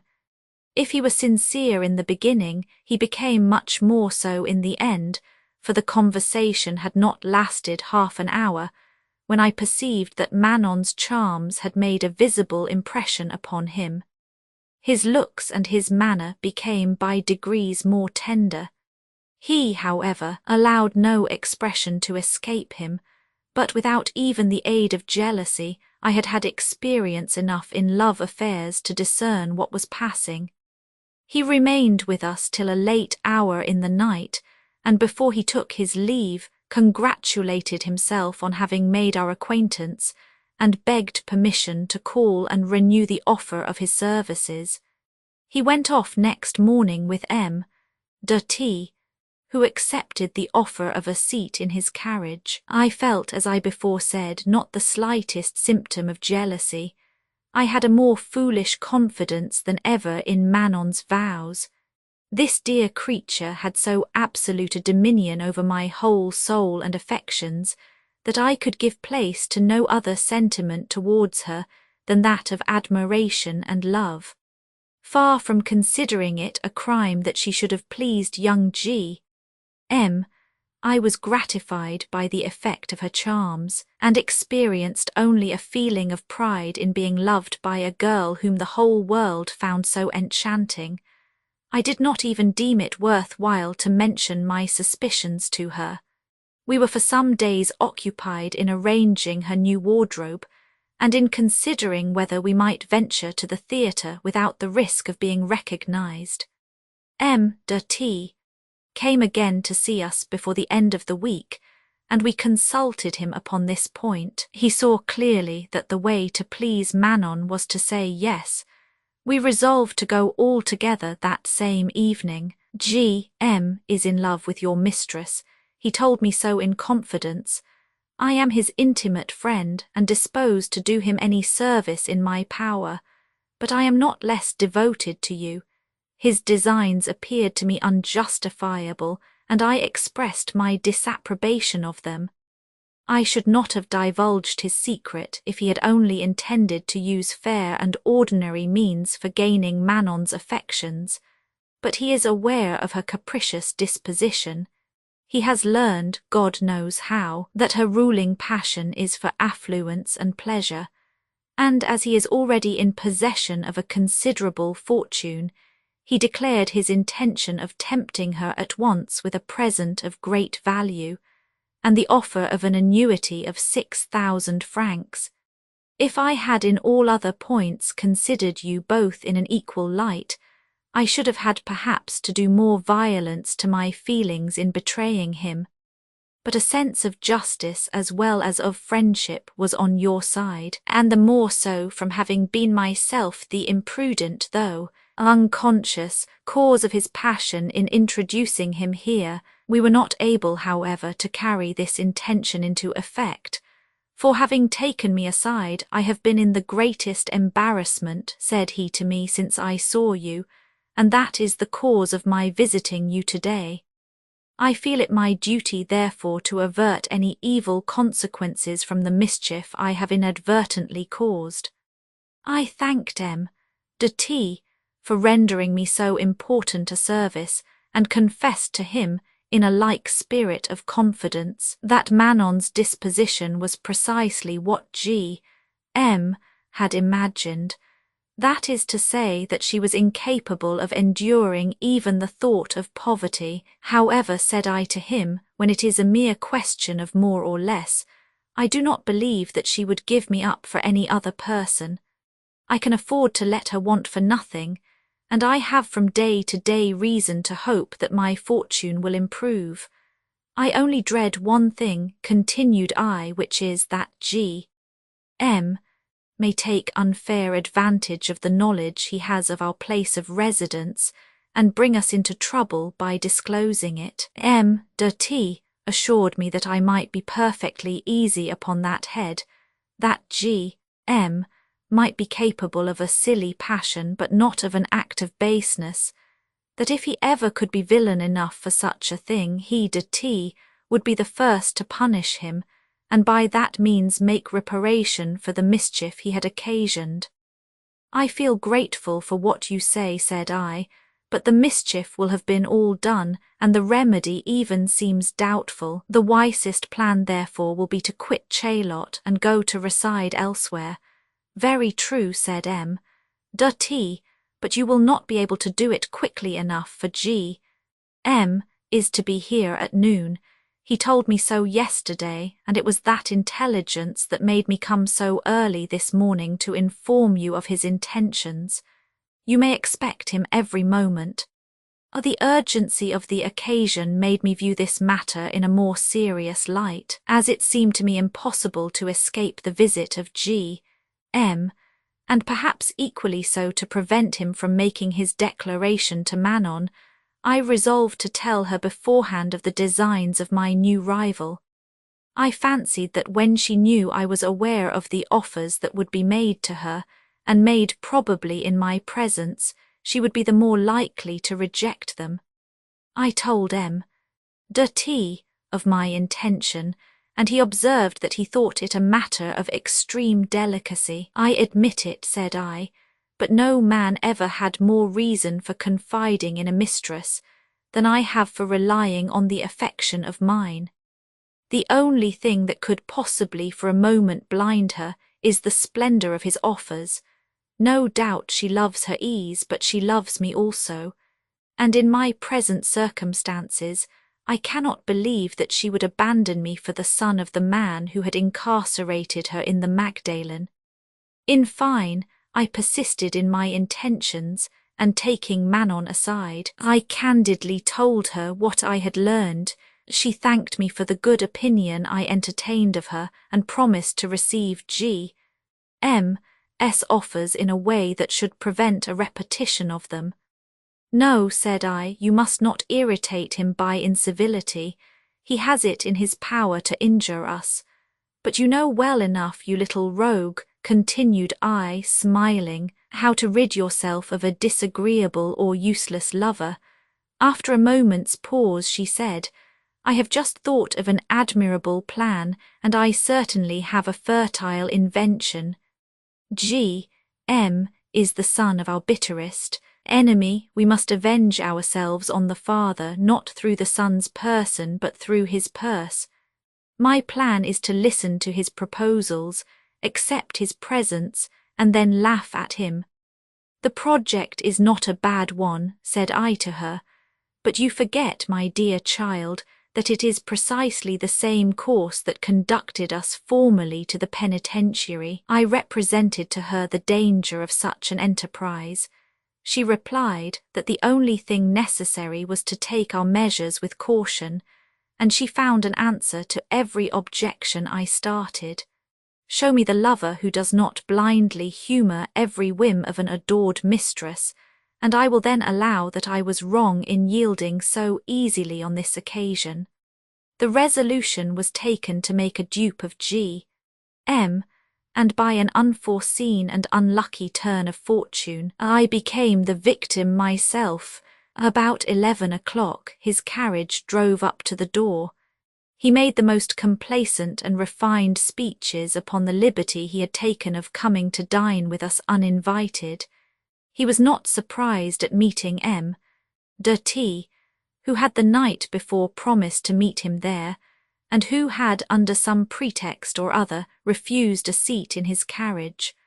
Although there was not a single person in the party who was not at heart meditating treachery, we all sat down with an air of mutual confidence and friendship. G. M. easily found an opportunity of declaring his sentiments to Manon. I did not wish to annoy him by appearing vigilant, so I left the room purposely for several minutes. I perceived on my return that he had not had to encounter any very discouraging austerity on Manon's part, for he was in the best possible spirits. I affected good humour also. He was laughing in his mind at my simplicity, while I was not less diverted by his own. During the whole evening we were thus supplying to each other an inexhaustible fund of amusement. I contrived before his departure to let him have Manon for another moment to himself, so that he had reason to applaud my complaisance as well as the hospitable reception I had given him. As soon as he got into his carriage with M.D.T., Manon ran towards me with extended arms and embraced me, laughing all the while immoderately. She repeated all his speeches and proposals without altering a word. This was the substance. He of course adored her, and wished to share with her a large fortune of which he was already in possession, without counting what he was to inherit at his father's death. She should be sole mistress of his heart and fortune, and as an immediate token of his liberality, he was ready at once to supply her with an equipage, a furnished house, a lady's maid, 3 footmen, and a man-cook. There is indeed a son, said I, very different from his father. But tell me truly now, does not such an offer tempt you? Me, she replied, adapting to the idea 2 verses from Racine, moi, vous me sup connais de cette perfidie, moi, G porais souffrir un visage odia qui rappelle tauges el hopital ames you. No, replied I, continuing the parody, J aurais pain a pensa que el hopital, madam, fut un trait don't el amer el ut grave dans votre aim. But it assuredly is a temptation, a furnished house, a lady's maid, a cook, a carriage, and 3 servants. Gallantry can offer but few more seductive temptations. She protested that her heart was entirely mine, and that it was for the future only open to the impressions I chose to make upon it. I look upon his promises, said she, as an instrument for revenge, rather than as a mark of love. I asked her if she thought of accepting the hotel and the carriage. She replied that his money was all she wanted. The difficulty was how to obtain the one without the other. We resolved to wait for a detailed explanation of the whole project in a letter which G.M.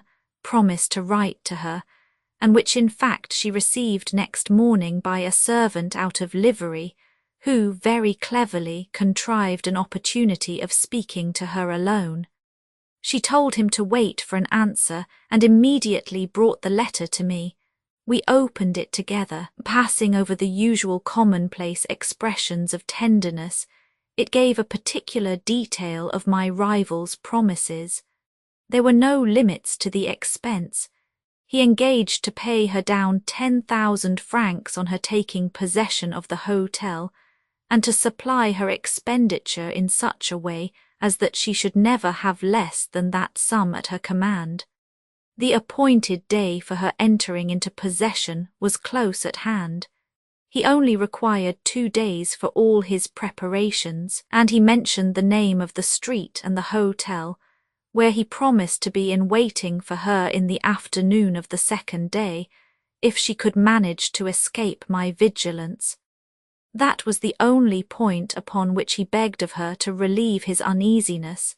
He seemed to be quite satisfied upon every other, but he added that, if she apprehended any difficulty in escaping from me, he could find sure means for facilitating her flight. G.M., the younger, was more cunning than the old gentleman. He wanted to secure his prey before he counted out the cash. We considered what course Manon should adopt.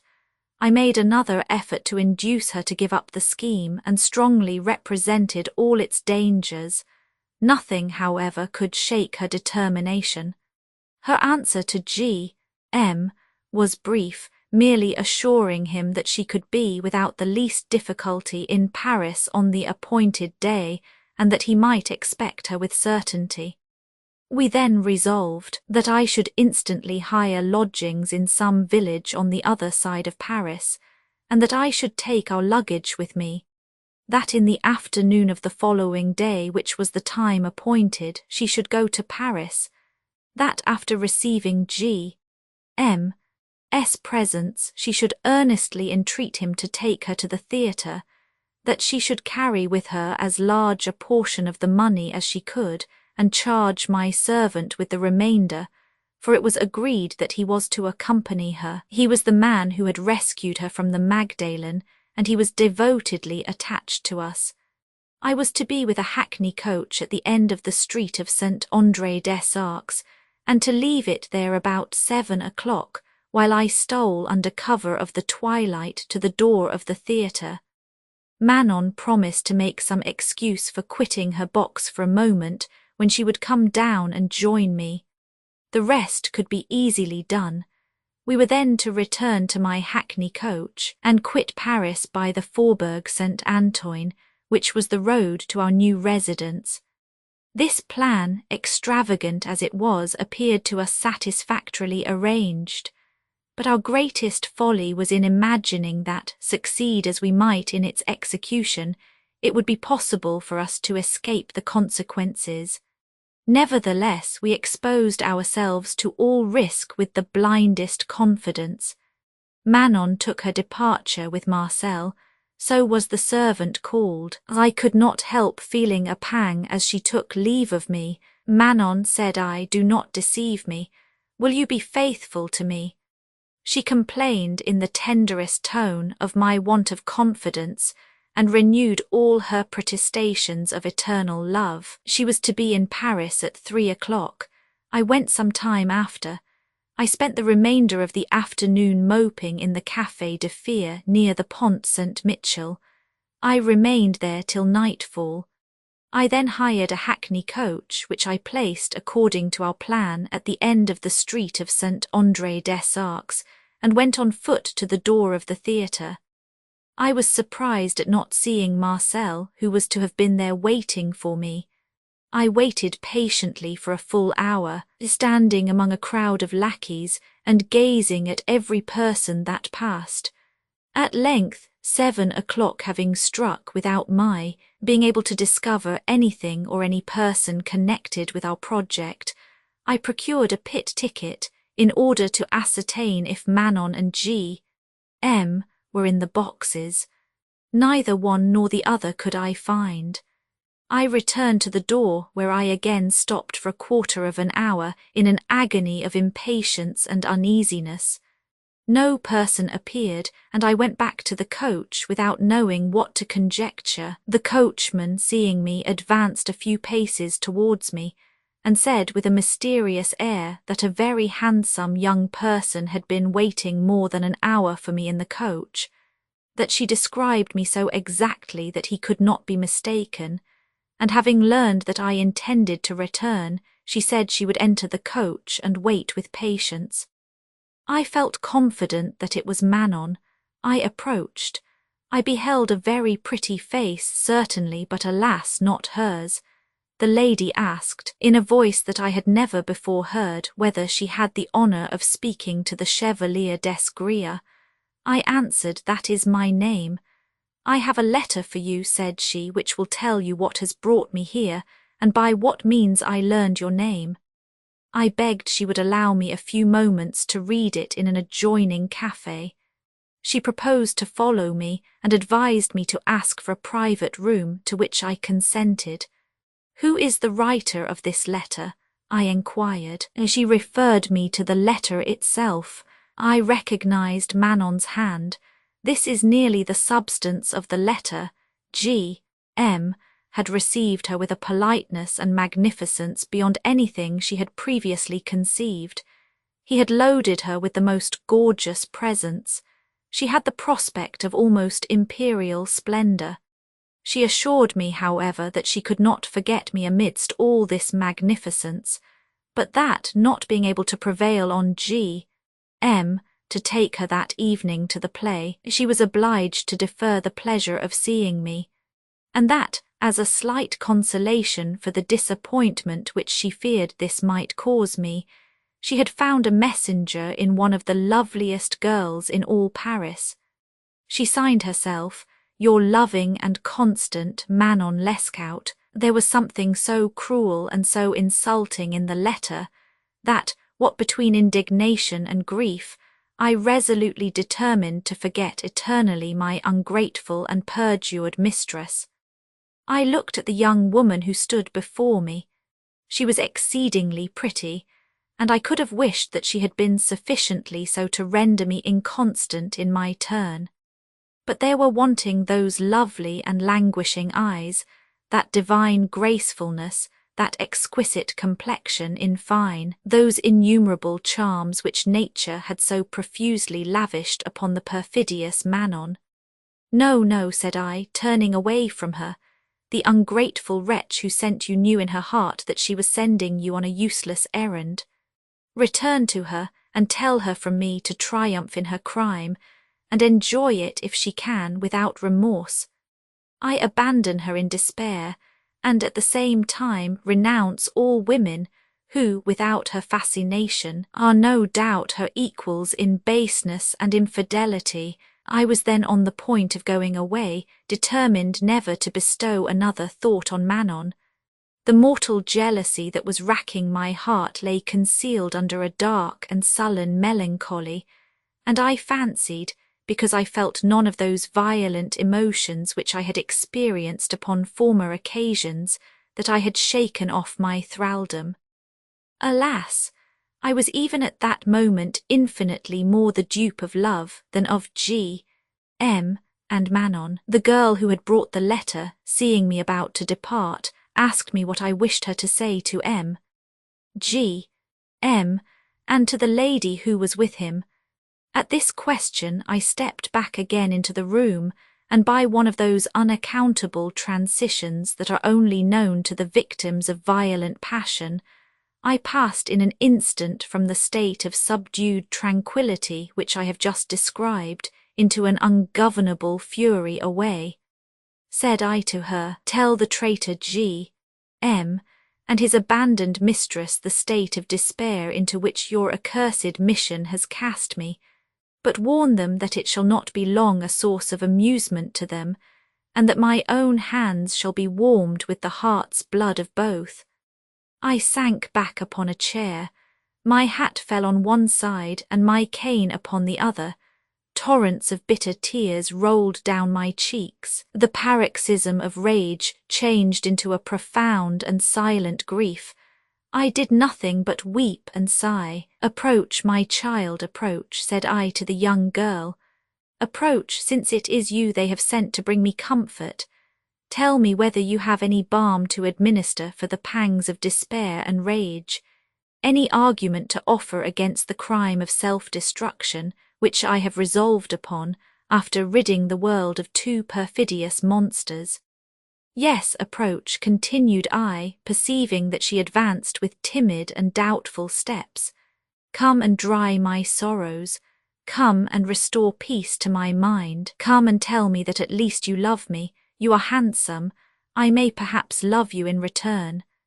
The poor child, who was only 16 or 17 years of age and who appeared more modest than girls of her class generally are, was thunderstruck at this unusual scene. She, however, gently approached to caress me when with uplifted hands I rudely repulsed her. "What do you wish with me?"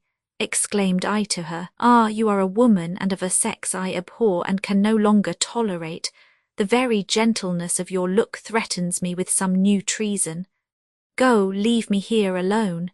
She made me a curtsy without uttering a word and turned to go out. I called to her to stop. "Tell me at least," said I, "wherefore, how, with what design they sent you here. How did you discover my name or the place where you could find me?" She told me that she had long known G. M., that he had sent for her that evening about 5 o'clock, and that, having followed the servant who had been dispatched to her, she was shown into a large house where she found him playing at piquet with a beautiful young woman, and that they both charged her to deliver the letter into my hands, after telling her that she would find me in a hackney coach at the bottom of the street of St. Andre. I asked if they had said nothing more. She blushed while she replied that they had certainly made her believe that I should be glad of her society. "They have deceived you too," said I, "my poor girl, they have deceived you. You are a woman and probably wish for a lover, but you must find one who is rich and happy, and it is not here you will find him. Return to G. M. He possesses everything requisite to make a man beloved. He has furnished houses and equipages to bestow, while I, who have nothing but constancy of love to offer, am despised for my poverty and laughed at for my simplicity. I continued in a tone of sorrow or violence, as these feelings alternately took possession of my mind. However, by the very excess of my agitation, I became gradually so subdued as to be able calmly to reflect upon the situation of affairs. I compared this new misfortune with those which I had already experienced of the same kind, and I could not perceive that there was any more reason for despair now than upon former occasions. I knew Manon. Why then distress myself on account of a calamity which I could not but have plainly foreseen? Why not rather think of seeking a remedy? There was yet time. I at least ought not to spare my own exertions if I wished to avoid the bitter reproach of having contributed by my own indolence to my misery. I thereupon set about considering every means of raising a gleam of hope, to attempt to take her by main force from the hands of G.M. was too desperate a project, calculated only to ruin me, and without the slightest probability of succeeding. But it seemed to me that if I could ensure a moment's interview with her, I could not fail to regain my influence over her affections. I so well knew how to excite her sensibilities. I was so confident of her love for me. The very whim even of sending me a pretty woman by way of consoling me, I would stake my existence, was her idea, and that it was the suggestion of her own sincere sympathy for my sufferings. I resolved to exert every nerve to procure an interview. After a multitude of plans which I canvassed one after another, I fixed upon the following. M. de T. had shown so much sincerity in the services he had rendered me that I could not entertain a doubt of his zeal and good faith. I proposed to call upon him at once and make him send for G.M. under pretence of some important business. Half an hour would suffice to enable me to see Manon. I thought it would not be difficult to get introduced into her apartment during G.M.'s absence. This determination pacified me, and I gave a liberal present to the girl who was still with me, and in order to prevent her from returning to those who had sent her, I took down her address and half promised to call upon her at a later hour. I then got into the hackney coach and drove quickly to M. de T.'s. I was fortunate enough to find him at home. I had been apprehensive upon this point as I went along. A single sentence put him in possession of the whole case, as well of my sufferings as of the friendly service I had come to supplicate at his hands. He was so astonished to learn that G.M. had been able to seduce Manon from me, that, not being aware that I had myself lent a hand to my own misfortune, he generously offered to assemble his friends and evoke their aid for the deliverance of my mistress. I told him that such a proceeding might by its publicity be attended with danger to Manon and to me. "Let us risk our lives," said I, "only as a last resource. My plan is of a more peaceful nature, and promising at least equal success."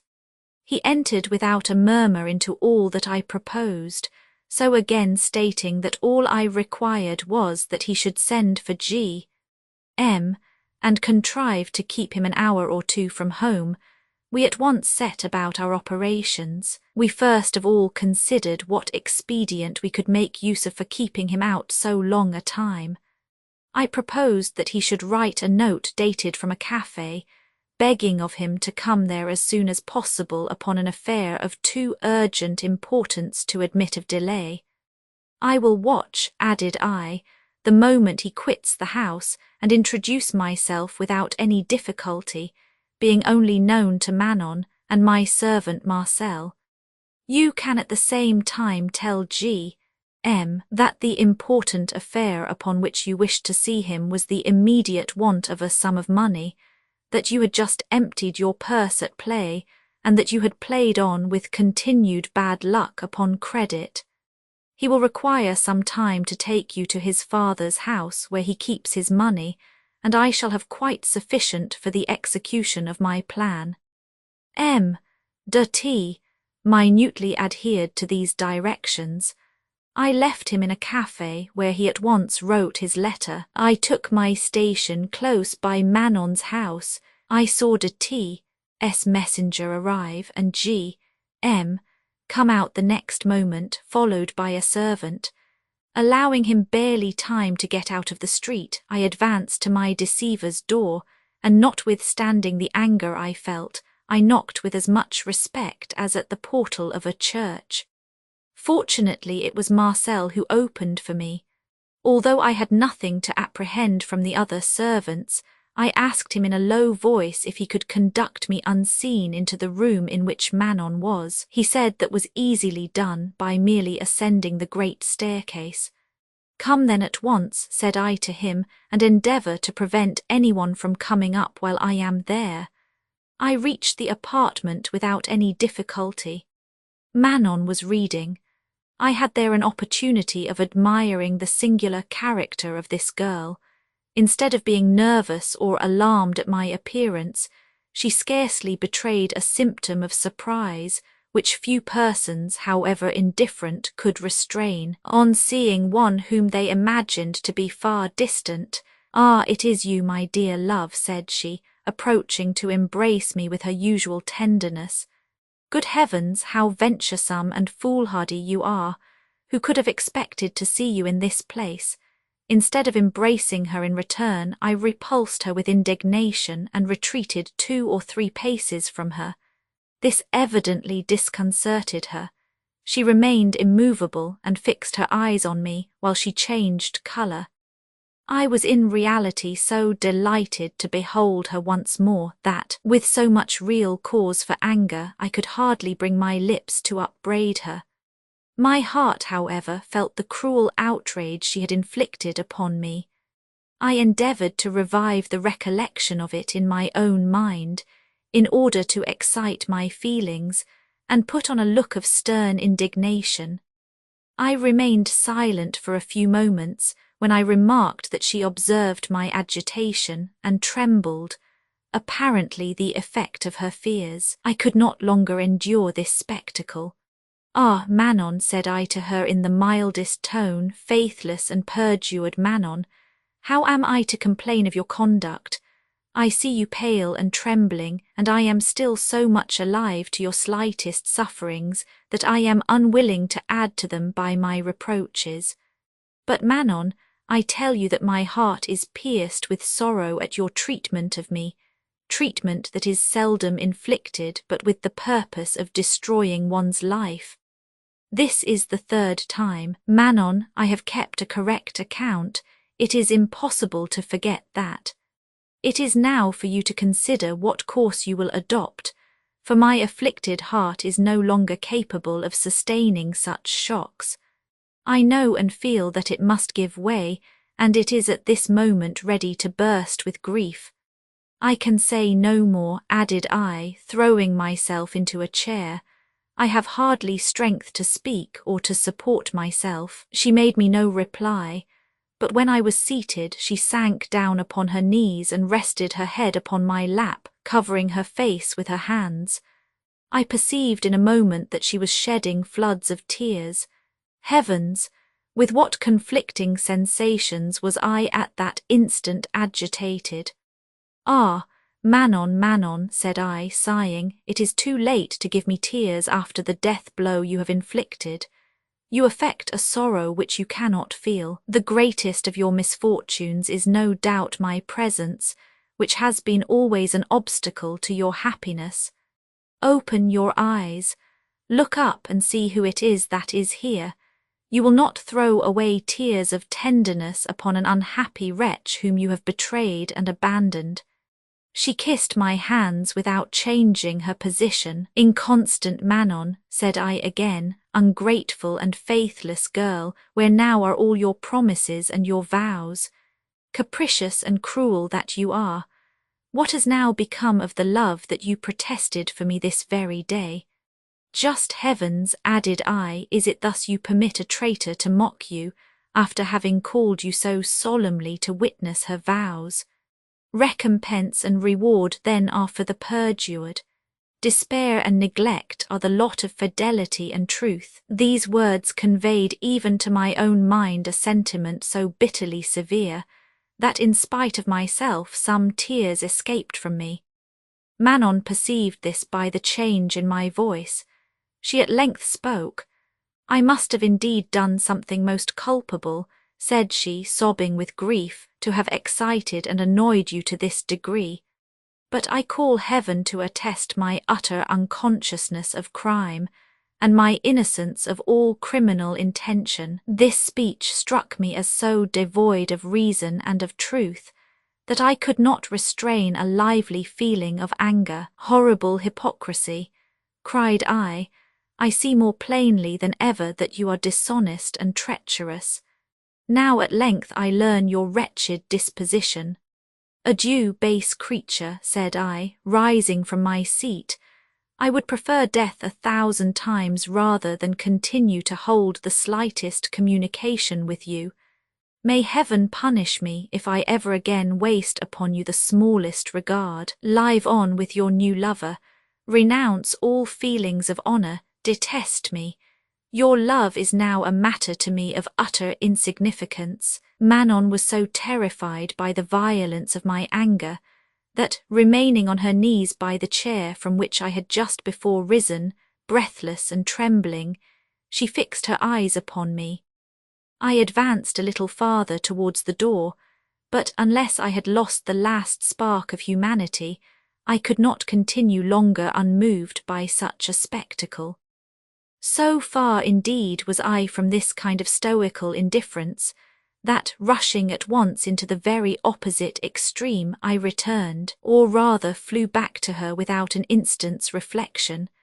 I lifted her in my arms, I gave her 1,000 tender kisses, I implored her to pardon my ungovernable temper. I confessed that I was an absolute brute, and unworthy of being loved by such an angel.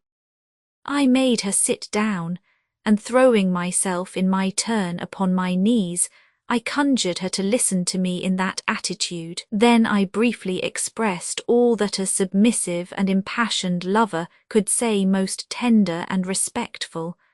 I supplicated her pardon. She let her arms fall over my neck, as she said that it was she who stood in need of forgiveness, and begged of me in mercy to forget all the annoyances she had caused me, and that she began, with reason, to fear that I should not approve of what she had to say in her justification. Me, said I, interrupting her impatiently, I require no justification. I approve of all you have done. It is not for me to demand excuses for anything you do. I am but too happy, too contented, if my dear Manon will only leave me master of her affections. But, continued I, remembering that it was the crisis of my fate, may I not, Manon, all-powerful Manon, you who wield at your pleasure my joys and sorrows, may I not be permitted, after having conciliated you by my submission and all the signs of repentance, to speak to you now of my misery and distress? May I now learn from your own lips what my destiny is to be, and whether you are resolved to sign my death warrant, by spending even a single night with my rival? She considered a moment before she replied. My good Chevalier, said she, resuming the most tranquil tone, if you had only at first explained yourself thus distinctly, you would have spared yourself a world of trouble, and prevented a scene that has really annoyed me. Since your distress is the result of jealousy, I could at first have cured that by offering to accompany you where you pleased. But I imagined it was caused by the letter which I was obliged to write in the presence of G.M. and of the girl whom we sent with it. I thought you might have construed that letter into a mockery, and have fancied that by sending such a messenger I meant to announce my abandonment of you for the sake of G.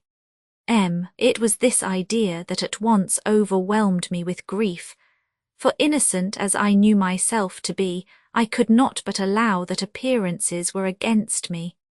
However, continued she, I will leave you to judge of my conduct, after I shall have explained the whole truth. She then told me all that had occurred to her after joining G.M., whom she found punctually awaiting her arrival.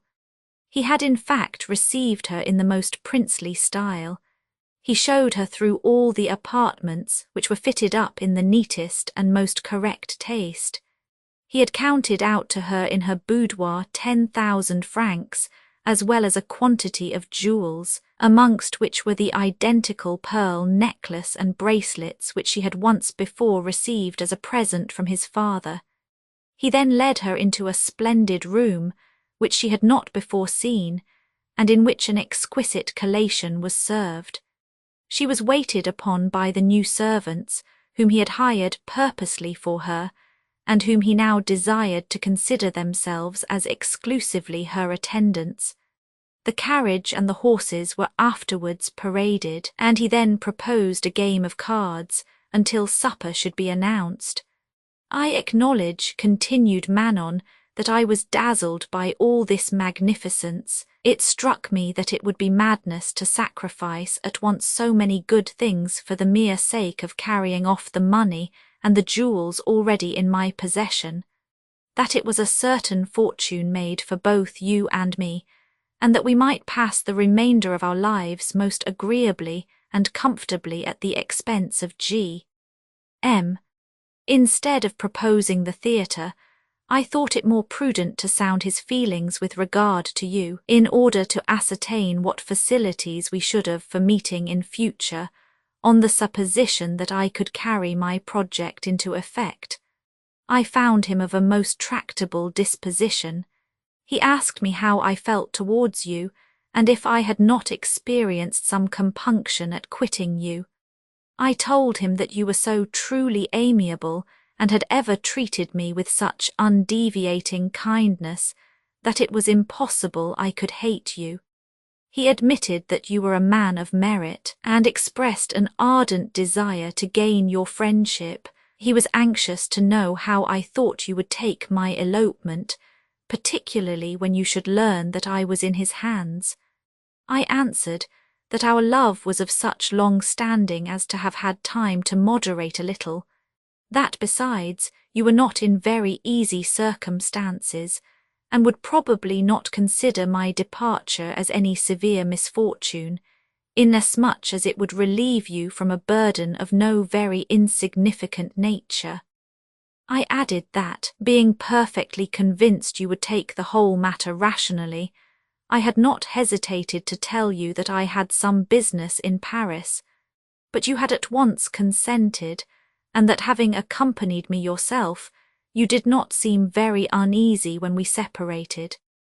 If I thought, said he to me, that he could bring himself to live on good terms with me, I should be too happy to make him a tender of my services and attentions. I assured him that from what I knew of your disposition, I had no doubt you would acknowledge his kindness in a congenial spirit.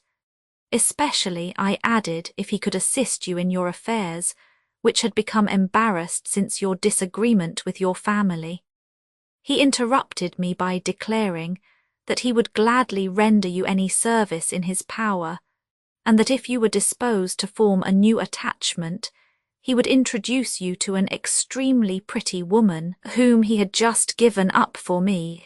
I approved of all he said, she added, for fear of exciting any suspicions, and being more and more satisfied of the feasibility of my scheme, I only longed for an opportunity of letting you into it, lest you should be alarmed at my not keeping my appointment. With this view, I suggested the idea of sending this young lady to you, in order to have an opportunity of writing. I was obliged to have recourse to this plan, because I could not see a chance of his leaving me to myself for a moment. He was greatly amused with my proposition. He called his valet, and asking him whether he could immediately find his late mistress, He dispatched him at once in search of her. He imagined that she would have to go to Chaillot to meet you, but I told him that, when we parted, I promised to meet you again at the theatre, or that, if anything should prevent me from going there, you were to wait for me in a coach at the end of the street of St. Andre, that consequently it would be best to send your new love there, if it were only to save you from the misery of suspense during the whole night. I said it would be also necessary to write you a line of explanation, without which you would probably be puzzled by the whole transaction. He consented, but I was obliged to write in his presence, and I took especial care not to explain matters too palpably in my letter. This is the history, said Manon, of the entire affair. I conceal nothing from you of either my conduct or my intentions. The girl arrived. I thought her handsome, and as I doubted not that you would be mortified by my absence, I did most sincerely hope that she would be able to dissipate something of your ennui, for it is the fidelity of the heart alone that I value. I should have been too delighted to have sent Marcel, but I could not for a single instant find an opportunity of telling him what I wished to communicate to you. She finished her story by describing the embarrassment into which M.'s letter had thrown G.M. He hesitated, said she, about leaving, and assured me that he should not be long absent. And it is on this account that I am uneasy at seeing you here, and that I betrayed at your appearance some slight feeling of surprise. I listened to her with great patience. There were certainly parts of her recital sufficiently cruel and mortifying, for the intention at least of the infidelity was so obvious that she had not even taken the trouble to disguise it. She could never have imagined that G.M. meant to venerate her as a vestal. She must therefore clearly have made up her mind to pass at least one night with him. What an avowal for a lover's ears! However, I considered myself as partly the cause of her guilt, by having been the first to let her know G.M.'s sentiments towards her, and by the silly readiness with which I entered into this rash project. Besides, by a natural bent of my mind, peculiar I believe to myself, I was duped by the ingenuousness of her story, by that open and winning manner with which she related even the circumstances most calculated to annoy me. There is nothing of wanton vice, said I to myself, in her transgressions. She is volatile and imprudent, but she is sincere and affectionate. My love alone rendered me blind to all her faults. I was enchanted at the prospect of rescuing her that very night from my rival. I said to her, "With whom do you mean to pass the night?" She was evidently disconcerted by the question, and answered me in an embarrassed manner with buts and ifs. I felt for her, and interrupted her by saying that I at once expected her to accompany me. "Nothing can give me more pleasure," said she, "but you don't approve then of my project." "Is it not enough," replied I, "that I approve of all that you have up to this moment done?" "What," said she, "are we not even to take the 10,000 francs with us?" "Why, he gave me the money. It is mine." I advised her to leave everything, and let us think only of escaping, for although I had been hardly half an hour with her, I began to dread the return of G.M. However, she so earnestly urged me to consent to our going out with something in our pockets, that I thought myself bound to make her, on my part, some concession in return for all she yielded to me. While we were getting ready for our departure, I heard someone knock at the street door. I felt convinced that it must be G.M., and in the heat of the moment I told Manon that as sure as he appeared I would take his life. In truth, I felt that I was not sufficiently recovered from my late excitement to be able to restrain my fury if I met him. Marcel put an end to my uneasiness by handing me a letter which he had received for me at the door. It was from M. He told me that as G.M. had gone to his father's house for the money which he wanted. He had taken advantage of his absence to communicate to me an amusing idea that had just come into his head, that it appeared to him I could not possibly take a more agreeable revenge upon my rival than by eating his supper and spending the night in the very bed which he had hoped to share with my mistress. All this seemed to him easy enough, if I could only find 2 or 3 men upon whom I could depend, of courage sufficient to stop him in the street and detain him in custody until next morning, that he would undertake to keep him occupied for another hour at least under some pretext which he could devise before G.M.'s return. I showed the note to Manon. I told her at the same time of the manner in which I had procured the interview with her. My scheme, as well as the new one of M.'s, delighted her. We laughed heartily at it for some minutes, but when I treated it as a mere joke, I was surprised at her insisting seriously upon it as a thing perfectly practicable and too delightful to be neglected. In vain I enquired where she thought I could possibly find, on a sudden, men fit for such an adventure, and on whom I could rely for keeping G.M. in strict custody. She said that I should at least try, as M.'t ensured us yet a full hour, and as to my other objections, she said that I was playing the tyrant and did not show the slightest indulgence to her fancies. She said that it was impossible there could be a more enchanting project. You will have his place at supper, you will sleep in his bed, and tomorrow, as early as you like, you can walk off with both his mistress and his money. You may thus at one blow be amply revenged upon father and son. I yielded to her entreaties, in spite of the secret misgivings of my own mind, which seemed to forebode the unhappy catastrophe that afterwards befell me.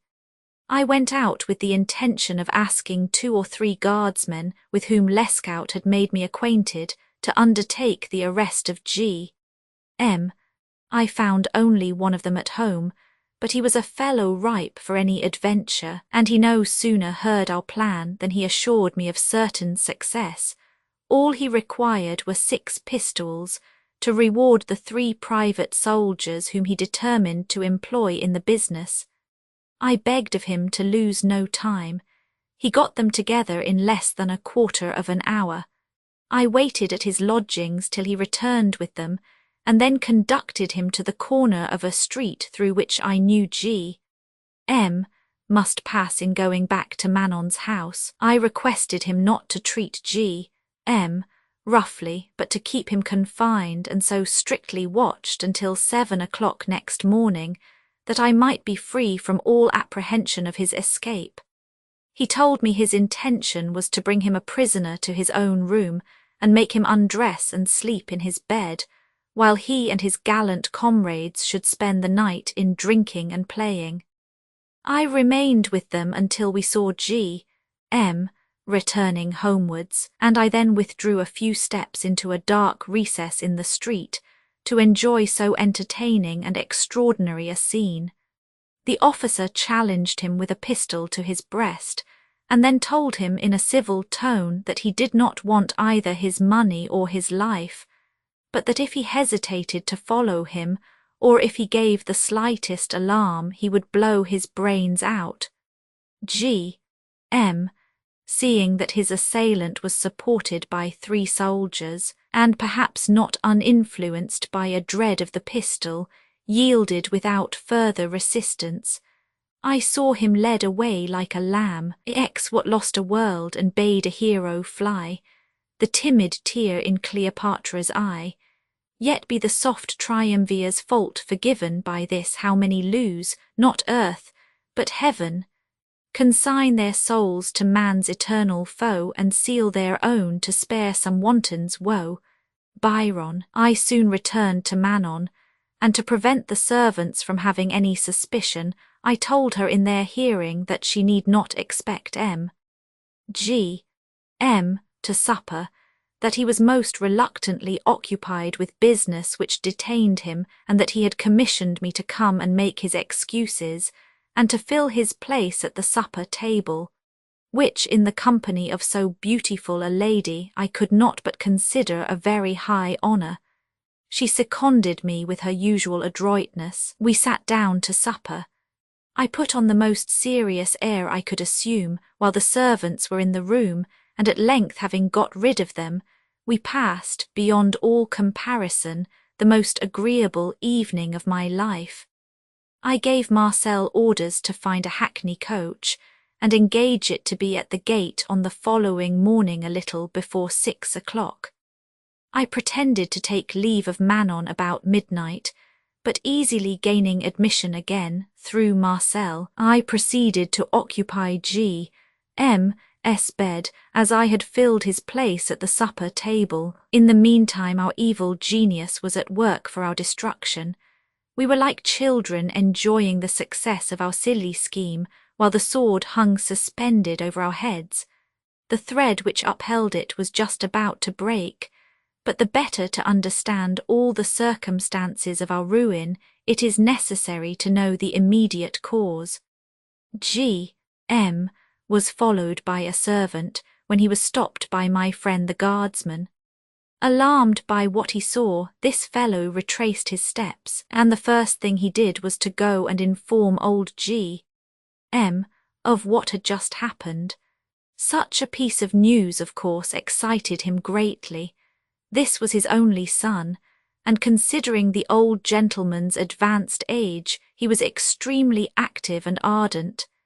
He first enquired of the servant what his son had been doing that afternoon, whether he had had any quarrel on his own account or interfered in any other, whether he had been in any suspicious house. The lackey, who fancied his master in imminent danger, and thought he ought not to have any reserve in such an emergency, disclosed at once all that he knew of his connection with Manon, and of the expense he had gone to on her account, the manner in which he had passed the afternoon with her until about 9 o'clock, the circumstance of his leaving her, and the outrage he encountered on his return.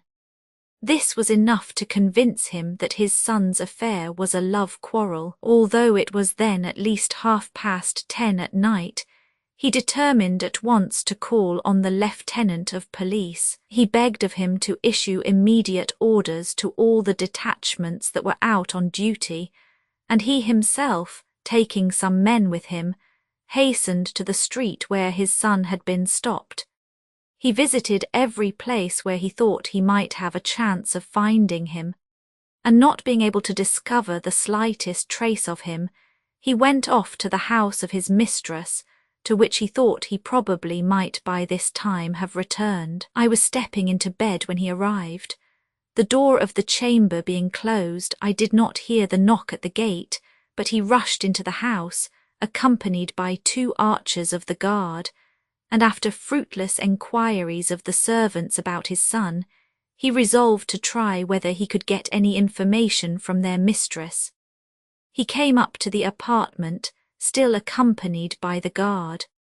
We were just on the point of lying down when he burst open the door and electrified us by his appearance. "Heavens," said I to Manon, "it is old G.M. I attempted to get possession of my sword, but it was fortunately entangled in my belt. The archers, who saw my object, advanced to lay hold of me. Stripped to my shirt, I could, of course, offer no resistance, and they speedily deprived me of all means of defence. G.M., although a good deal embarrassed by the whole scene, soon recognised me, and Manon still more easily. "Is this a dream?" said he in the most serious tone. "Do I not see before me the Chevalier d'Esgrilla and Manon Lescaut?" I was so overcome with shame and disappointment that I could make him no reply. He appeared for some minutes revolving different thoughts in his mind, and as if they had suddenly excited his anger, he exclaimed, addressing himself to me, "Wretch, I am confident that you have murdered my son." I felt indignant at so insulting a charge. You hoary and lecherous villain, I exclaimed, if I had been inclined to kill any of your worthless family, it is with you I should most assuredly have commenced. Hold him fast, cried he to the archers, he must give me some tidings of my son. I shall have him hanged tomorrow if he does not presently let me know how he has disposed of him. You will have me hanged, said I, will you? Infamous scoundrel! It is for such as you that the gibbet is erected. Know that the blood which flows in my veins is noble, and purer in every sense than yours.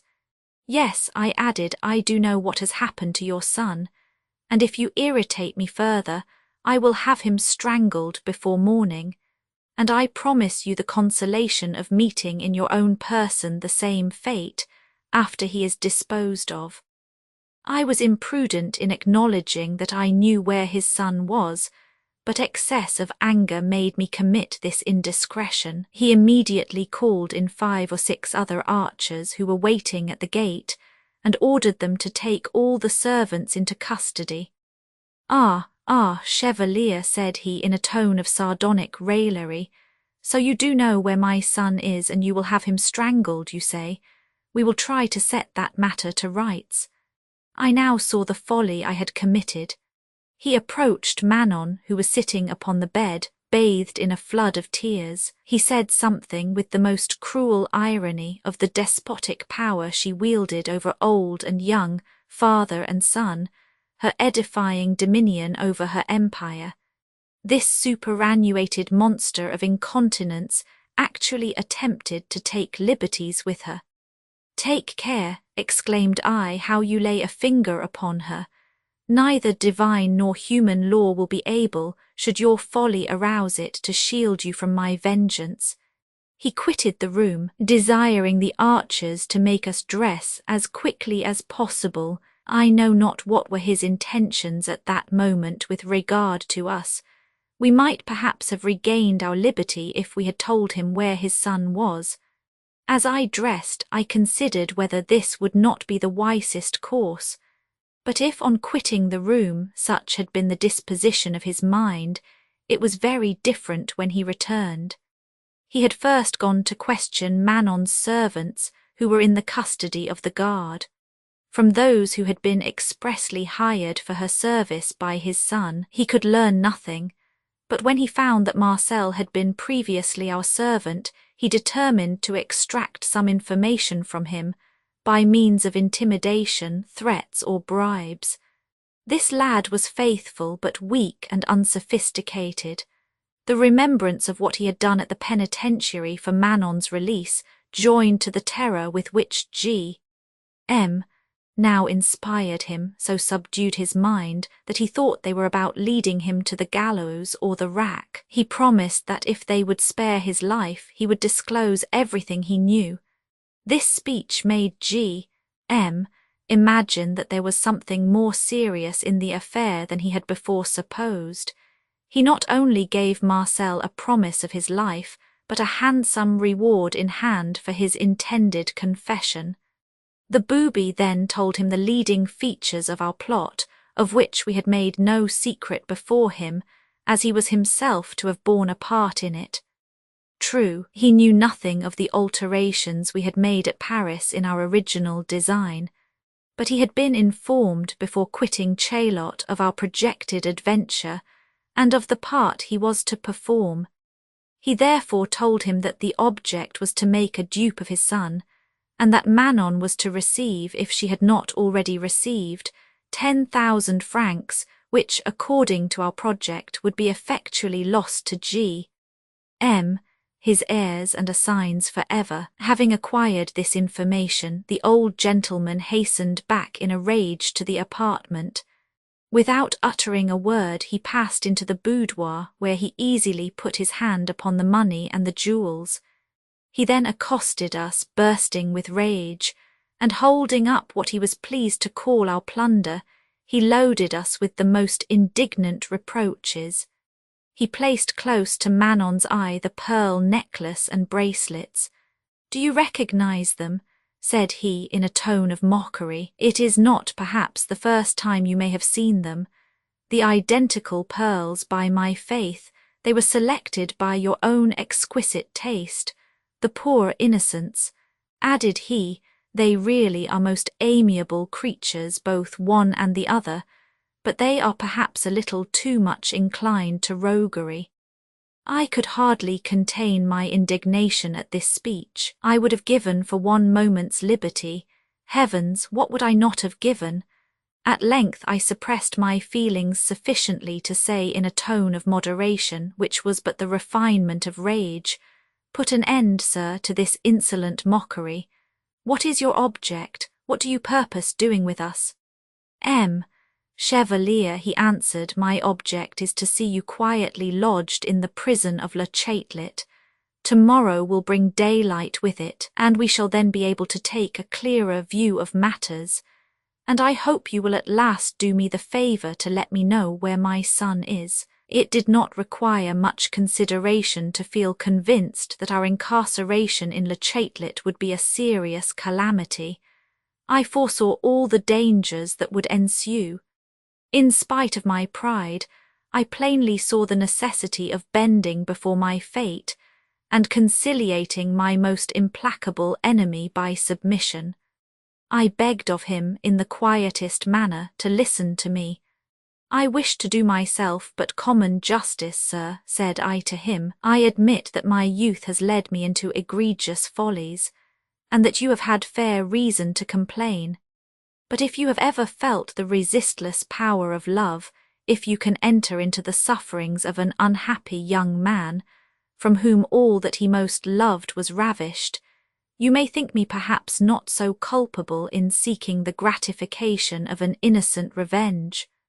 Or at least you may consider me sufficiently punished by the exposure and degradation I have just now endured. Neither pains nor imprisonment will be requisite to make me tell you where your son now is. He is in perfect safety. It was never my intention to injure him, nor to give you just cause for offence. I am ready to let you know the place where he is safely passing the night, if in return you will set us at liberty." The old tiger, far from being softened by my prayer, turned his back upon me and laughed. A few words escaped him, which showed that he perfectly well knew our whole plan from the commencement. As for his son, the brute said that he would easily find him, since I had not assassinated him. "Conduct them to the Petit Chatelet," said he to the archers, "and take especial care that the Chevalier does not escape you. He is a scamp that once before escaped from St. Lazare. He went out, and left me in a condition that you may picture to yourself. Oh heavens! Cried I to myself, I receive with humble submission all your visitations, but that a wretched scoundrel should thus have the power to tyrannize over me. This it is that plunges me into the depths of despair. The archers begged that we would not detain them any longer. They had a coach at the door. "Come, my dear angel," said I to Manon as we went down, "come, let us submit to our destiny in all its rigour. It may one day please heaven to render us more happy." We went in the same coach. I supported her in my arms. I had not heard her utter a single word since G.M.'s first appearance. But now, finding herself alone with me, she addressed me in the tenderest manner and accused herself of being the cause of all my troubles. I assured her that I never could complain while she continued to love me. "It is not I that have reason to complain," I added. "Imprisonment for a few months has no terrors for me, and I would infinitely prefer Le Chatelet to St. Lazare, but it is for you, my dearest soul, that my heart bleeds. What a lot for such an angel! How can you, gracious heaven, subject to such rigour the most perfect work of your own hands? Why are we not both of us born with qualities conformable to our wretched condition? We are endowed with spirit, with taste, with feeling, while the vilest of God's creatures, Brutes alone worthy of our unhappy fate are revelling in all the favours of fortune. These feelings filled me with grief, but it was bliss compared with my prospects for the future. My fear on account of Manon knew no bounds. She had already been an inmate of the Magdalen, and even if she had left it by fair means, I knew that a relapse of this nature would be attended with disastrous consequences. I wished to let her know my fears. I was apprehensive of exciting hers. I trembled for her without daring to put her on her guard against the danger, and I embraced her tenderly to satisfy her at least of my love, which was almost the only sentiment to which I dared to give expression. "Manon," said I, "tell me sincerely, will you ever cease to love me?" She answered that it made her unhappy to think that I could doubt it.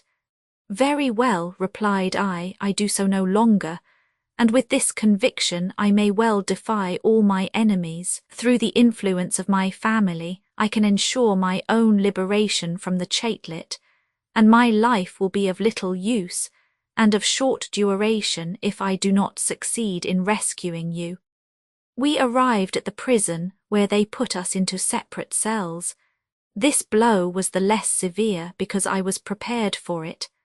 I recommended Manon to the attention of the porter, telling him that I was a person of some distinction, and promising him a considerable recompense. I embraced my dearest mistress before we parted. I implored her not to distress herself too much and to fear nothing while I lived. I had money with me. I gave her some, and I paid the porter out of what remained the amount of a month's expenses for both of us in advance. This had an excellent effect, for I found myself placed in an apartment comfortably furnished, and they assured me that Manon was in one equally good. I immediately set about devising the means of procuring my liberty. There certainly had been nothing actually criminal in my conduct, and supposing even that our felonious intention was established by the evidence of Marcel, I knew that criminal intentions alone were not punishable. I resolved to write immediately to my father and beg of him to come himself to Paris. I felt much less humiliation, as I have already said, in being in Le Chatelet than in Saint-Lazare. Besides, although I preserved all proper respect for the paternal authority, age and experience had considerably lessened my timidity. I wrote, and they made no difficulty in the prison about forwarding my letter, but it was a trouble I should have spared myself, had I known that my father was about to arrive on the following day in Paris. He had received the letter I had written to him a week before. It gave him extreme delight, but notwithstanding the flattering hopes I had held out of my conversion, he could not implicitly rely on my statements. He determined, therefore, to satisfy himself of my reformation by the evidence of his own senses, and to regulate his conduct towards me according to his conviction of my sincerity. He arrived the day after my imprisonment. His first visit was to Tybage, to whose care I begged that he would address his answer. He could not learn from him either my present abode or condition. Tybage merely told him of my principal adventures since I had escaped from Saint-Lazare. Tybage spoke warmly of the disposition to virtue which I had evinced at our last interview. He added that he considered me as having quite got rid of Manon, but that he was nevertheless surprised at my not having given him any intelligence about myself for a week. My father was not to be duped. He fully comprehended that there was something in the silence of which Tybage complained which had escaped my poor friend's penetration, and he took such pains to find me out that in 2 days after his arrival he learned that I was in Le Chatelet. Before I received this visit, which I little expected so soon, I had the honour of one from the Lieutenant General of Police, or to call things by their right names, I was subjected to an official examination. He upbraided me certainly, but not in any harsh or annoying manner. He told me in the kindest tone that he bitterly lamented my bad conduct, that I had committed a gross indiscretion in making an enemy of such a man as M. That in truth it was easy to see that there was in the affair more of imprudence and folly than of malice, but that still it was the second time I had been brought as a culprit under his cognizance, and that he had hoped I should have become more sedate after the experience of 2 or 3 months in St. Lazare. Delighted at finding that I had a rational judge to deal with, I explained the affair to him in a manner at once so respectful and so moderate that he seemed exceedingly satisfied with my answers to all the queries he put. He desired me not to abandon myself to grief, and assured me that he felt every disposition to serve me, as well on account of my birth as my inexperience. I ventured to bespeak his attentions in favour of Manon, and I dwelt upon her gentle and excellent disposition. He replied with a smile that he had not yet seen her, but that she had been represented to him as a most dangerous person. This expression so excited my sympathy that I urged 1,000 anxious arguments in favour of my poor mistress, and I could not restrain even from shedding tears. He desired them to conduct me back to my chamber. "Love, love," cried this grave magistrate as I went out, "thou art never to be reconciled with discretion." I had been occupied with the most melancholy reflections, and was thinking of the conversation I had had with the Lieutenant General of Police when I heard my door open. It was my father. Although I ought to have been half prepared for seeing him, and had reasons to expect his arrival within a day or 2, yet I was so thunderstruck that I could willingly have sunk into the earth if it had been open at my feet. I embraced him in the greatest possible state of confusion.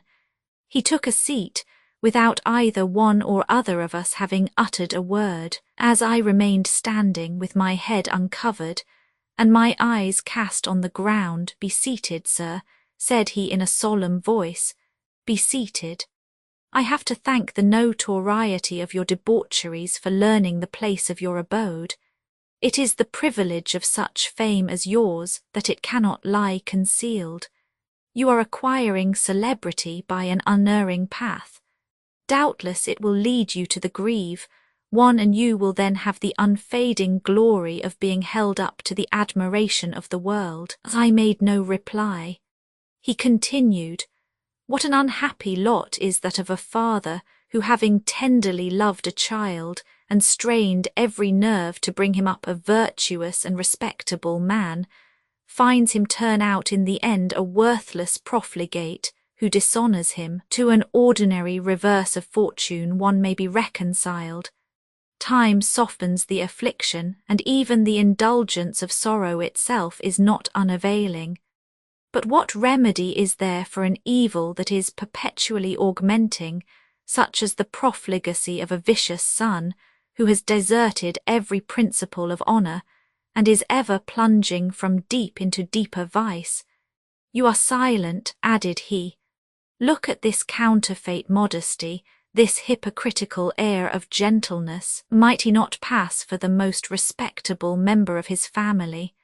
Although I could not but feel that I deserved in some degree these reproaches, yet he appeared to me to carry them beyond all reason. I thought I might be permitted to explain my feelings. "I assure you, sir," said I to him, "that the modesty which you ridicule is by no means affected. It is the natural feeling of a son who entertains sincere respect for his father, and above all, a father irritated, as you justly are, by his faults. Neither have I, sir, the slightest wish to pass for the most respectable member of my family. I know that I have merited your reproaches, but I conjure you to temper them with mercy, and not to look upon me as the most infamous of mankind. I do not deserve such harsh names. It is love, you know it, that has caused all my errors. Fatal passion, have you yourself never felt its force? Is it possible that you, with the same blood in your veins that flows in mine, should have passed through life unscathed by the same excitements? Love has rendered me perhaps foolishly tender, too easily excited, too impassioned, too faithful, and probably too indulgent to the desires and caprices, or, if you will, the faults of an adored mistress. These are my crimes. Are they such as to reflect dishonour upon you? Come, my dear father, said I tenderly, show some pity for a son who has never ceased to feel respect and affection for you, who has not renounced, as you say, all feelings of honour and of duty, and who is himself 1,000 times more an object of pity than you imagine. I could not help shedding a tear as I concluded this appeal. A father's heart is a chef d'oeuvre of creation. Their nature rules in undisturbed dominion and regulates at will its most secret springs. He was a man of high feeling and good taste, and was so sensibly affected by the turn I had given to my defence that he could no longer hide from me the change I had wrought. Come to me, my poor chevalier, said he. Come and embrace me. I do pity you. I embraced him. He pressed me to him in such a manner that I guessed what was passing in his heart. But how are we, said he, to extricate you from this place? Explain to me the real situation of your affairs, as there really was not anything in my conduct so grossly improper as to reflect dishonour upon me. At least, in comparison with the conduct of other young men of a certain station in the world, and as a mistress is not considered a disgrace, any more than a little dexterity in drawing some advantage from play, I gave my father a candid detail of the life I had been leading. As I recounted each transgression, I took care to cite some illustrious example in my justification, in order to palliate my own faults. I lived, said I, with a mistress without the solemnity of marriage. The Duke of keeps two before the eyes of all Paris. M.D. has had one now for 10 years, and loves her with a fidelity which he has never shown to his wife. 2/3 of the men of fashion in Paris keep mistresses. I certainly have on 1 or 2 occasions cheated at play. Well, the Marquis of and the Count have no other source of revenue. The Prince of and the Duke of are at the head of a gang of the same industrious order. As for the designs I had upon the pockets of the 2G. M.S., I might just as easily have proved that I had abundant models for that also, but I had too much pride to plead guilty to this charge, and rest on the justification of example, so that I begged of my father to ascribe my weakness on this occasion to the violence of the 2 passions which agitated me, revenge and love. He asked me whether I could suggest any means of obtaining my liberty, and in such a way as to avoid publicity as much as possible. I told him of the kind feelings which the Lieutenant General of Police had expressed towards me. If you encounter any obstacles, said I, they will be offered only by the 2G. M.S., so that I think it would be advisable to call upon them. He promised to do so. I did not dare ask him to solicit Manon's liberation.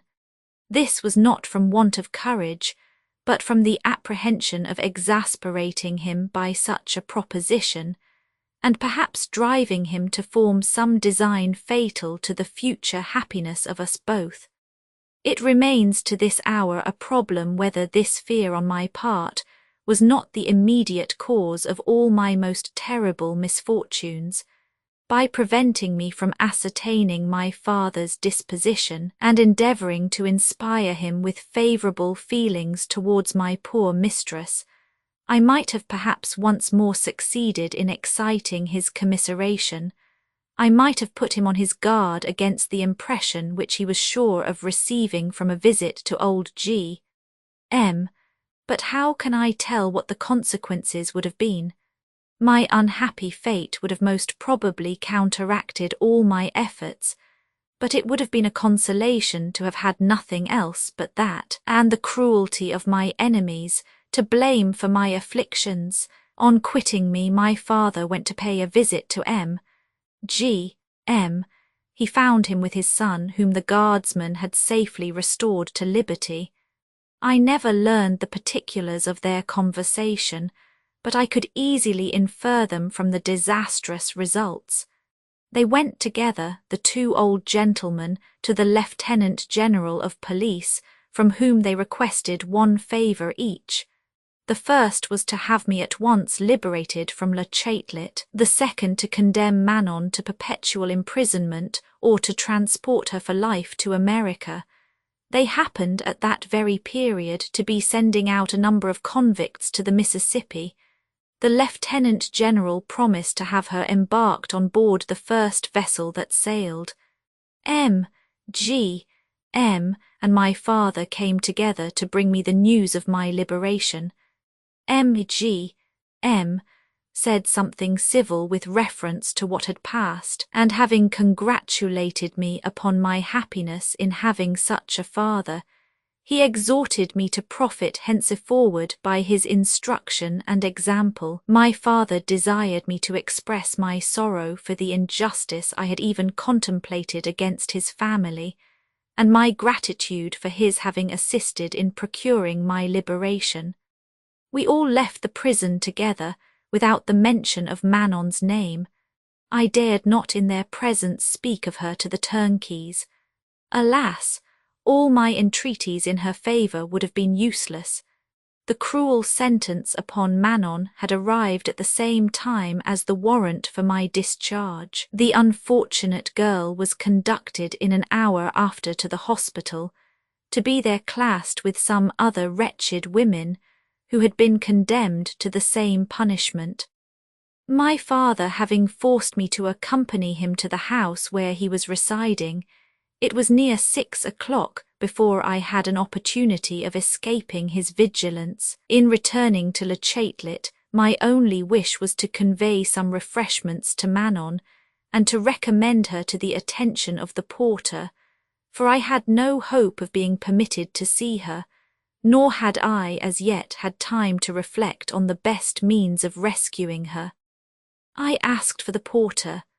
I had won his heart as much by my liberality to him as by the mildness of my manner, so that, having a disposition to serve me, he spoke of Manon's sentence as a calamity which he sincerely regretted, since it was calculated to mortify me. I was at first unable to comprehend his meaning. We conversed for some minutes without my understanding him. At length, perceiving that an explanation was necessary, he gave me such a one, as on a former occasion I wanted courage to relate to you, and which even now makes my blood curdle in my veins to remember. One who has e'er been at Paris must needs know the fatal retreat of Th unfortunate brave, where honour and justice most oddly contribute to ease heroes' pains by the halter and gibbet. Prior, Roman 11 alack, it is not when we sleep soft and wake merrily that we think on other people's sufferings, but when the hour of trouble comes, said Jeanie Deans. Walter Scott. Never did apoplexy produce on mortal a more sudden or terrific effect than did the announcement of Manon's sentence upon me.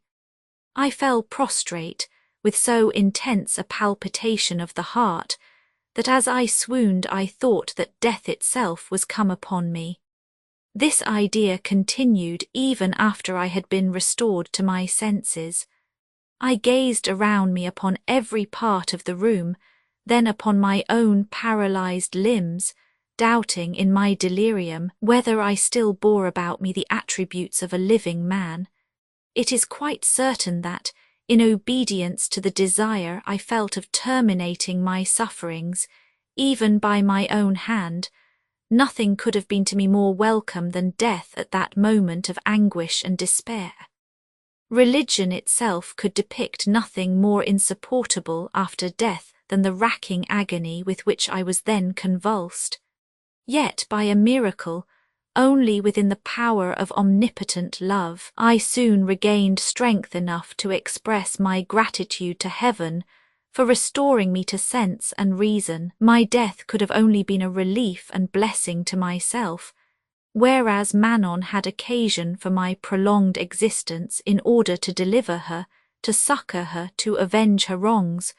I swore to devote that existence unremittingly to these objects. The porter gave me every assistance that I could have expected at the hands of my oldest friend. I accepted his services with the liveliest gratitude.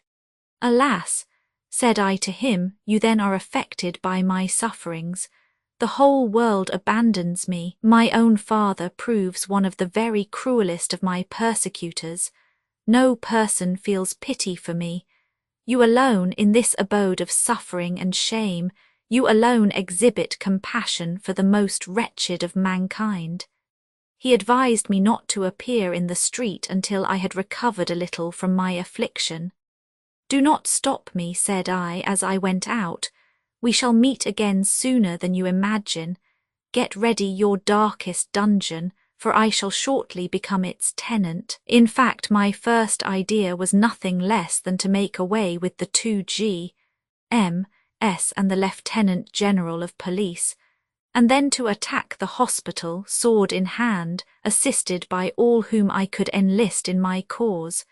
Even my father's life was hardly respected, so just appeared my feelings of vengeance, for the porter had informed me that he and G.M. were jointly the authors of my ruin. But when I had advanced some paces into the street, and the fresh air had cooled my excitement, I gradually viewed matters in a more rational mood. The death of our enemies could be of little use to Manon, and the obvious effect of such violence would be to deprive me of all other chance of serving her. Besides, could I ever bring myself to be a cowardly assassin? By what other means could I accomplish my revenge? I set all my ingenuity and all my efforts at work to procure the deliverance of Manon, leaving everything else to be considered hereafter.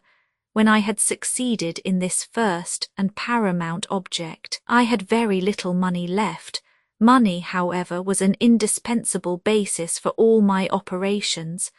I only knew 3 persons from whom I had any right to ask pecuniary assistance: M. de T. Tybage and my father. There appeared little chance of obtaining any from the 2 latter, and I was really ashamed again to importune M. de T. But it is not in desperate emergencies that one stands upon points of ceremony. I went first to the seminary of St. Sulpice, without considering whether I should be recognized. I asked for Tybage. His first words showed me that he knew nothing of my latest adventure. This made me change the design I had originally formed of appealing at once to his compassion.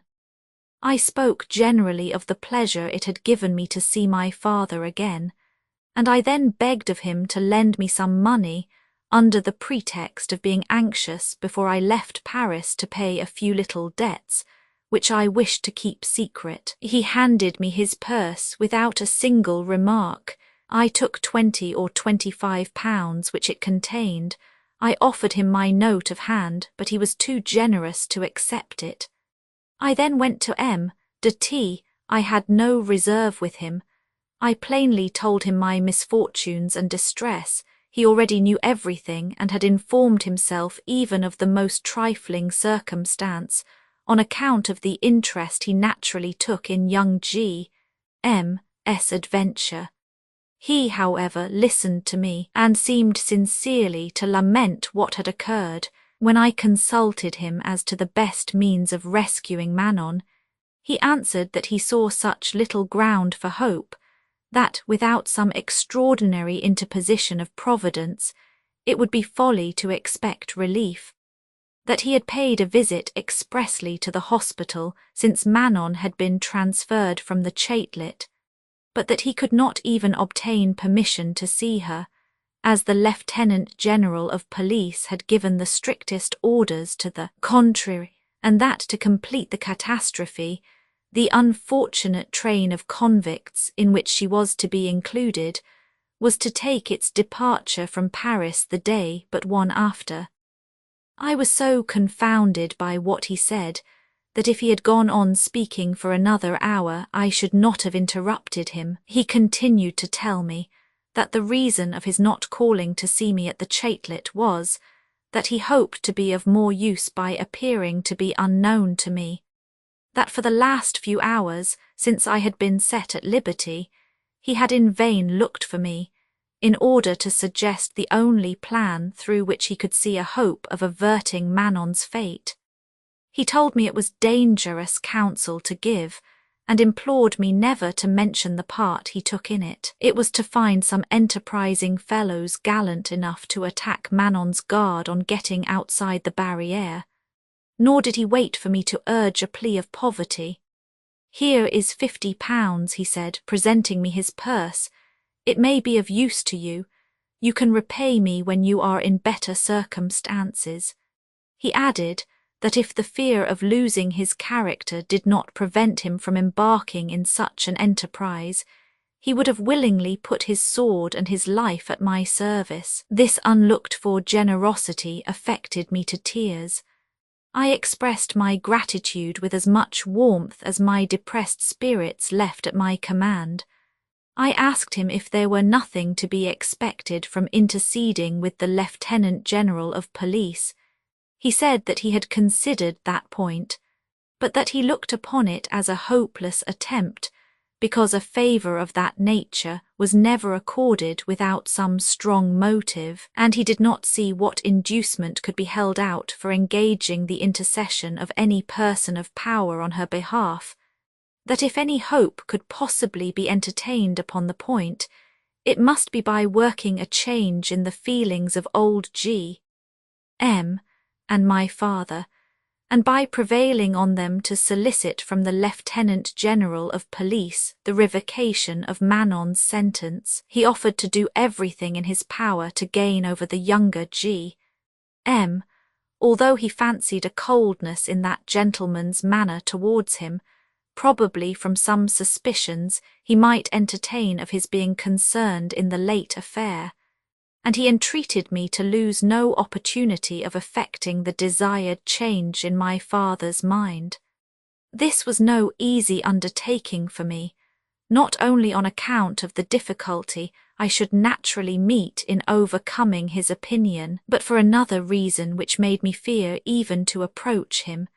I had quitted his lodgings contrary to his express orders, and was resolved, since I had learned the sad fate of my poor Manon, never again to return thither. I was not without apprehensions indeed of his now retaining me against my will, and perhaps taking me at once back with him into the country. My elder brother had formerly had recourse to this violent measure. True, I was now somewhat older, but age is a feeble argument against force. I hit upon a mode, however, of avoiding this danger, which was to get him by contrivance to some public place, and there announce myself to him under an assumed name. I immediately resolved on this method.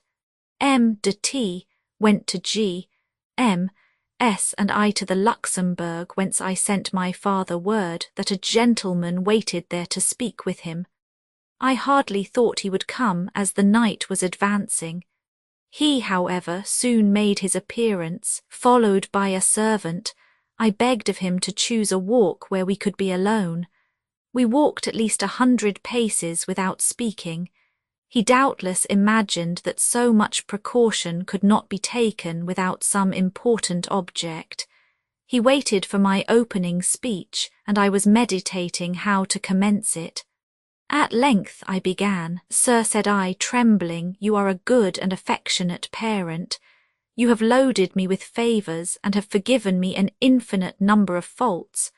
I also, in my turn, call heaven to witness the sincere and tender and respectful sentiments I entertain towards you. but it does seem to me that your inexorable severity— Well, sir, my severity— interrupted my father, who no doubt found my hesitation little suited to his impatience. Ah, sir, I replied, it does seem to me that your severity is excessive in the penalty you inflict upon the unfortunate Manon. You have taken only M.'s report of her. His hatred has made him represent her to you in the most odious colours. You have formed a frightful idea of her. She is, on the contrary, the mildest and most amiable of living creatures. Would that heaven had but inspired you at any one moment with the desire of seeing her, I am convinced that you would be not less sensible of her perfections than your unhappy son. You would then have been her advocate, you would have abhorred the foul artifices of G.M., you would have had pity on both her and me. Alas, I am persuaded of it. Your heart is not insensible, it must ere now have melted with compassion. He interrupted me again, perceiving that I spoke with a warmth which would not allow me to finish very briefly. He begged to know with what request I intended to wind up so fervent an harangue. To ask my life at your hands, said I, which I never can retain if Manon once embark for America. No, no, replied he in the severest tone, I would rather see you lifeless than infamous and depraved. We have gone far enough then, said I, catching hold of his arm, take from me in common mercy my life. Weary and odious and insupportable as it henceforward must be, for in the state of despair into which you now plunge me, death would be the greatest favour you could bestow, a favour worthy of a father's hand. I should only give you what you deserve, replied he. I know fathers who would not have shown as much patience as I have, but would themselves have executed speedy justice. But it is my foolish and excessive forbearance that has been your ruin. I threw myself at his feet.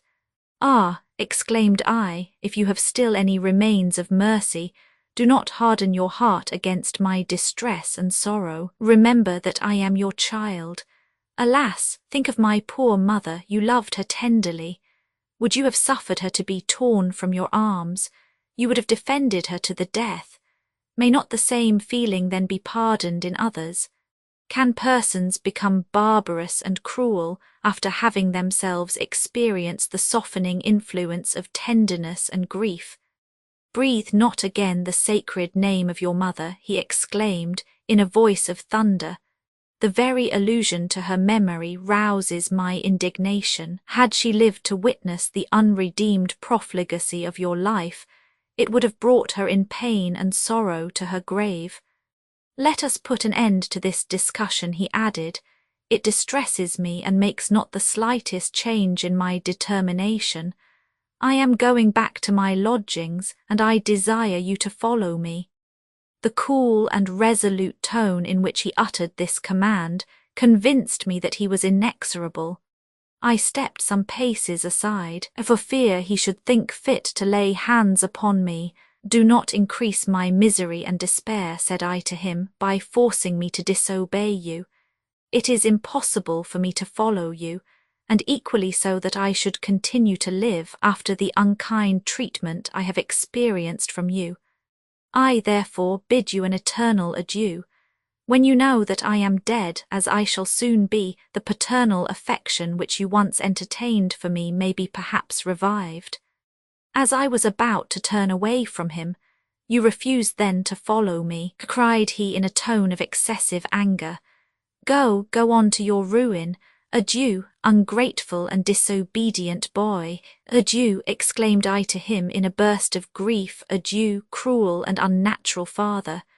I left the Luxembourg and rushed like a madman through the streets to M.'s house. I raised my hands and eyes as I went along, invoking the almighty powers. O heaven, cried I, will you not prove more merciful than man?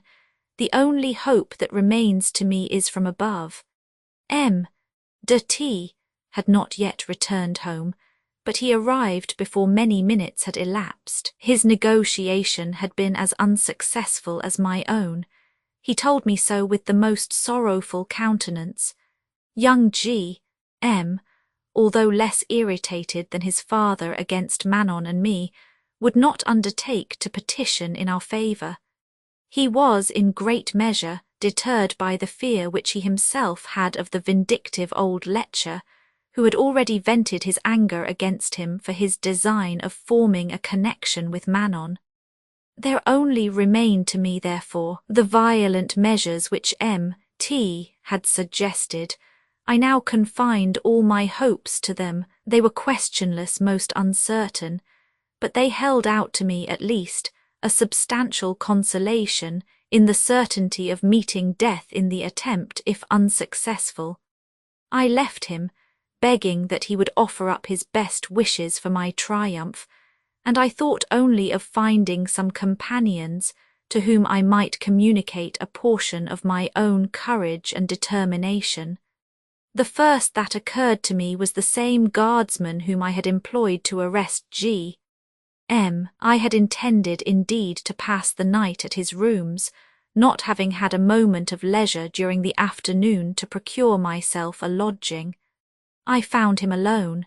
He was glad to see me out of the chatelet. He made me an offer of his services. I explained to him in what way he might now do me the greatest kindness.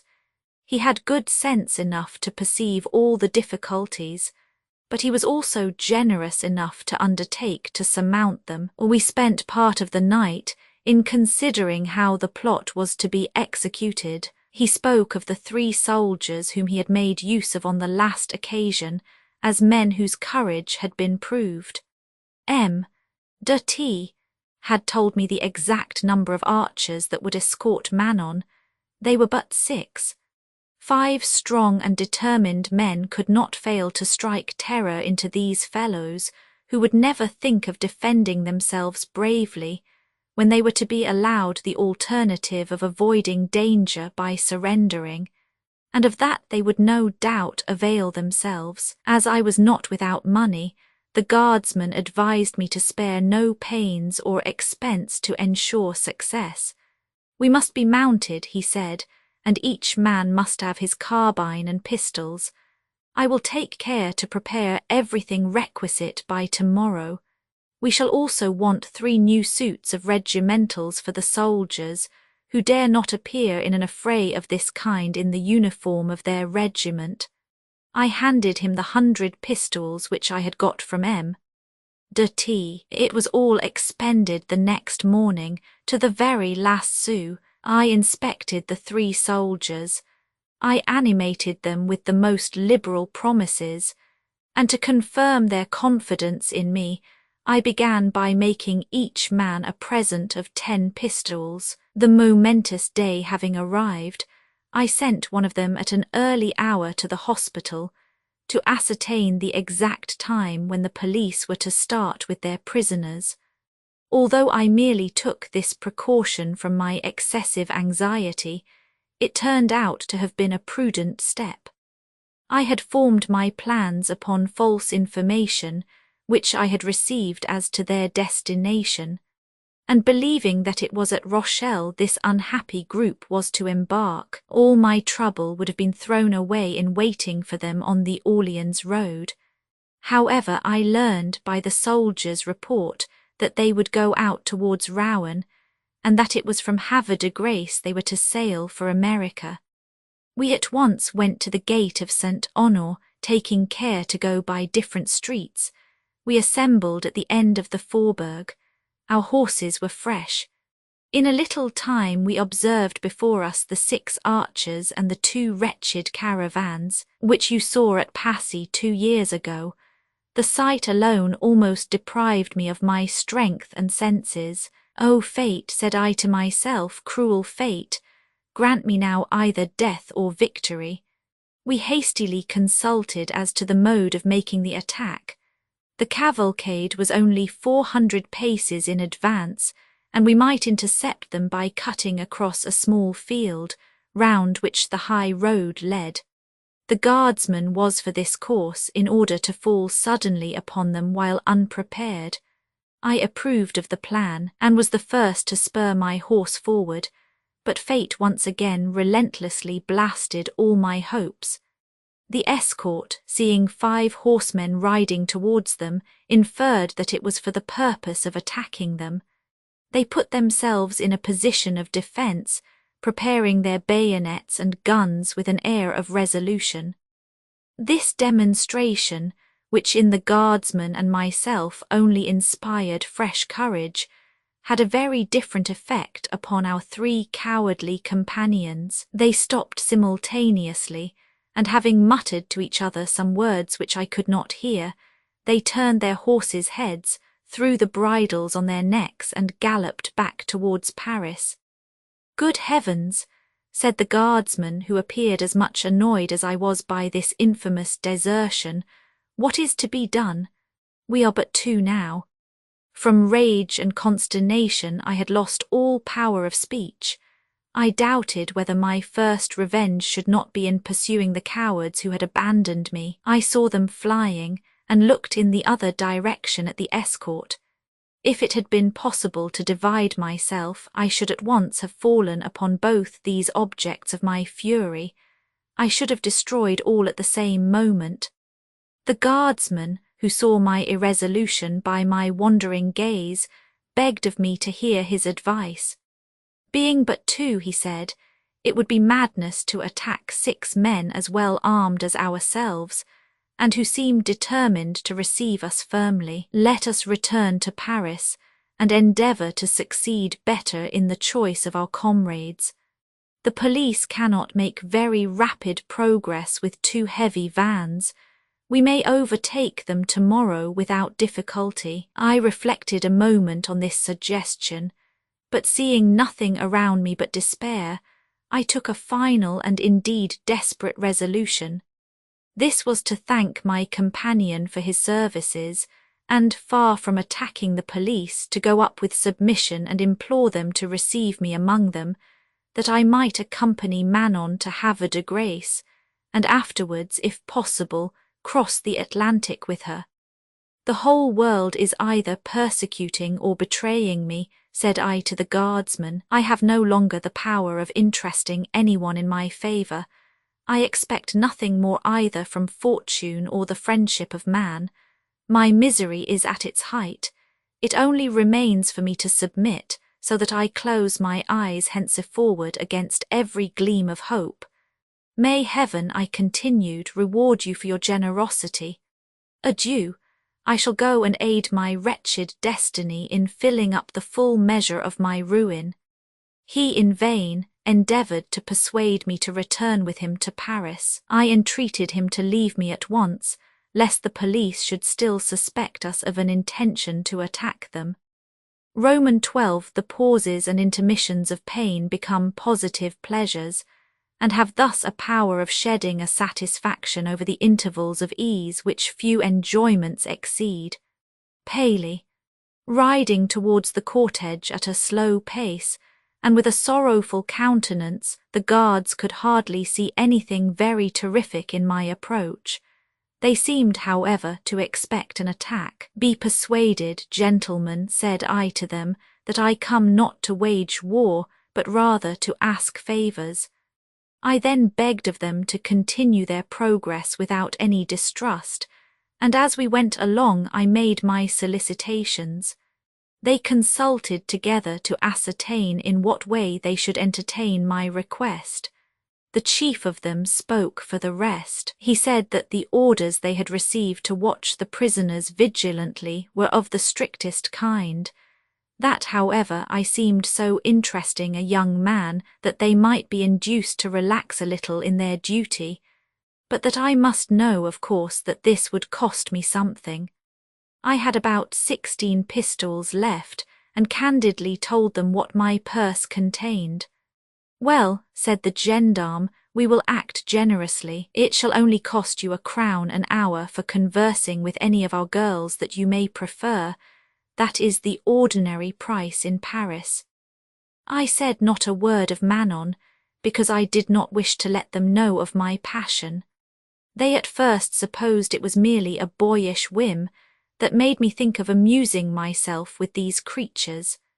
But when they discovered that I was in love, they increased their demands in such a way that my purse was completely empty on leaving Mantes, where we had slept the night before our arrival at Passy. Shall I describe to you my heart-rending interviews with Manon during this journey, and what my sensations were when I obtained from the guards permission to approach her caravan?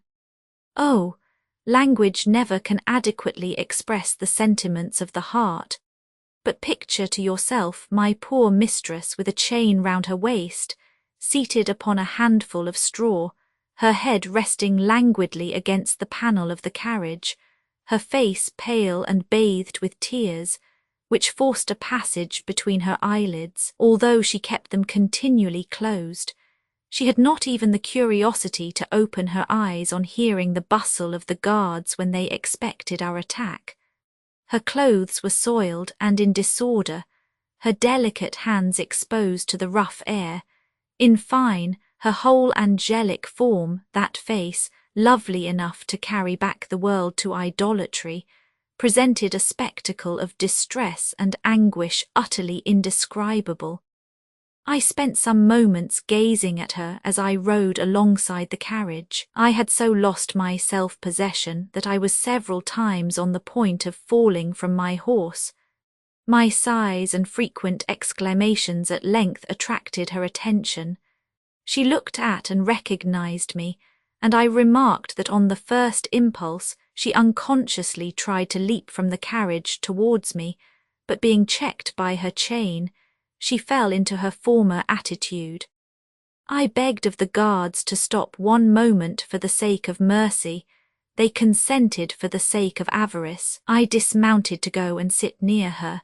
She was so languid and feeble that she was for some time without the power of speech and could not raise her hands. I bathed them with my tears, and being myself unable to utter a word, we formed together as deplorable a picture of distress as could well be seen. When at length we were able to speak, our conversation was not less sorrowful.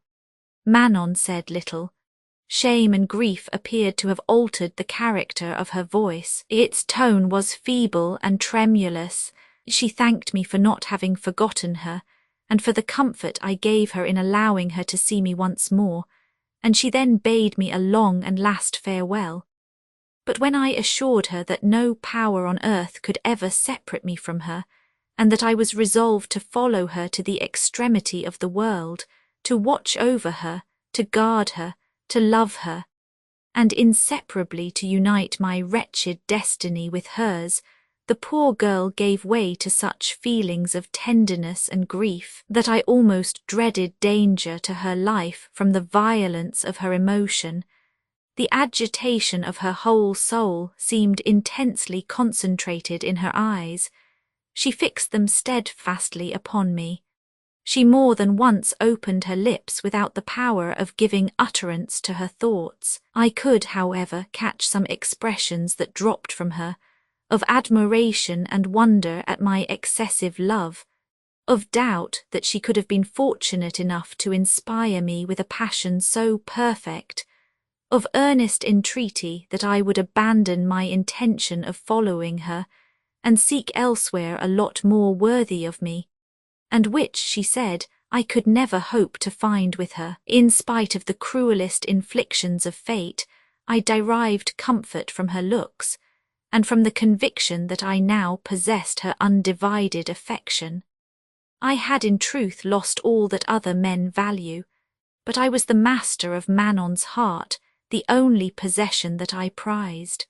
Whether in Europe or in America, of what moment to me was the place of my abode, provided I might live happy in the society of my mistress? Is not the universe the residence of two fond and faithful lovers? Does not each find in the other father, mother, friends, relations, riches, felicity? If anything caused me uneasiness, it was the fear of seeing Manon exposed to want. I fancied myself already with her in a barbarous country, inhabited by savages. I am quite certain, said I, there will be none there more cruel than G, M, and my father. They will at least allow us to live in peace. If the accounts we read of savages be true, they obey the laws of nature. They neither know the mean rapacity of avarice, nor the false and fantastic notions of dignity, which have raised me up an enemy in my own father. They will not harass and persecute two lovers when they see us adopt their own simple habits. I was therefore at ease upon that point. But my romantic ideas were not formed with a proper view to the ordinary wants of life. I had too often found that there were necessaries which could not be dispensed with, particularly by a young and delicate woman, accustomed to comfort and abundance. I was in despair at having so fruitlessly emptied my purse, and the little money that now remained was about being forced from me by the rascally imposition of the gendarmes. I imagined that a very trifling sum would suffice for our support for some time in America, where money was scarce, and might also enable me to form some undertaking there for our permanent establishment. This idea made me resolve on writing to Tybage, whom I had ever found ready to hold out the generous hand of friendship. I wrote from the first town we passed through. I only alluded to the destitute condition in which I foresaw that I should find myself on arriving at Havre de Grace, to which place I acknowledged that I was accompanying Manon. I asked him for only 50 pistoles. "You can remit it to me," said I to him, "through the hands of the postmaster. You must perceive that it is the last time I can by possibility trespass on your friendly kindness, and my poor unhappy mistress being about to be exiled from her country for ever, I cannot let her depart without supplying her with some few comforts, to soften the sufferings of her lot, as well as to assuage my own sorrows." The gendarmes became so rapacious when they saw the violence of my passion, continually increasing their demands for the slightest favours, that they soon left me penniless. Love did not permit me to put any bounds to my liberality. At Manon's side I was not master of myself, and it was no longer by the hour that time was measured, rather by the duration of whole days. At length, my funds being completely exhausted, I found myself exposed to the brutal caprice of these 6 wretches who treated me with intolerable rudeness. You yourself witnessed it at Passy. My meeting with you was a momentary relaxation accorded me by fate. Your compassion at the sight of my sufferings was my only recommendation to your generous nature. The assistance which you so liberally extended enabled me to reach Havre, and the guards kept their promise more faithfully than I had ventured to hope. We arrived at Havre. I went to the post office.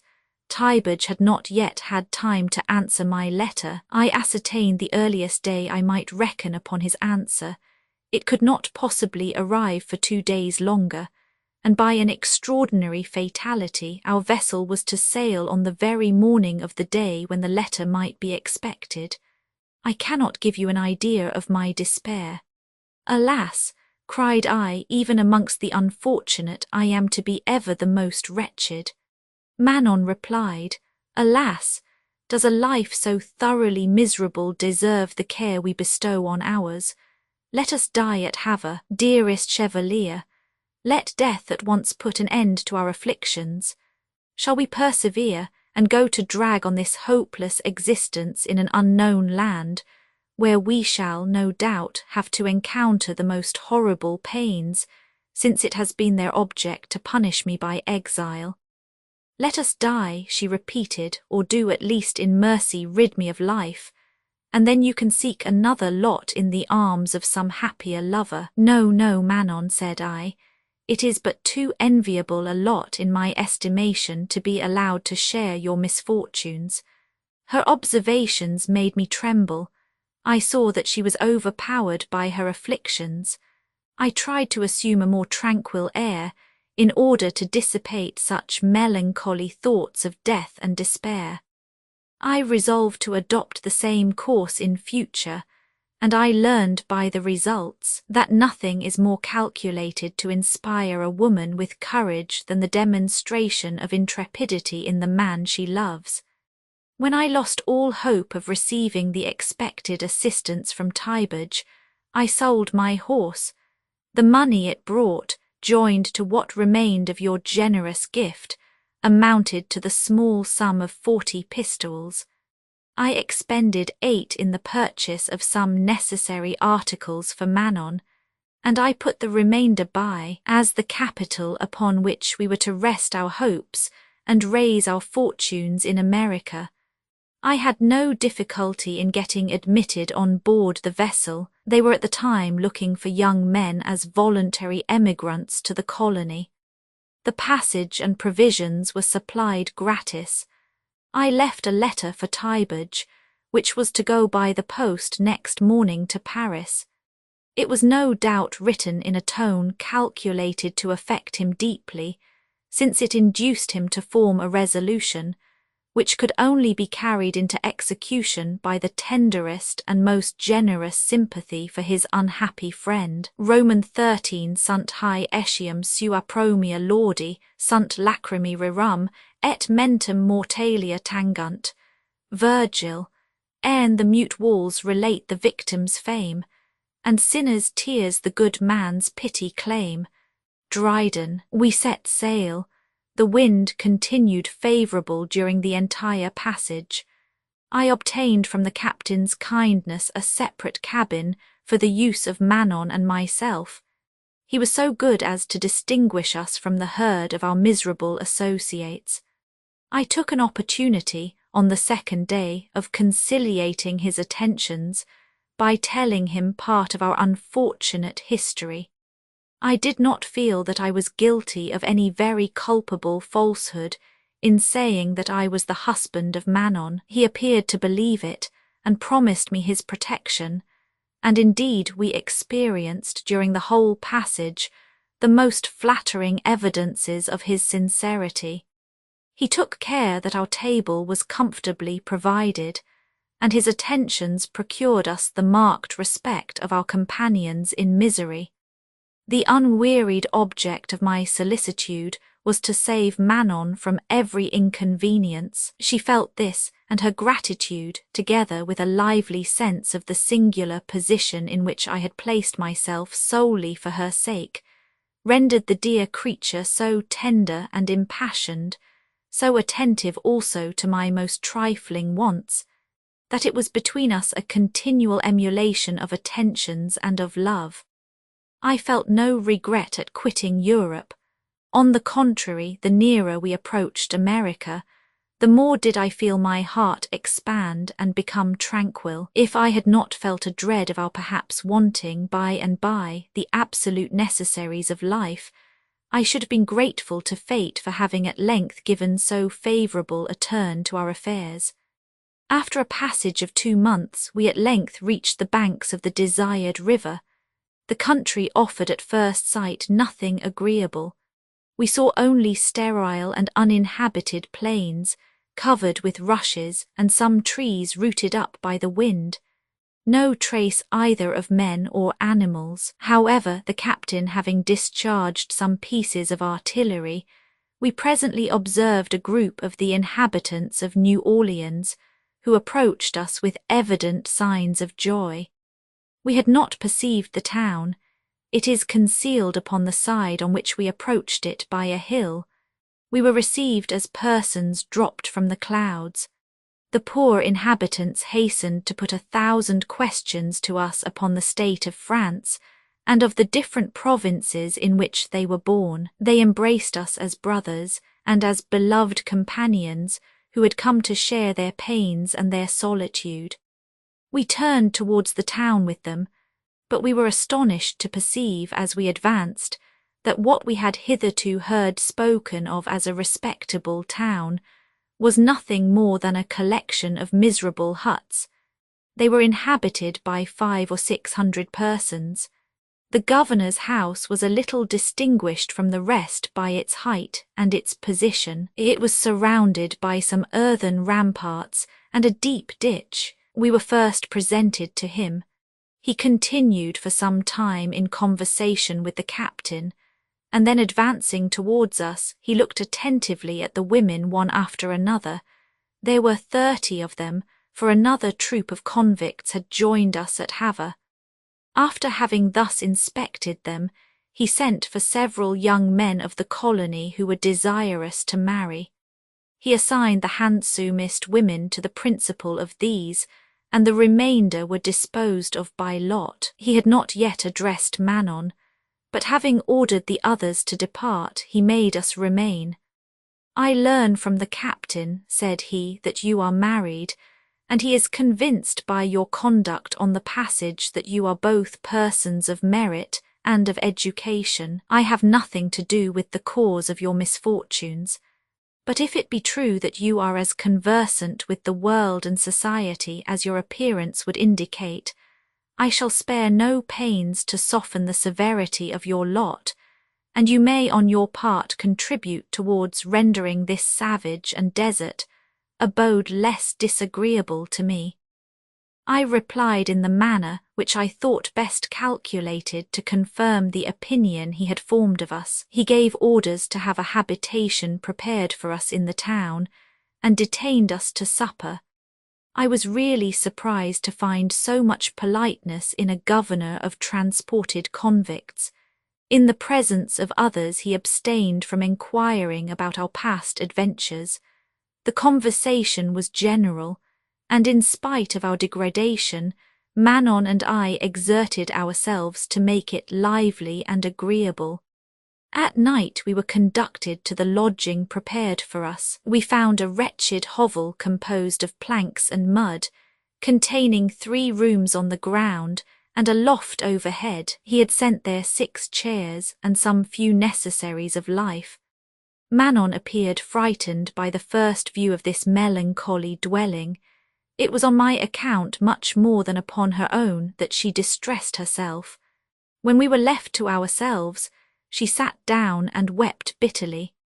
I attempted at first to console her, but when she enabled me to understand that it was for my sake she deplored our privations, and that in our common afflictions she only considered me as the sufferer, I put on an air of resolution and even of content sufficient to encourage her. "What is there in my lot to lament?" said I. "I possess all that I have ever desired. You love me, Manon, do you not? What happiness beyond this have I ever longed for? Let us leave to Providence the direction of our destiny. It by no means appears to me so desperate. The governor is civil and obliging.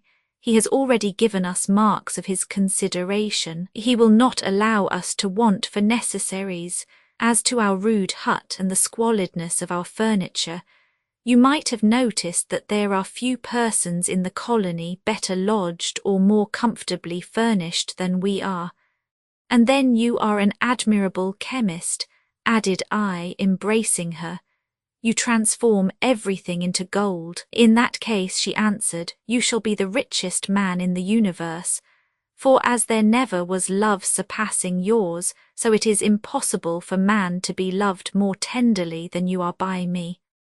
I well know," she continued, "that I have never merited the almost incredible fidelity and attachment which you have shown for me. I have often caused you annoyances, which nothing but excessive fondness could have induced you to pardon. I have been thoughtless and volatile, and even while loving you as I have always done to distraction, I was never free from a consciousness of ingratitude. But you cannot believe how much my nature is altered. Those tears which you have so frequently seen me shed since quitting the French shore have not been caused by my own misfortunes. Since you began to share them with me, I have been a stranger to selfishness. I only wept from tenderness and compassion for you. I am inconsolable at the thought of having given you one instant's pain during my past life. I never cease upbraiding myself with my former inconstancy, and wondering at the sacrifices which love has induced you to make for a miserable and unworthy wretch, who could not, with the last drop of her blood, compensate for half the torments she has caused you. Her grief, the language, and the tone in which she expressed herself made such an impression that I felt my heart ready to break in me. "Take care," said I to her, "take care, dear Manon. I have not strength to endure such exciting marks of your affection. I am little accustomed to the rapturous sensations which you now kindle in my heart. O heaven!" cried I have now nothing further to ask of you. I am sure of Manon's love, that has been alone wanting to complete my happiness. I can now never cease to be happy. My felicity is well secured. "It is indeed," she replied, "if it depends upon me, and I well know where I can be ever certain of finding my own happiness centred." With these ideas, capable of turning my hut into a palace worthy of earth's proudest monarch, I lay down to rest. America appeared to my view the true land of milk and honey, the abode of contentment and delight. People should come to New Orleans, I often said to Manon, who wished to enjoy the real rapture of love. It is here that love is divested of all selfishness, all jealousy, all inconstancy. Our countrymen come here in search of gold. They little think that we have discovered treasures of inestimably greater value. We carefully cultivated the governor's friendship. He bestowed upon me, a few weeks after our arrival, a small appointment which became vacant in the fort. Although not one of any distinction, I gratefully accepted it as a gift of Providence, as it enabled me to live independently of others' aid. I took a servant for myself and a woman for Manon. Our little establishment became settled. Nothing could surpass the regularity of my conduct or that of Manon. We lost no opportunity of serving or doing an act of kindness to our neighbours. This friendly disposition and the mildness of our manners secured us the confidence and affection of the whole colony. We soon became so respected that we ranked as the principal persons in the town after the governor. The simplicity of our habits and occupations, and the perfect innocence in which we lived, revived insensibly our early feelings of devotion. Manon had never been an irreligious girl, and I was far from being one of those reckless libertines who delight in adding impiety and sacrilege to moral depravity. All the disorders of our lives might be fairly ascribed to the natural influences of youth and love. Experience had now begun with us to do the office of age. It produced the same effect upon us as years must have done. Our conversation, which was generally of a serious turn, by degrees engendered a longing for virtuous love. I first proposed this change to Manon. I knew the principles of her heart. She was frank and natural in all her sentiments, qualities which invariably predispose to virtue. I said to her that there was but one thing wanting to complete our happiness. "It is," said I, "to invoke upon our union the benediction of heaven. We have both of us hearts too sensitive and minds too refined to continue voluntarily in the wilful violation of so sacred a duty. It signifies nothing our having lived while in France in such a manner, because there it was as impossible for us not to love as to be united by a legitimate tie. But in America, where we are under no restraint, where we owe no allegiance to the arbitrary distinctions of birth and aristocratic prejudice, where besides we are already supposed to be married, why should we not actually become so? Why should we not sanctify our love by the holy ordinances of religion? As for me," I added, "I offer nothing new in offering you my hand and my heart, but I am ready to ratify it at the foot of the altar." This speech seemed to inspire her with joy. "Would you believe it?" she replied. "I have thought of this 1,000 times since our arrival in America. The fear of annoying you has kept it shut up in my breast. I felt that I had no pretensions to aspire to the character of your wife." "Ah, Manon, said I, you should very soon be a sovereign's consort if I had been born to the inheritance of a crown. Let us not hesitate, we have no obstacle to impede us. I will this day speak to the governor on the subject, and acknowledge that we have in this particular hitherto deceived him. Let us leave, added I, to vulgar lovers the dread of the indissoluble bonds of marriage, one they would not fear them if they were assured, as we are, of the continuance of those of love. I left Manon enchanted by this resolution. I am persuaded that no honest man could disapprove of this intention in my present situation, that is to say, fatally enslaved as I was by a passion which I could not subdue, and visited by compunction and remorse which I ought not to stifle. But will any man charge me with injustice or impiety if I complain of the rigour of heaven in defeating a design that I could only have formed with the view of conciliating its favour and complying with its decrees? Alas, do I say defeated, nay, punished as a new crime? I was patiently permitted to go blindly along the high road of vice, and the cruellest chastisements were reserved for the period when I was returning to the paths of virtue. I now fear that I shall have hardly fortitude enough left to recount the most disastrous circumstances that ever occurred to any man. I waited upon the governor, as I had settled with Manon, to procure his consent to the ceremony of our marriage. I should have avoided speaking to him or to any other person upon the subject, if I had imagined that his chaplain, who was the only minister in the town, would have performed the office for me without his knowledge. But not daring to hope that he would do so privately, I determined to act ingenuously in the matter. The governor had a nephew named Synnelet, of whom he was particularly fond. He was about 30, brave but of a headstrong and violent disposition. He was not married.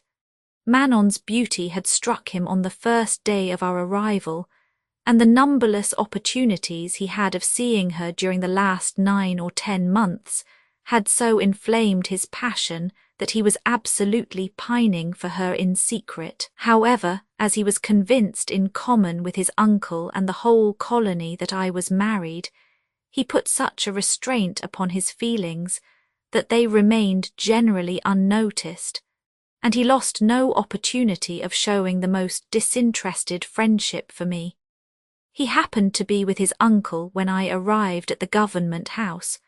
I had no reason for keeping my intention a secret from him, so that I explained myself without hesitation in his presence. The governor heard me with his usual kindness. I related to him a part of my history to which he listened with evident interest, and when I requested his presence at the intended ceremony, he was so generous as to say that he must be permitted to defray the expenses of the succeeding entertainment. I retired perfectly satisfied. In an hour after, the chaplain paid me a visit. I thought he was come to prepare me by religious instruction for the sacred ceremony, but after a cold salutation he announced to me in 2 words that the governor desired I would relinquish all thoughts of such a thing, for that he had other views for Manon. Other views for Manon, said I, as I felt my heart sink within me. What views then can they be, chaplain?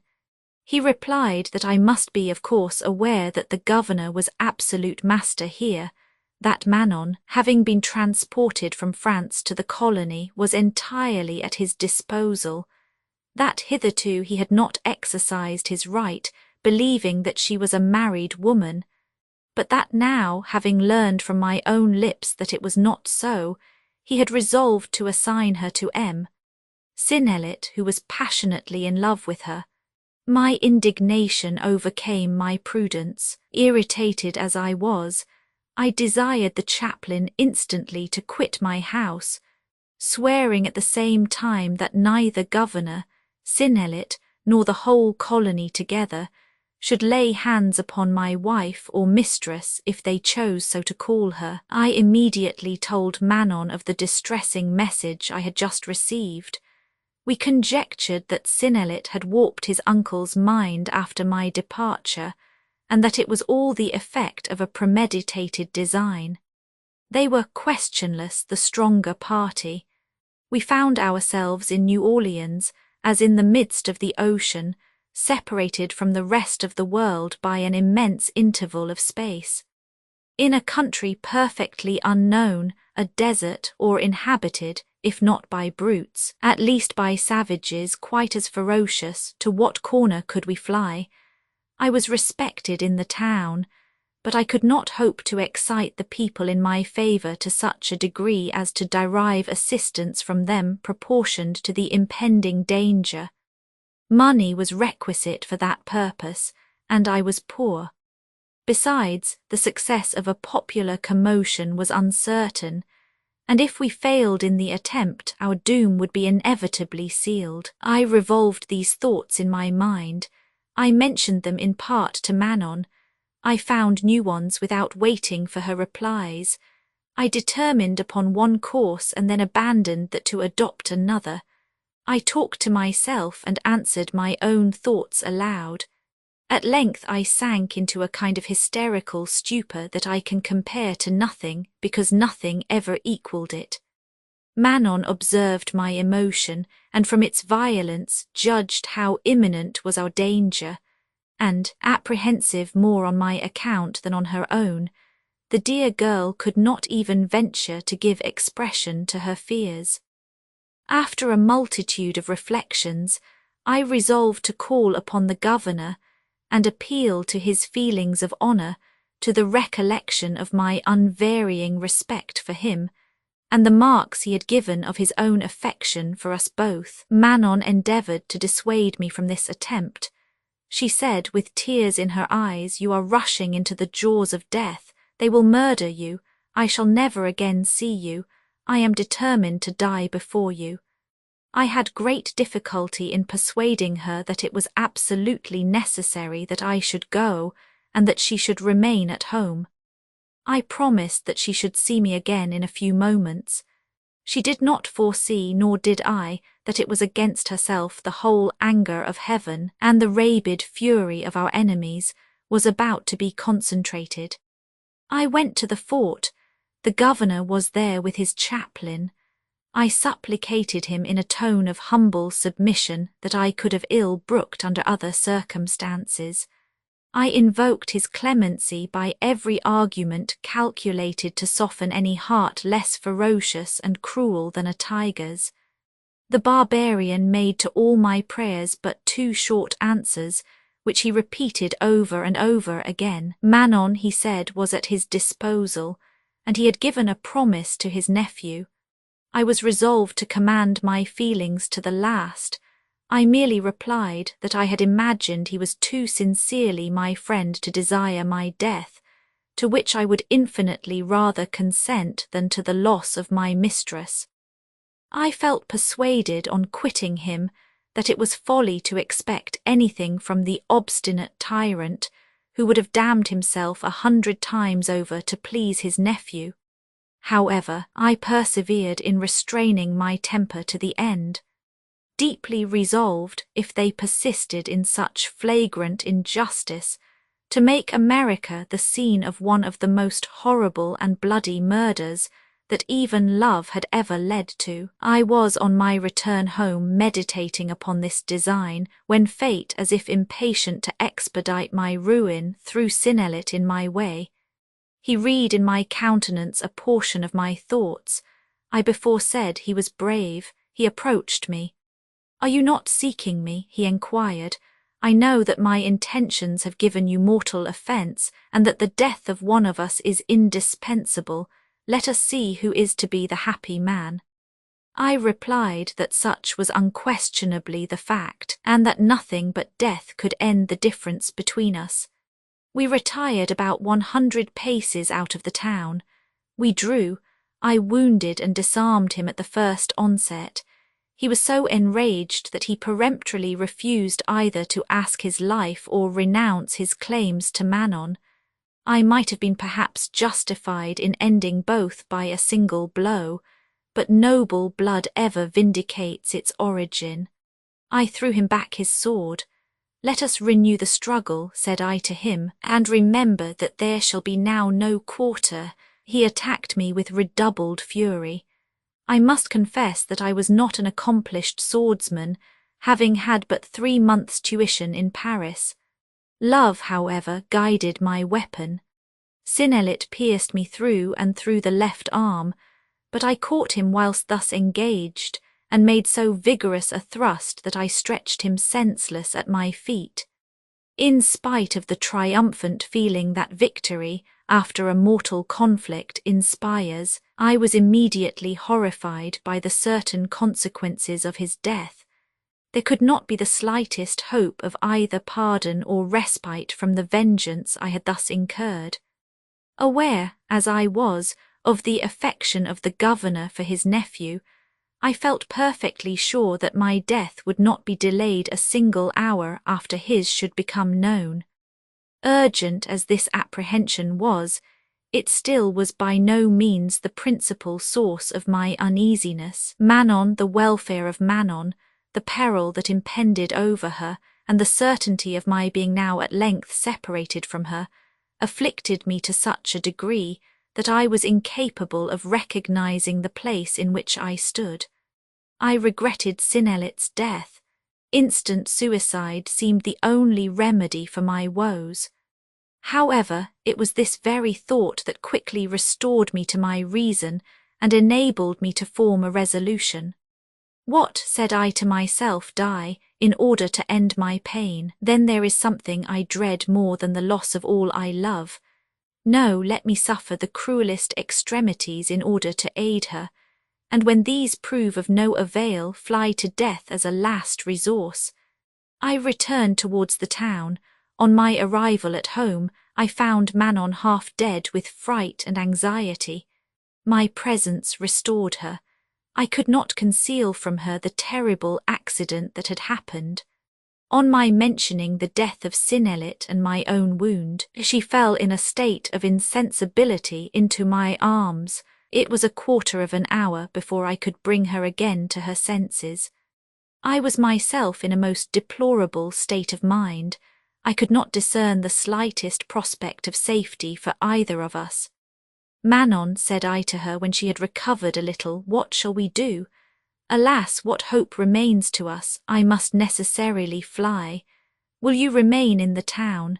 "Yes, dearest Manon, do remain. You may possibly still be happy here, while I, far away from you, may seek death and find it amongst the savages or the wild beasts." She raised herself in spite of her weakness, and taking hold of my hand to lead me towards the door. "Let us," said she, "fly together. We have not a moment to lose. Synnelet's body may be found by chance, and we shall then have no time to escape." "But, dear Manon," replied I, "to what place can we fly? Do you perceive any resource? Would it not be better that you should endeavour to live on without me, and that I should go and voluntarily place my life in the governor's hands?" This proposal had only the effect of making her more impatient for our departure. I had presence of mind enough on going out to take with me some strong liquors which I had in my chamber, and as much food as I could carry in my pockets. We told our servants, who were in the adjoining room, that we were going to take our evening walk, as was our invariable habit, and we left the town behind us more rapidly than I had thought possible from Manon's delicate state of health. Although I had not formed any resolve as to our future destination, I still cherished a hope, without which I should have infinitely preferred death to my suspense about Manon's safety. I had acquired a sufficient knowledge of the country during nearly 10 months which I had now passed in America, to know in what manner the natives should be approached. Death was not the necessary consequence of falling into their hands. I had learned a few words of their language, and some of their customs, having had many opportunities of seeing them. Besides this sad resource, I derived some hopes from the fact that the English had, like ourselves, established colonies in this part of the New World. But the distance was terrific. In order to reach them, we should have to traverse deserts of many days' journey, and more than one range of mountains so steep and vast as to seem almost impassable to the strongest man. I nevertheless flattered myself that we might derive partial relief from one or other of these sources. The savages might serve us as guides, and the English receive us in their settlements. We journeyed on as long as Manon's strength would permit, that is to say, about 6 miles, for this incomparable creature, with her usual absence of selfishness, refused my repeated entreaties to stop. Overpowered at length by fatigue, she acknowledged the utter impossibility of proceeding farther. It was already night. We sat down in the midst of an extensive plain, where we could not even find a tree to shelter us. Her first care was to dress my wound, which she had bandaged before our departure. I, in vain, entreated her to desist from exertion. It would have only added to her distress if I had refused her the satisfaction of seeing me at ease and out of danger, before her own wants were attended to. I allowed her therefore to gratify herself, and in shame and silence submitted to her delicate attentions. But when she had completed her tender task, with what ardour did I not enter upon mine! I took off my clothes and stretched them under her, to render more endurable the hard and rugged ground on which she lay. I protected her delicate hands from the cold by my burning kisses and the warmth of my sighs. I passed the livelong night in watching over her as she slept, and praying heaven to refresh her with soft and undisturbed repose. You can bear witness, just and all-seeing God, to the fervour and sincerity of those prayers, and thou alone knowest with what awful rigour they were rejected. You will excuse me if I now cut short a story which it distresses me beyond endurance to relate. It is, I believe, a calamity without parallel. I can never cease to deplore it, but although it continues, of course, deeply and indelibly impressed on my memory, yet my heart seems to shrink within me each time that I attempt the recital. We had thus tranquilly passed the night. I had fondly imagined that my beloved mistress was in a profound sleep, and I hardly dared to breathe lest I should disturb her. As day broke, I observed that her hands were cold and trembling. I pressed them to my bosom in the hope of restoring animation. This movement roused her attention, and making an effort to grasp my hand, she said in a feeble voice that she thought her last moments had arrived. I, at first, took this for a passing weakness or the ordinary language of distress, and I answered with the usual consolations that love prompted, but her incessant sighs, her silence and inattention to my enquiries, the convulsed grasp of her hands, in which she retained mine, soon convinced me that the crowning end of all my miseries was approaching.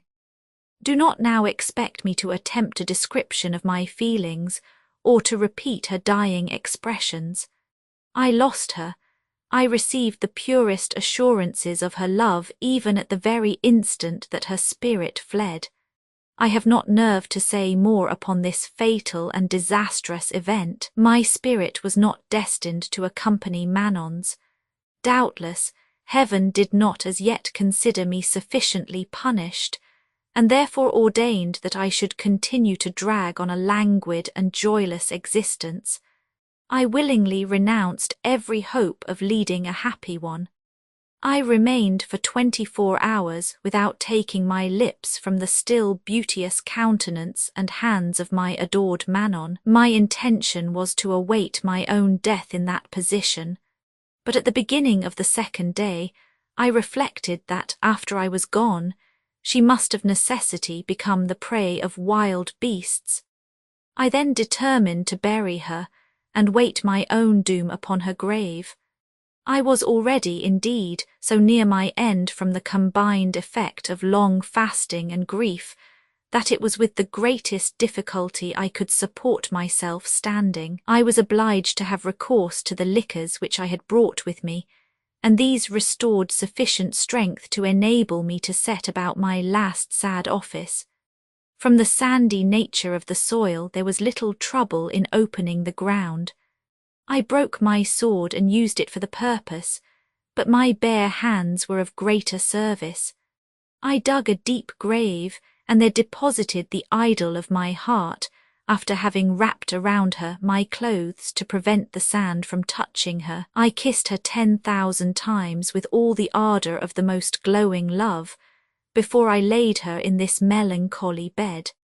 I sat for some time upon the bank intently gazing on her, and could not command fortitude enough to close the grave over her. At length, feeling that my strength was giving way, and apprehensive of its being entirely exhausted before the completion of my task, I committed to the earth all that it had ever contained most perfect and peerless. I then lay myself with my face down upon the grave, and closing my eyes with the determination never again to open them, I invoked the mercy of heaven and ardently prayed for death. You will find it difficult to believe that, during the whole time of this protracted and distressing ceremony, not a tear or a sigh escaped to relieve my agony. The state of profound affliction in which I was, and the deep settled resolution I had taken to die, had silenced the sighs of despair, and effectually dried up the ordinary channels of grief.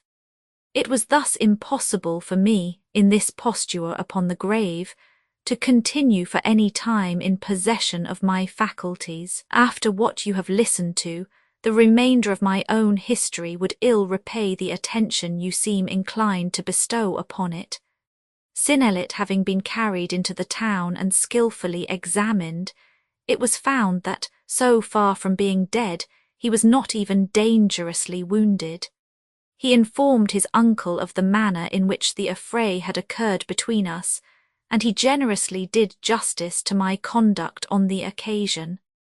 I was sent for, and as neither of us could be found, our flight was immediately suspected. It was then too late to attempt to trace me, but the next day and the following one were employed in the pursuit. I was found, without any appearance of life, upon the grave of Manon, and the persons who discovered me in this situation, seeing that I was almost naked and bleeding from my wounds, naturally supposed that I had been robbed and assassinated. They carried me into the town. The motion restored me to my senses. The sighs I heaved on opening my eyes and finding myself still amongst the living showed that I was not beyond the reach of art. They were but too successful in its application. I was immediately confined as a close prisoner. My trial was ordered, and as Manon was not forthcoming, I was accused of having murdered her from rage and jealousy. I naturally related all that had occurred. Synnelet, though bitterly grieved and disappointed by what he heard, had the generosity to solicit my pardon. He obtained it. I was so reduced that they were obliged to carry me from the prison to my bed, and there I suffered for 3 long months under severe illness. My aversion from life knew no diminution. I continually prayed for death, and obstinately for some time refused every remedy. But Providence, after having punished me with atoning rigour, saw fit to turn to my own use its chastisements and the memory of my multiplied sorrows. It at length deigned to shed upon me its redeeming light, and revived in my mind ideas worthy of my birth and my early education. My tranquillity of mind being again restored, my cure speedily followed. I began only to feel the highest aspirations of honour, and diligently performed the duties of my appointment, whilst expecting the arrival of the vessels from France, which were always due at this period of the year. I resolved to return to my native country, there to expiate the scandal of my former life by my future good conduct. Sinellit had the remains of my dear mistress removed into a more hallowed spot. It was 6 weeks after my recovery that, one day walking alone upon the banks of the river, I saw a vessel arrive, which some mercantile speculation had directed to New Orleans. I stood by whilst the passengers landed. Judge my surprise on recognizing Tybage amongst those who proceeded towards the town. This ever-faithful friend knew me at a distance, in spite of the ravages which care and sorrow had worked upon my countenance. He told me that the sole object of his voyage had been to see me once more, and to induce me to return with him to France. That on receipt of the last letter which I had written to him from Havre, he started for that place, and was himself the bearer of the succour which I solicited.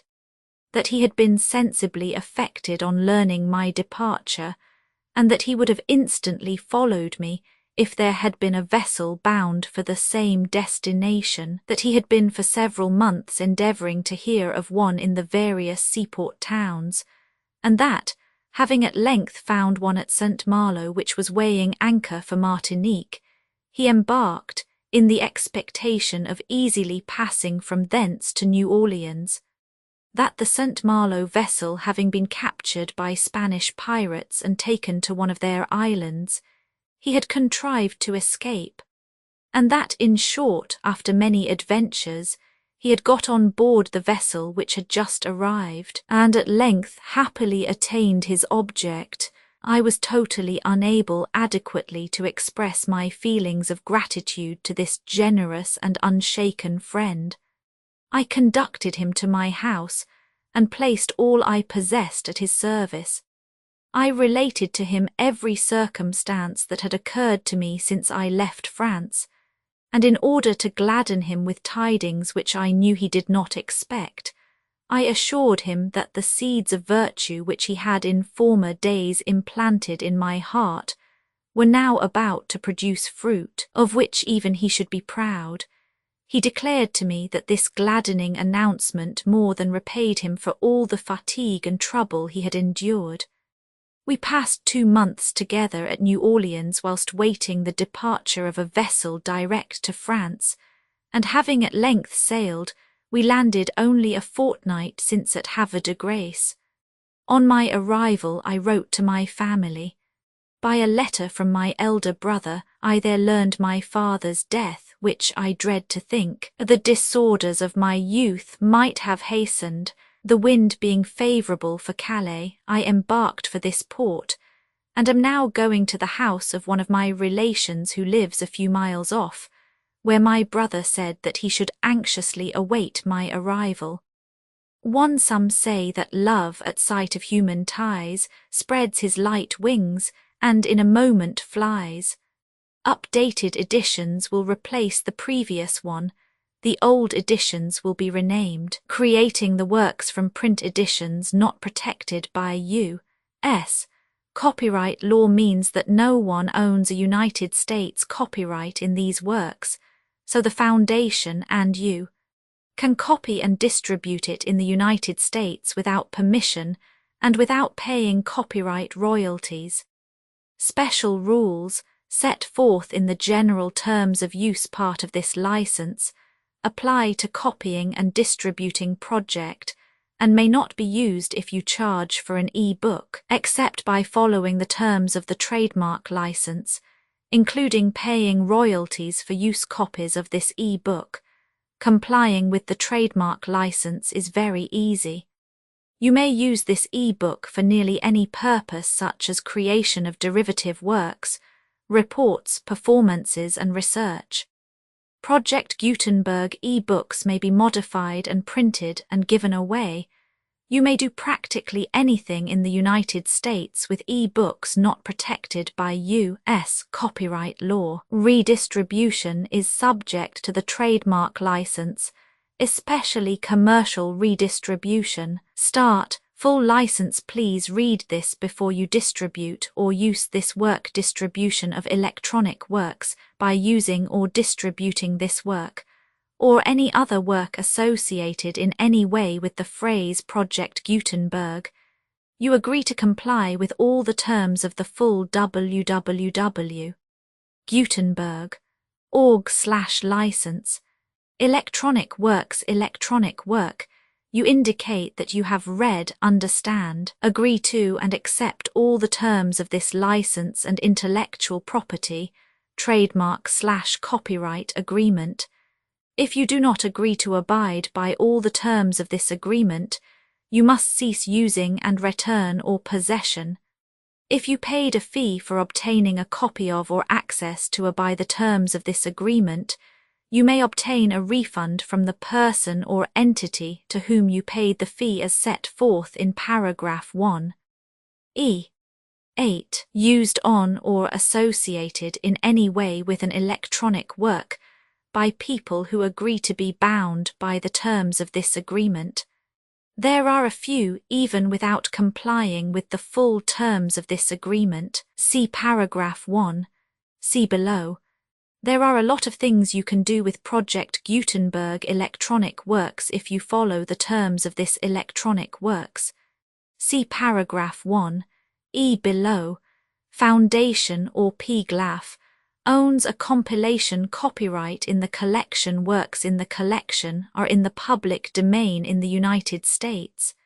If an individual work is unprotected by copyright law in the United States and you are located in the United States, we do not claim a right to prevent you from copying, distributing, performing, displaying or creating derivative works based on the work as long as works in compliance with the terms of this agreement, for keeping the comply with the terms of this agreement, by keeping this work in the you share it without charge with others. 1. D. The copyright laws of the place where you are located also govern what you can do with this work. Copyright laws in most countries are in a constant state of change. If you are outside the United States, check the laws of your country in addition to the terms of this agreement before downloading, copying, displaying, performing, distributing or creating derivative works based on this work, or any representations concerning the copyright status of any work in any country other than the United States. 1. 1. The following sentence with active links to or other performed, viewed, copied or distributed. This e-book is for the use of anyone anywhere in the United States and most other parts of the world at no cost and with almost no restrictions whatsoever. You may copy it, give it away or reuse it under the terms at www.gutenberg.org. If you are not located in the United States, you will have to check the laws of the country where you are located before using this e-book, derived from texts not protected by U.S. copyright law, does not contain a notice indicating that it is posted with permission of the copyright holder. The work can be copied and distributed to anyone in the United States without paying any fees or charges. If you are redistributing or providing access to a work with the phrase Project Gutenberg associated with or appearing on the work, you must comply either with the requirements of paragraphs 1, 1 through 1, 7 or trademark as set forth in paragraphs 1, 8 or 1, 9, with the permission of the copyright holder. Your use and distribution must comply with both paragraphs 1, 1 through 1, 7 and any additional terms imposed by the copyright holder. Additional terms posted with the permission of the copyright holder found at the beginning of this work. License terms from this work, or any files containing a part of this one. 5. Do not copy, display, perform, distribute or redistribute this electronic work or any part of this electronic work without prominently displaying the sentence set forth in paragraph 1, E1 with active links or immediate access to the full terms of the Project Gutenberg license. 1E6. You may convert to and distribute this work in any binary, compressed, marked up, non-proprietary or proprietary form, including any word processing or hypertext form. However, if you provide access other than plain vanilla ASCII or other format used in the official www. Gutenberg.org, you must at no additional cost, fee or expense to the user provide a copy, a means of exporting a copy or a means of obtaining a copy upon request of the work in its original plain vanilla ASCII or other form. Any alternate format must include the 1E7. Do not charge a fee for access to viewing displaying unless you comply with paragraph 1E8 or 1E9. 1E8. You may charge a reasonable fee for copies of or provided that you pay a royalty fee of 20% of the gross profits you derive from you, already used to calculate your applicable taxes. The fee is owed agreed to donate royalties under this paragraph to the Project Gutenberg Literary Archive Foundation. Royalty payments must be paid within 60 days following each date on which you prepare, or are legally required to prepare, your periodic tax returns. Royalty payments should be clearly marked as such and sent to the Project Gutenberg Literary Archive Foundation at the address specified in Literary Archive Foundation. You provide a full refund of any money paid by a user who notifies you in writing or by email within 30 days of receipt that S/he license. You must require such a user to return or destroy all copies of the works possessed in a physical medium and discontinue works. You provide, in accordance with paragraph 1F3, a full refund of any money paid for a work or a replacement copy if a defect in the electronic work is discovered and reported to you within 90 days of receipt of the work. You comply with all other terms of this agreement for free. 1E9. If you wish to charge a fee or distribute a Project Gutenberg trademark electronic work or group of works on different terms than are set forth in this agreement, you must obtain permission in writing forth in section 3 below. 1F. Effort to identify, do copyright research on, transcribe and proofread works not protected by U.S. copyright law in creating the project electronic works, and the medium on which they may be stored may contain defects, such as but not limited to incomplete, inaccurate or corrupt data, transcription errors, a copyright or other intellectual property infringement, a defective or damaged disk or other medium, a computer virus or computer codes that damage or cannot be read by your equipment. 1F2. Limited warranty, disclaimer of damages except for the right of replacement or refund described in paragraph 1F3. The Project Gutenberg Literary Archive Foundation, the owner of the Project Gutenberg trademark, and any other party distributing a Project Gutenberg trademark electronic work under this agreement, disclaim all liability to you for damages, costs and expenses, including legal fees. You agree that you have no remedies for negligence, strict liability, breach of warranty or breach of contract, except those provided in paragraph 1F3.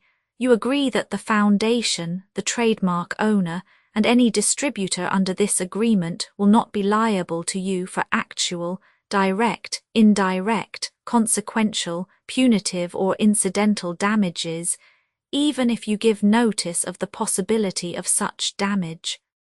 1F3. Limited right of replacement or refund if you discover a defect in this electronic work within 90 days of receiving it. You can receive a refund of the money, if any, you paid for it by sending a written explanation to the person you received the work from. If you received the work on a physical medium, you must return the medium with your written explanation. The person or entity that provided you with the defective work may elect to provide a replacement copy in lieu of a refund. If you received the work electronically, the person or entity providing it to you may choose to give you a second opportunity to receive the work electronically in lieu of a refund. If the second copy is also defective, you may demand a refund in writing without further opportunities to fix the problem. 1. F4. Except for the limited right of replacement or refund set forth in paragraph 1. F3. This work is provided to you as is with no other warranties of any kind, express or implied, including but not limited to warranties of merchantability or fitness for any purpose. 1.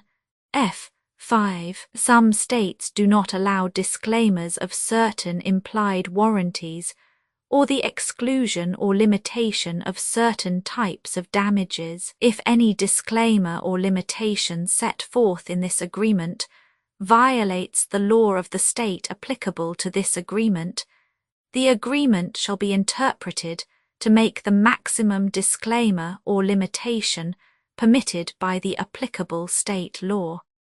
The invalidity or unenforceability of any provision of this agreement shall not void the remaining provisions. 1. F6. Indemnity. You agree to indemnify and hold the foundation, the trademark owner, any agent or employee of the foundation, anyone accordance with this agreement, and any volunteers associated with the electronic works, harmless from all liability, costs and expenses, including legal fees, that arise directly or indirectly from any of the following which you do or cause to occur. A. Distribution of this defect you cause. Electronic works in formats readable by the widest variety of computers, including obsolete, old, middle-aged and new computers. It exists because of the efforts of hundreds of volunteers and donations from people in all walks of life. Volunteers and financial support to provide volunteers with the remain freely available for generations to come. In 2001, the Project Gutenberg Literary Archive Foundation was created to provide a secure archive foundation, and how your efforts and donations can help. See sections 3 and 4 and the Foundation information page at www.gutenberg.org. 501, c. 3. Educational corporation organized under the laws of the state of Mississippi and granted tax-exempt status by the Internal Revenue Service. The Foundation's EIN or Federal Tax Identification Archive Foundation are tax-deductible to the full extent permitted by U.S. federal laws and your state's laws. The Foundation's business office is located at 41 Watchung Plaza #516, Montclair NJ 07042 USA, +1 862 621 to 9288.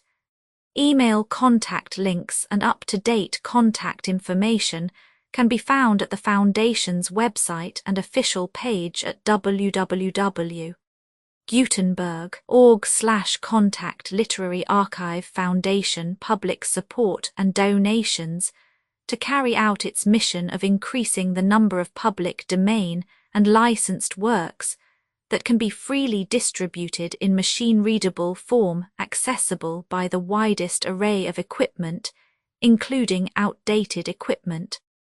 Many small donations, $1 to $5,000, are particularly important to maintaining tax-exempt status with the IRS. The Foundation is committed to complying with the laws regulating charities and charitable donations in all 50 states of the United States.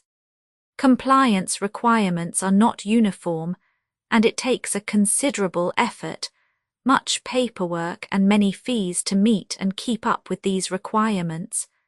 We do not solicit donations in locations where we have not received written confirmation of compliance. To send donations or determine the status of compliance for any particular state, visit www.gutenberg.org/donate. While we cannot and do not solicit contributions from states where we have not met the solicitation requirements, we know of no prohibition against accepting unsolicited donations from donors in such states who approach us with offers to donate. International donations are gratefully accepted, but we cannot make any statements concerning tax treatment of donations received from outside the United States. U.S. laws alone swamp our small staff. Methods and addresses. Donations are accepted in a number of other ways, including checks, online payments, and credit card donations. To donate, please visit www.gutenberg.org/donate. Professor Michael S. Hart was the originator of the Project Gutenberg concept of a library of electronic works that could be freely shared with anyone. For 40 years he produced and volunteer support editions, all of which are confirmed as not protected by copyright in the U.S. unless a copyright notice is included. Thus, we do not necessarily keep e-books in compliance with any particular paper edition. Most people start at our website, which has the main PG search facility, www.gutenberg.org, Archive Foundation, how to help produce our new e-books, and how to subscribe to our email newsletter to hear about new e-books.